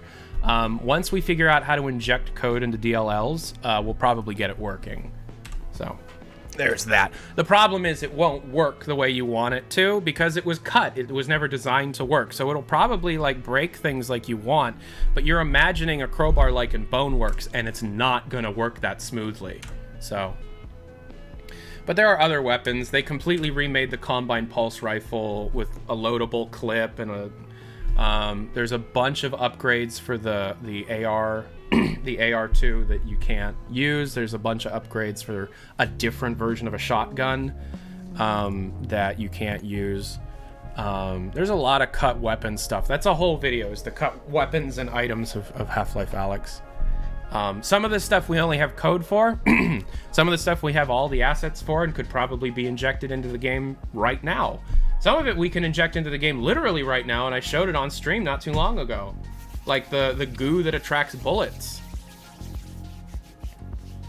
Did they ever have plans for two-handed guns? They didn't. No. Valve did not go into Half-Life Alyx's development intending to snub the little nail remover that could. In fact, Valve designer and programmer Walvin Walker told Kotaku that the team lost like a year and a half of our lives trying to get a crowbar in VR. They tried multiple different kinds of crowbars, including a mechanical one. It certainly unlocked a lot of gameplay we liked. There were puzzles where you had to slip between bars and hook something and pull over to you. It could function as an extra remote hand, which was cool, but it had a lot of problems. Specifically, a perfect storm of physics, gameplay, and narrative issues stranded the legendary implement on the sidelines. The physics issues stemmed from not how the crowbar would impact the player's experiences when they were using it, from all the trouble that it would get when they weren't. The lack of force feedback meant that the players would often hold their crowbar out of their sight, because that's what you would do when you're holding a real crowbar. You wouldn't look at it all the time, but then they'd hook it on stuff. They'd be walking around and they'd hook it on a door. So for us, it's like, what do we do now? There you go. There you go. Hey! Literally! Fuck yeah, they actually said it! I'm gonna put fuck it, cut the crowbar. I love my job. I love my job so much. But then we tried various. The crowbar turns the physics off, stop colliding when it's on screen. In real life, you would feel your arm getting tugged. But we have no feedback like that in VR. We could buzz your hand with haptics, but we found that's never foolproof. Some players just never notice. Fucking love it. Fucking, oh my god. Hell yeah. Speculation confirmed. I need something like that, like an extra speculation sign that I can put in a video, and like when I talk about it, I show me speculating about it, and then speculation, pop, confirmed. Speculation confirmed. Another knock against the crowbar was that it signaled to the players about combat. Half-Life Alyx is primarily a ranged combat game, but when players were able to grip a humble metal stick that's being used to decimate multiple alien species, they naturally assumed that it was time to roll up their sleeves and throw down their fists. Everyone thought it was a melee weapon. We'd done a bunch of experimentation around melee, and we could never get it to the level we liked. So the problem with melee in VR, and this is something that you experience in Boneworks, it's hard to give really strong feedback to the player unless they're just fucking like really hard. right? But most players are just gonna be like that, right? And if you've played Boneworks, in my opinion, the worst mechanical thing of Boneworks is the melee, right? So Valve is like, look, we didn't like it, so we didn't do it, and that's totally fine.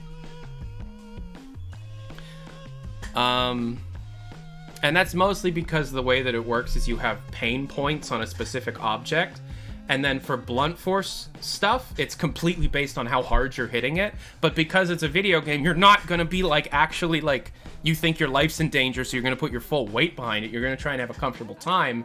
So it doesn't translate in the way that pushing a button and the crowbar thwacking works. So, you know. Oh, I love this. I love this. Everyone thought it was a melee weapon. The player really had to kind of come along with the ride more than we were happy with. Okay, so yeah. The biggest problem of all, though, is it ended up, if you hand a Half-Life player a crowbar, they are, in their minds, Gordon Freeman. It's not even a question. I mean, that's not the reason they cut it. If they were able to solve the melee and hip hooking problems, it'd be in the game. It's in the game now. You know. Blades and sorcery is actually fake physics. It's all pre-baked. It's super weird. They have like a puppeteering system. I mean, yeah, Blades and sorcery's melee feels good, but it won't translate into the physics. It doesn't work. It's kind of strange. I'll talk about that one day.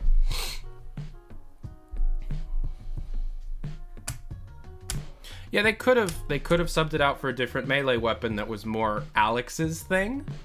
But then the other problems still persist. That's not the main problem, you know? It didn't matter how much we told them. Like, literally at the start of the game, they are not Gordon. We would finish playtests and ask players to tell us what happened, tell us everything you learned, and the players would think they're Gordon. Valve didn't want Alyx to feel like Gordon 2.0 either. They wanted her to maintain her own unique identity both as a character and as an extension of the player's abilities. Essentially, Valve realized there were other more direct ways of expressing that, ones that had roots in earlier games of the series. Alyx has her multi-tool and pistol in Half-Life 2, and I think they spoke more to her character as a hacker and tinkerer, which were some of the types of gameplay we were trying to do in the game as well. Whereas a crowbar is a blunt instrument, it never felt right functionally. Then again, Gordon Freeman is a scientist who graduated from MIT with a PhD in theoretical physics, so the crowbar thing isn't actually a natural fit from a narrative standpoint. I love the fact that Gordon's a scientist and all he ever does is hit things with a crowbar. Alyx is too smart for that. That's a good quote. Gordon is D-U-M. You can give Alyx a socket wrench. Yeah, that was a Nathan Grayson. I like Nathan. I think we follow each other on Twitter, do we? No. Who am I thinking of? Okay, so that's Kotaku. We got the Linux stuff. We're gonna move this to the end. Now we have the whole fucking Edge magazine to read. Oh god, this is gonna take goddamn forever. Because, like, it's more than just... And I mean, the point of this is not just Half-Life Alyx and that's it, right? We're gonna be talking about everything. Oh, we got good pictures of Dario and Greg and Jay and I don't know that guy. Lawrence Yang and Adrian Final. I don't know these people. Gabe. Robin. That asshole.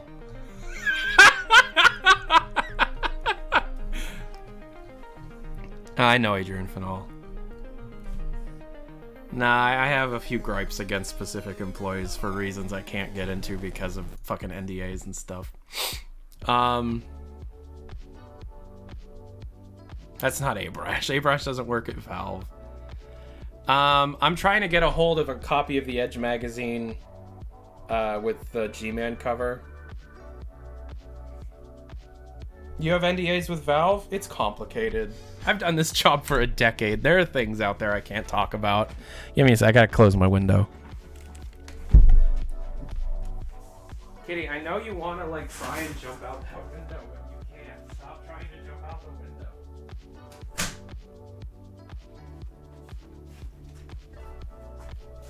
I used to take walks right when I woke up in the morning at like 9 a.m.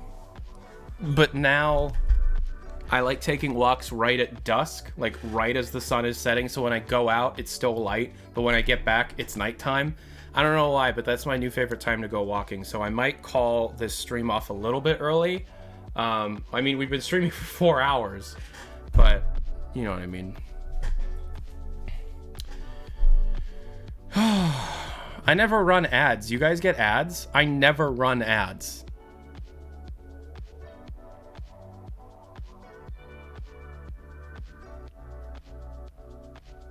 No. You get ads? I don't run ads at all. Do they run ads automatically for me? Now that Half-Life Alyx is out, will you elaborate further on the canceled Half-Life 3? Yeah, we have a big video coming out with that, yes.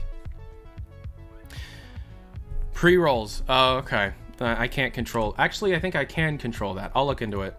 How much money do I even get from ads? My money comes from subscriptions. Like, almost entirely.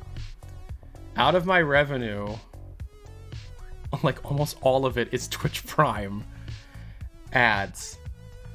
I mean, yeah, that's a decent amount of money, but I could live without it. I might turn off pre-roll ads. It's like maybe 10% of my earnings. I got the workshop tools working. We looked at that at the beginning of the stream.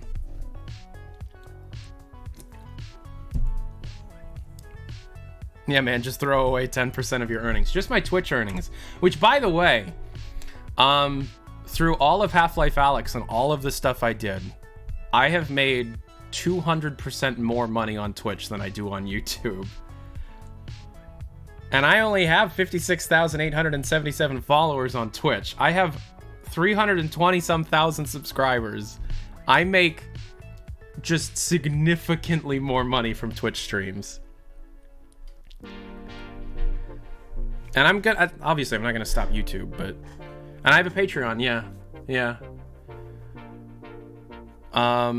I have my main source. I have 4 sources of income as a content creator, self-employed. You got YouTube AdSense, thanks for the subscription. You got Twitch, you got Patreon, and then you got sponsorships. And then you have merch, but that's only starting for me. And it's cool because like Patreon's gotten to the point now where you've probably noticed sponsorships have definitely been pulled back from me.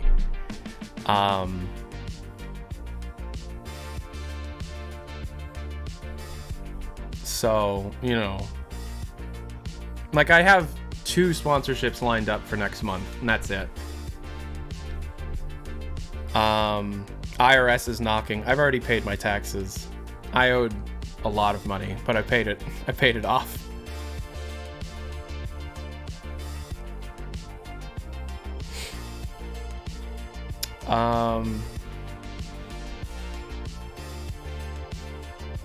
Yeah, I've already bought a Tilt 5. I already have a Tilt 5 reserved.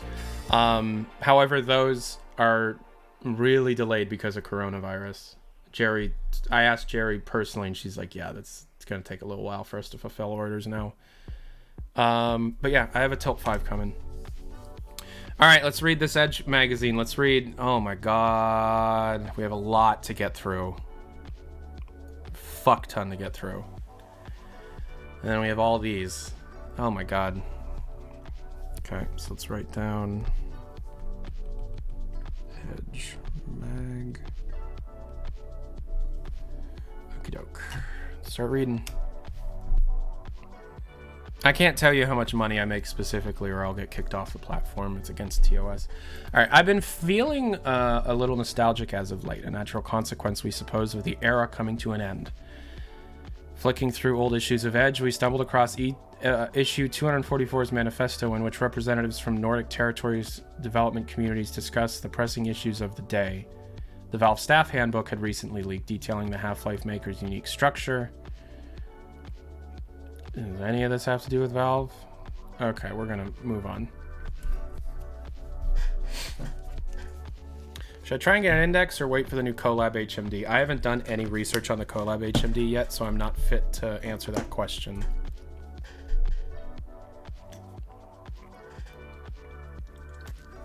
Okay, we find ourselves in Valve's offices at a crucial point in the studio's story. When we arrive, it is preparing to do something it hasn't done since 2007, a gap that spans a narrow majority of the company's entire lifespan. Release a new game in the words Half-Life in the title. It's a huge moment for the studio, one that looked like it may never come, and is just a fraction of what is going on across the 9 floors of Valve's Bellevue offices. Valve has about 350 employees and about 90 people worked on Half-Life Alyx.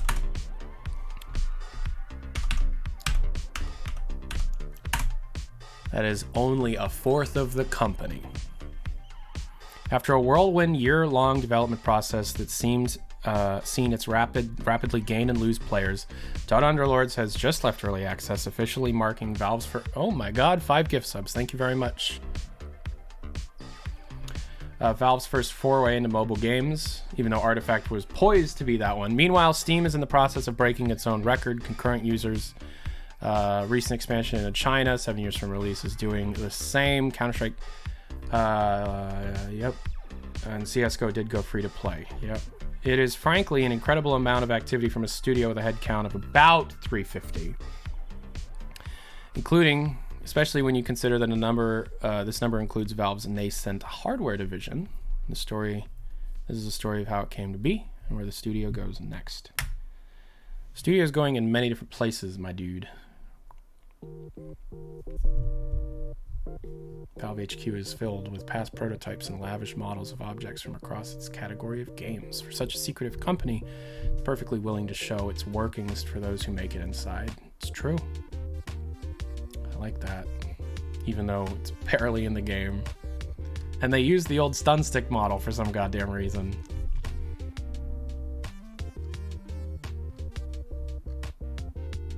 Another 5 gift subs. Thank you very much.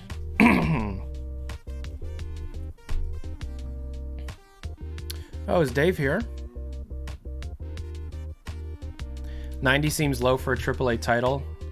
Well, when you have senior devs in their fields and some of the most talented people generally that exist, you don't need as many people to get the same amount of work done. Let's start by addressing the inevitable. Valve has spent a very long time not making, or at least not releasing, Half-Life games. A dozen years have passed since Half-Life 2 Episode 2's cliffhanger ending gave birth to an internet rallying cry and established the studio's reputation of being allergic to the number 3. So what exactly happened to Half-Life in those years? Quote, I don't really think Half-Life really left our minds over that whole period of time, Valve's Dario Casali tells us. It was always there. It was always, well, what are we going to do? How are we going to push it forward? And those are difficult questions to answer. I guess there weren't any projects that put forward a really viable claim to, quote, this is the idea for the next Half-Life, end quote. Greg Coomer states, quote, we did actually start some efforts that were Half-Life oriented. Small teams gathered around these ideas, as happens with any project at Valve, and then, unconvinced they had something worthy of the name, fell away. Those experiments didn't reach critical mass. Greg's other games, quote. I'm gonna have to make a more official version of this outline with the actual quotes. I'm gonna have to type these out. Casali and Coomer are designers. Valve Freeform's non-hierarchical structure means exact job titles don't really exist, who have both worked on the series from its original incarnation through the present day. Half-Life Alyx. And after that long absence, they've clearly are glad to be back. Quote, Valve has done a bunch of things in the 20 years since we made our first Half-Life game. And of course, we're proud of all that stuff, but everyone has their favorites, Coomer says. Quote, and for me, it feels like Valve has Half-Life in its DNA somehow, so when we're back to doing that, it does feel like we're coming home to the thing we know better than anything else. It's a sentiment shared by many of the other Valve veterans we speak to. Take Robin Walker, a designer who joined the studio back in '97 when it brought up the team behind the Team Fortress mod. Quote, for all the years we weren't shipping new Half-Life products, there was no lack of desire here, end quote. Walker says, quote, there was definitely a concern. Do we still know how to do it, end quote. I was born in '97. Just throwing that out there. I was born in 1997.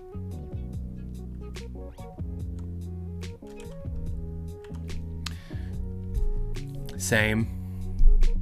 Various obstacles stood in their way. There was a growing pressure from fans, and because the studio structure means employees are free to choose what projects they work on, a swath of other enticing games they could join instead. And not just games either. According to Coomer quoted, a significant fraction of the people at the company took the opportunity to hop the fence from games to work on development of Steam or even Valve's hardware efforts. Those obstacles are still there today. However, why then is Half-Life resurfacing now? The answer lies in that hardware business. By 2016, Valve had taken the plunge into virtual reality, working with HTC on Vive and beginning R&D efforts on what would eventually become the Valve Index, and then realized that they would need software support for that technology. It needed a reason, in short, why someone would actually buy one of those headsets, and so small teams started to explore options for virtual reality games, reaching back into Valve's longest-running franchises and looking for something that could be a good fit for the medium. Quote, it wasn't actually super obvious on day one when we had the conversations that it would be a Half-Life game, Coomer says. Competitive multiplayer games were rejected because of their reliance on player numbers, something that VR wouldn't be able to provide. Casale briefly worked on a Left 4 Dead VR prototype.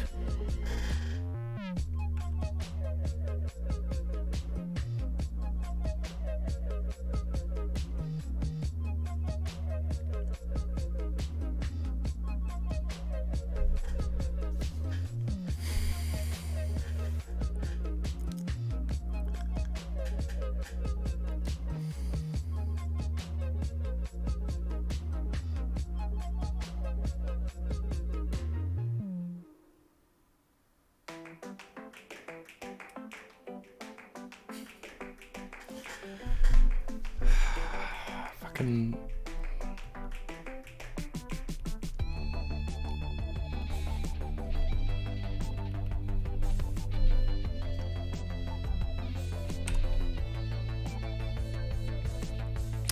It was missing some essential Left 4 Deadness. It's because it wasn't co-op. Portal was considered until the team realized how heavily its puzzles lent on momentum and was not willing to make players vomit. Put the idea aside. Quote, then we put together a Half-Life prototype and it was just like, oh wow, we can easily see how this is going to work. That first version pulled together within a week using old Half-Life 2 assets. It was very rudimentary. The 15-minute experience didn't add up to much more than a shooting gallery, but people were sold on it immediately. Project Shooter. Quote, it was clear pretty quickly that there were a set of things about the Half-Life DNA that worked really well in VR. Not only that, but it gave the team a solid reason to return to the series. VR was exactly the thing that dragged Half-Life from the back of my mind to the forefront. Oh, I can see how this is going to make Half-Life interesting and novel again, Casale says. He makes the comparison to Half-Life 2's gravity gun and the physics engine. The big idea upon the rest of the game could be anchored. Quote, I think that VR let us get to work on I feel that VR let us get to work on it to some extent, Walker says. Quote, we understood Half-Life, and this project was about how does VR change Half-Life. End quote. That's very tractable. We could... this is still a quote. That's very tractable. We could start work on it very quickly. So to some extent, we didn't have to worry about the larger questions. We could just focus on let's build a really good Half-Life game, and we knew how to do that. As Half-Life Alyx came into focus, the slowly growing team, there were less than 20 of us in the first couple of years. Less than 20 in the first few years. Okay. Walker says found other ways to help it feel like less they were laboring on the shadow of the looming 3. Like, to pick one particular pertinent example, dropping the number entirely, Half-Life Alyx is simultaneously sequel and prequel, sitting between the first and second games, and that was enough to free Valve from some expectations that had been holding it back for so long. There was a reason we decided to make it a prequel, Casale said. We recognized that the VR platform was a limited audience and also recognized that it was not Half-Life 3. We didn't want to put out a product not every Half-Life fan could play that would advance the storyline beyond Half-Life 2 was, and leave all these people without VR headsets saying, hey, why can't we participate in this? Still happening. We sense that Alyx being a prequel let Valve treat it as something hermetically sealed, that the game fails in any way, it won't spill out and tarnish the broader series. But as more staff joined the project, they found their work defined by this decision, for good or ill. There was space between Half-Life 1 and 2, which was completely unexplored, says Rob Briscoe, an artist who joined Valve after making Dear Esther. That was super exciting to me as a fan. I was always into the lore side of things. The art team found ways of connecting the two games aesthetically and narratively. Briscoe uses the example of Zen Flora, which after infecting the world in the first Half-Life game is absent from its sequel. The art team looked to Half-Life 2's unexplained canals of toxic waste, reasoned that the Combine could have been dissolving it down into chemicals, and worked with the logical midpoint into Alyx's environmental art. The game never tells you any of this, but it's there for anyone who goes looking. It's genius. The Zen problem of HL2.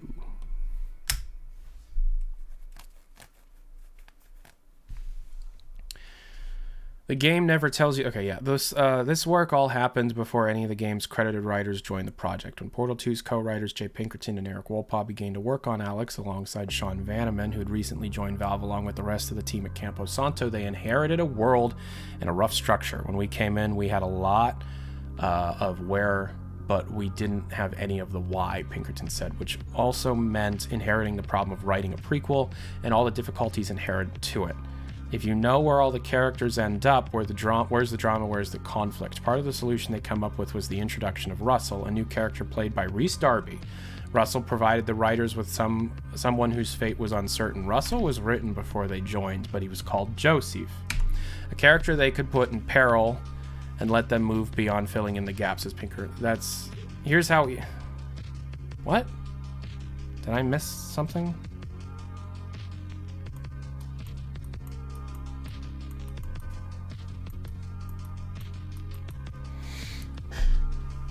Part of the solution they came up with was the introduction of Russell, a new character played by Rhys Darby.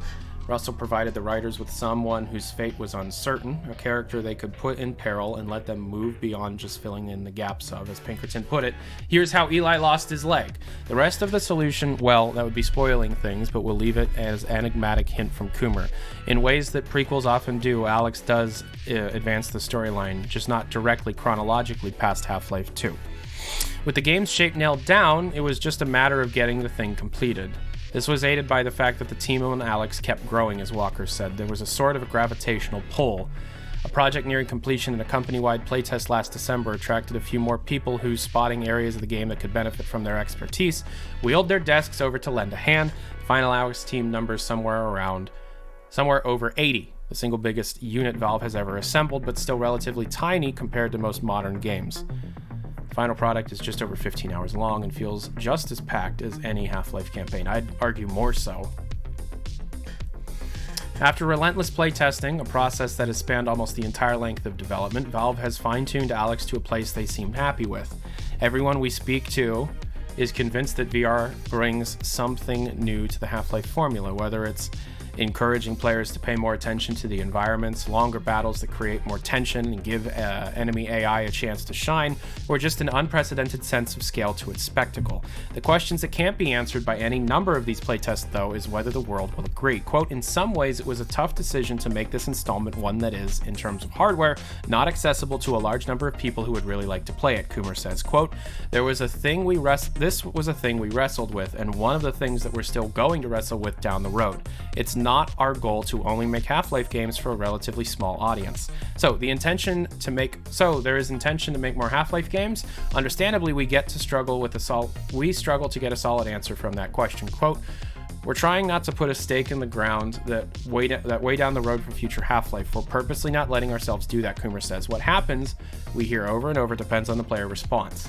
Not so much on Alyx's sales figures. The constraints of the platform mean it can't possibly live up to past Half-Life titles there, but the team is eager to start reading reviews, scouring Reddit, and something they've not been able to do for the series before, watching streams and Let's Plays.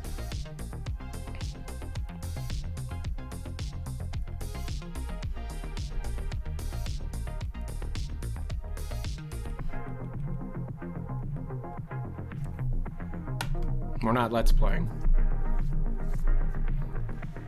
We've done our best to craft an experience that takes advantage of VR, and then we're enormously anxious to find out how the world perceives that and whether we should make more Half-Life, whether we should take in multiple directions, whether we got a clear answer about the VR-ness of this project. True to form of a studio fixated on playtesting, Valve is waiting for the data to tell where it goes next. Okay.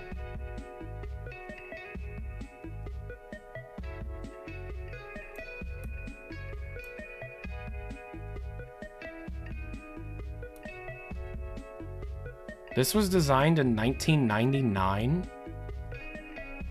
What? Cedar Creek Nuclear Power Plant, designed in 99. Do they mean Nuke as a game, or this concept was developed in 99? Nuke is old. I understand Nuke is an old map. They're talking about the map. They're not talking about that concept. There's no way. Okay, now Counter-Strike, Underlords, Artifact, Steam, hardware. Oh my god. I think I need to take a break. We have been streaming for 4.5 hours, and I have been talking the entire fucking time. Somehow I maintained 1,000 people this whole goddamn time. I don't know how I did it. Thank you very much for sticking around, but I need to take a break and rest my voice a little bit. Oh my god, my throat. Alright, I might finish this up off stream. This video is currently scheduled for Monday, and I think that's going to be my next video, because my last video is doing pretty well. Oh, it's doing very well. Yeah, I can coast on that for 2 days. All right, peace and hair grease, everybody. Hope you guys are good. Hope you guys stay safe. Stay home. But take walks outside. Social distance, but stay home and wash your hands, please. All right. Love you guys. Peace and hair grease. Talk to you later. Adios.